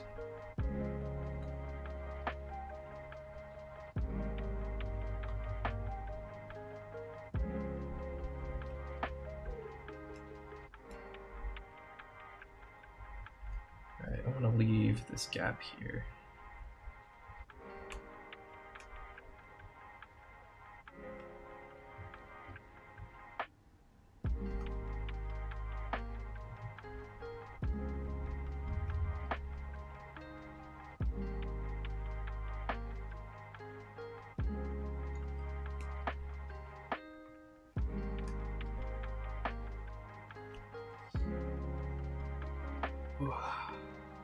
I was doing deadlifts yesterday. My back is very tight. Sitting down for close to 5 hours now. Drawing has probably not helped that a whole lot.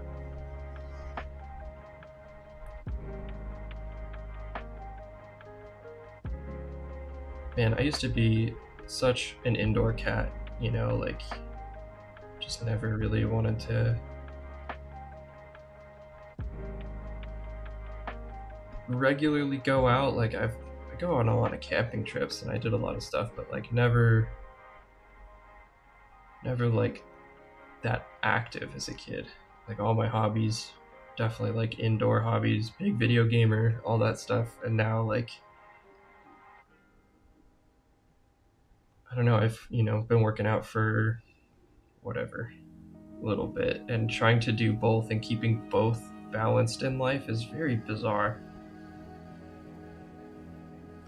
Like I've never really worried before about like, well, when am I gonna have a chance to like lay down? But now it's just more like, I don't know, maybe that specific way of saying it is not quite right, but having to make sure you have enough break, you know, have enough chill time in your life, especially as you get older and life gets more hectic. I think it's like pretty important. It can actually become difficult to learn how to relax, and you have to kind of relearn it all the time as you get older. Whereas I feel like as a kid, it was so easy to just chill and do like nothing, and it was fine. And there was never a feeling of like I'm wasting my time or I should be doing something more productive. You're just like a kid. Like whatever I'm doing is just what I'm doing.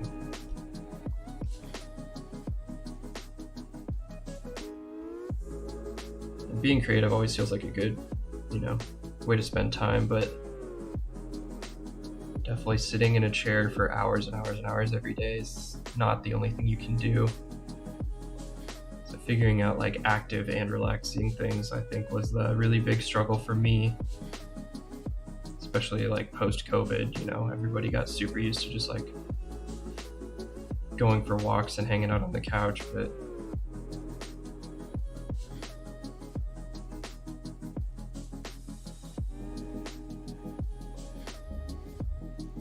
yeah,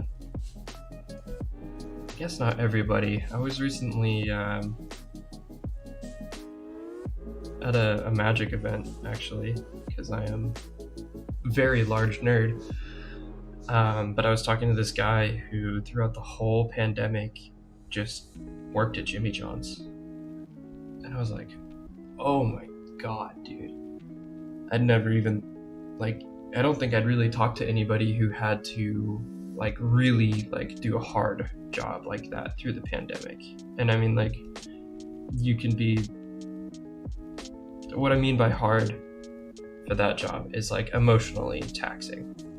Any customer service job, especially during the pandemic, must have just been like an absolute fucking nightmare. But yeah, I was talking to him and he was saying like how grateful he was that, you know, we're just done with the whole COVID period. And I feel like I know quite a few people who almost miss COVID because it was just a really needed change of pace. But definitely hearing that guy's story put a different context in mind for me about like just the bizarre times we're pulling out of now. And I don't know if anybody else feels like this, but it's just such a vibe change, I think, in everybody's life, and even the day-to-day sort of like life of an American. I guess everybody is probably feeling it, but I just remember before the pandemic, like I was just not really aware of the balance I was keeping in life and having that like forced slowdown period. And for me, I was very fortunate that I got a job that I could work from home like right before the pandemic. Because before that I was, you know, cleaning roofs. Like I was gonna be pretty screwed.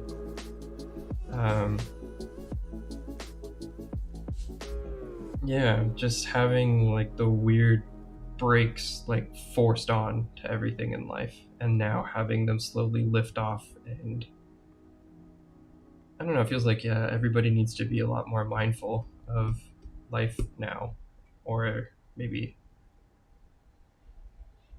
kind of extending that from my own circumstances outward. But yeah, I've been very like caught up with how to keep it all balanced ever since the pandemic. And I feel like I've had that sort of inkling from other people too, that like there's not really a going back in a lot of ways, and there's still a bunch of weird shit happening from it in a lot of ways. Life happens in these sort of weird chunks, like these arcs of time. It feels like in the COVID arc was just so weird. Like the pandemic's over, but it doesn't feel like COVID's over in some ways, you know? Everybody's still trying to like get their shit going again and carry the lessons forward into the new life that they're, you know, getting into. Or like that poor dude who had to work at Jimmy John's, like the hell is finally over and he gets to return back to some form of like normalcy.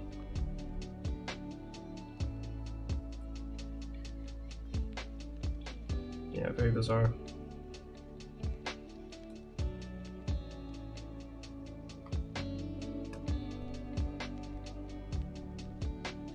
Nice little COVID tangent at the end of the stream.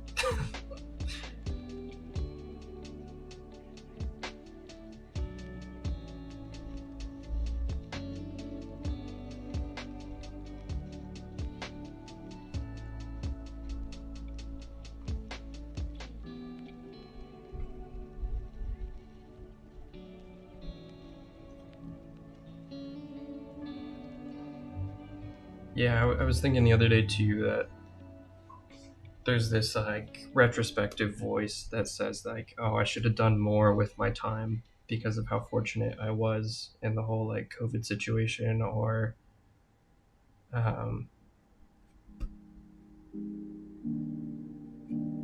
yeah, like there just maybe was opportunity to capitalize on more of that time off. But I think when I really think back, the worst part for a lot of people during COVID, especially being like stuck at home as an extrovert or as somebody who was more type A, like go out and about kind of person, have an active job kind of person, the uncertainty of like how long it was all going to last made everything feel impossible. Like not knowing if you were going to lose your job, not knowing if it was going to be another 2 years of this or another week of this, like just not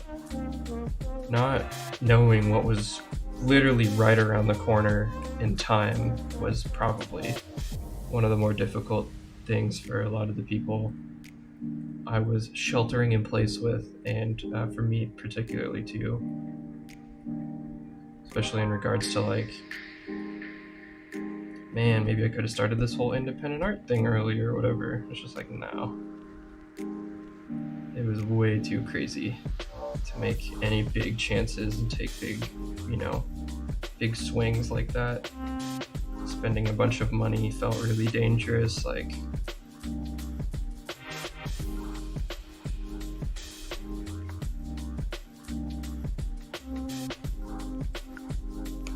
everybody's, you know, got their meme about like, oh, there's not going to be any like 2020 in, you know, the textbooks because it was just too brutal. But I think really what we'll look back on is like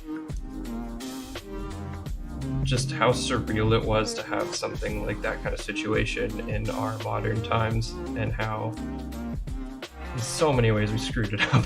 Like, it was just such a fumble in so many ways for policy and everything.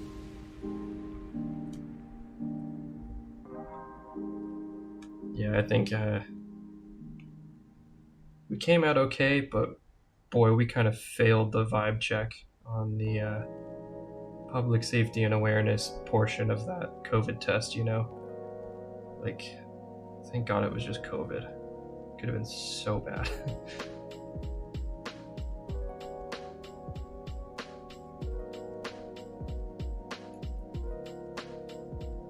Large yikes in the Amish, you know?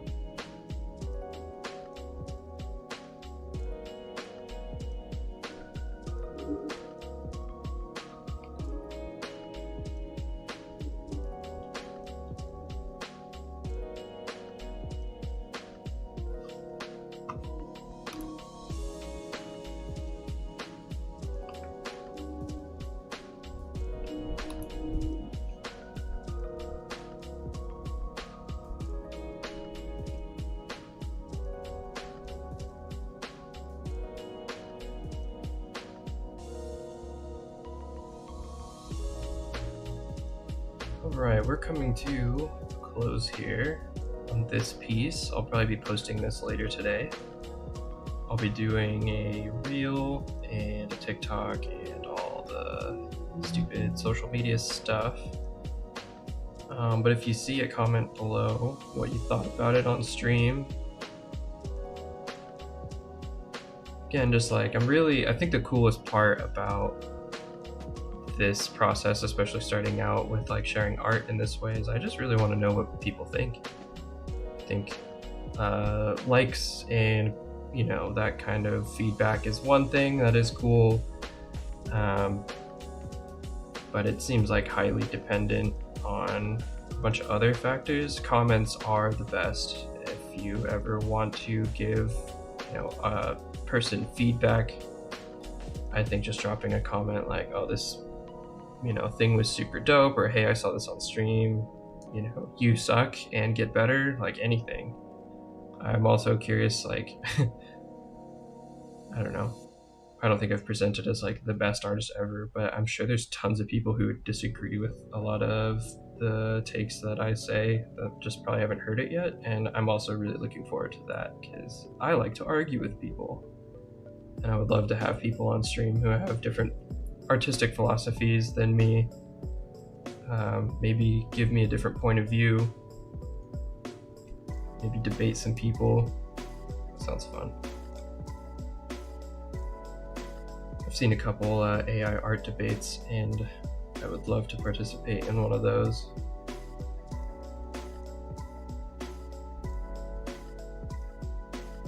Oops.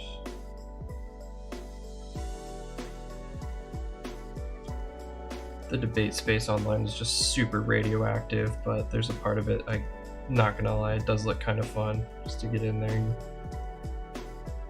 get shitty with some people on the internet. Although I'm pretty sure every like perma lurker says that, and then the second they go interface with it, go touch the cancer, they probably change their mind pretty quick, so who knows.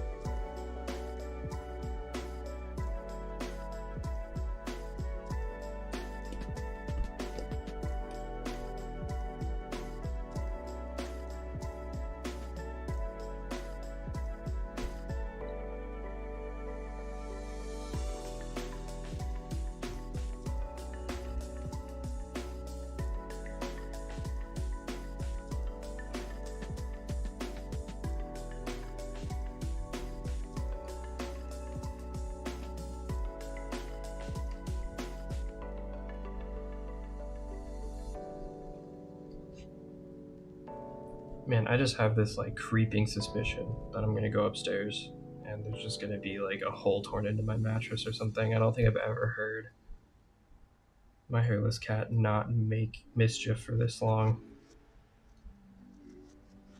It's like a toddler. He disappears for long enough and you're like, ah, finally some peace and quiet, and then like you realize that that's like the worst thing. Uh-oh.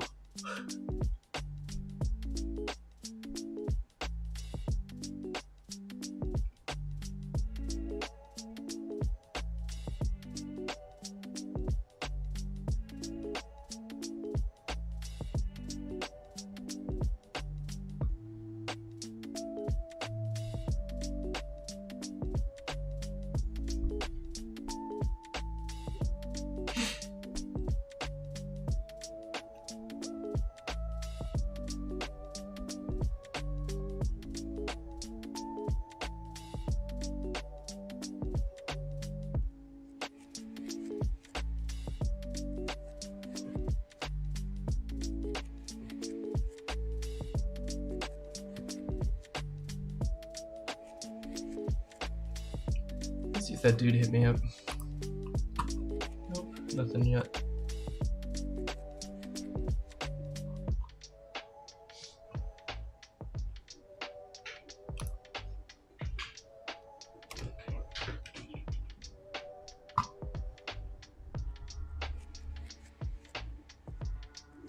Okay.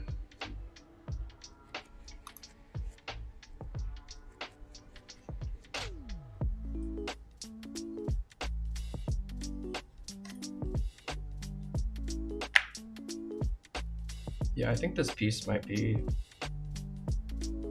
probably my favorite like spooky scary piece I've done in a long time. There's been a lot of effort to kind of push out of my comfort zone with different art styles lately, and this one, as well as the last piece we just did, I think I already said this, but just this week I've been really returning to what I feel are more foundational parts of my own style. I've been out on a line for so long with different styles and trying to do different things that now that I've kind of come back to just doing more like what I want to do as opposed to really trying to push forward into a new creative space, I feel sort of like a rekindled but also just like a re-solidified basis of what my own art is kind of about and what makes my style really my style. I think everything I do, I try to make it feel like it's mine. And I hope that if somebody were to see it, that they'd still be able to like pick it out as mine. But sometimes, I don't know, sometimes it's just easy to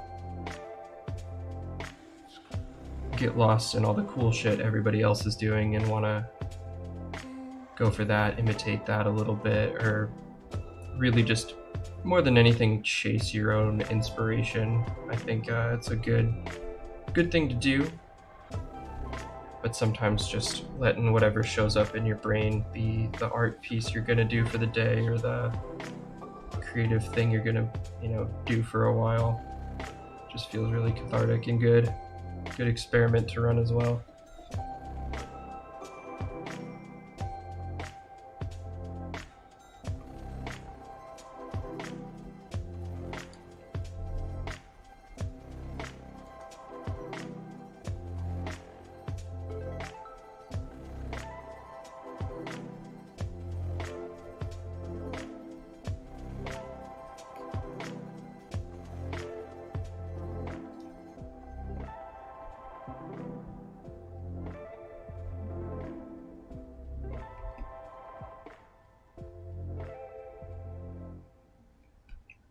Ooh.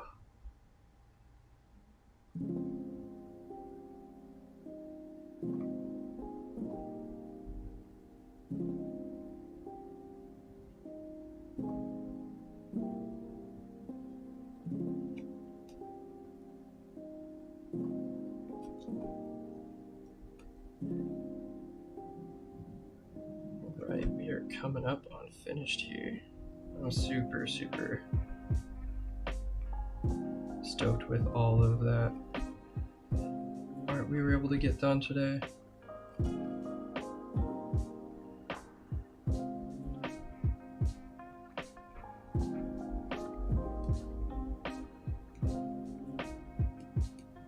Ooh, no. Why is that happening now?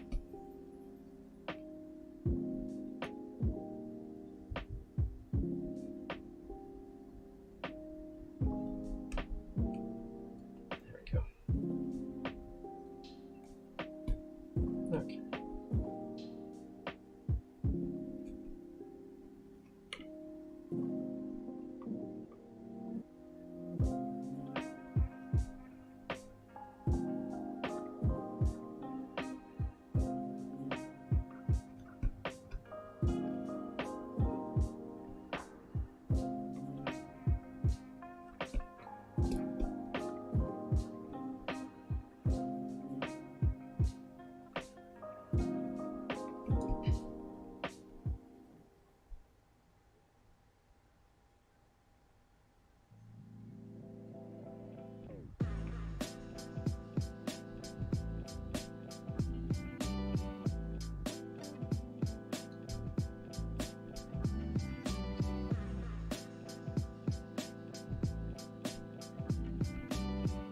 So many lines.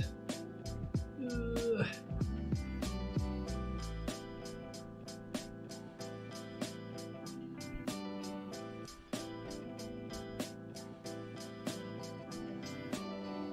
This two-tone background is definitely the definitely the way, though. I'm glad I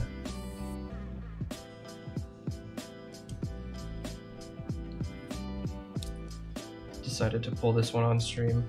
I feel like there's something about being able to like talk out loud as you problem solve that I normally just like would never do. That really helps with the streaming or with the creative process stuff. Especially, you know, there's always going to be like little speed bumps here and there as you're doing anything. But I have felt very, very smooth on stream, and I haven't had any like major hookups, hangups. Yeah. I fucking couldn't draw those hands at the start of the stream, and when, you know, just a little bit of like, not good kind of feel, but that's okay, that happens, especially with hands. We got there in the end anyways, so.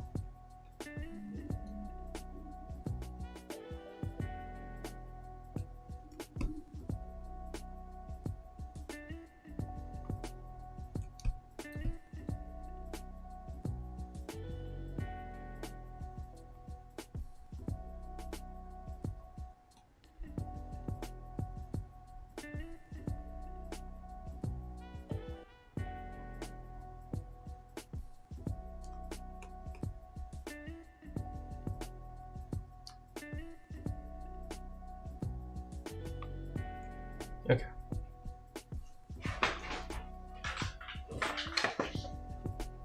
And with that, I think we are all set to go on this piece.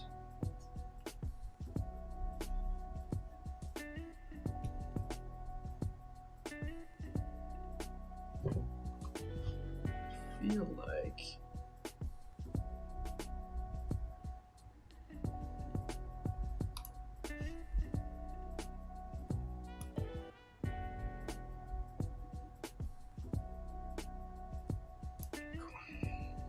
good to know it was like that the whole time. Whatever. All right. Another one for the books. Thank you everybody for watching. Yeah, hit the like button, subscribe, comment, all the other things you've heard a million times about YouTubers and their channels. I'll see you guys next week. And oh yeah, keep an eye out for the post for the collab thing. It's going to be huge. I'm going to mix it with some music, and yeah, it'll be super sick. Say hi in the comments if you watched it live, and I'll see you guys later.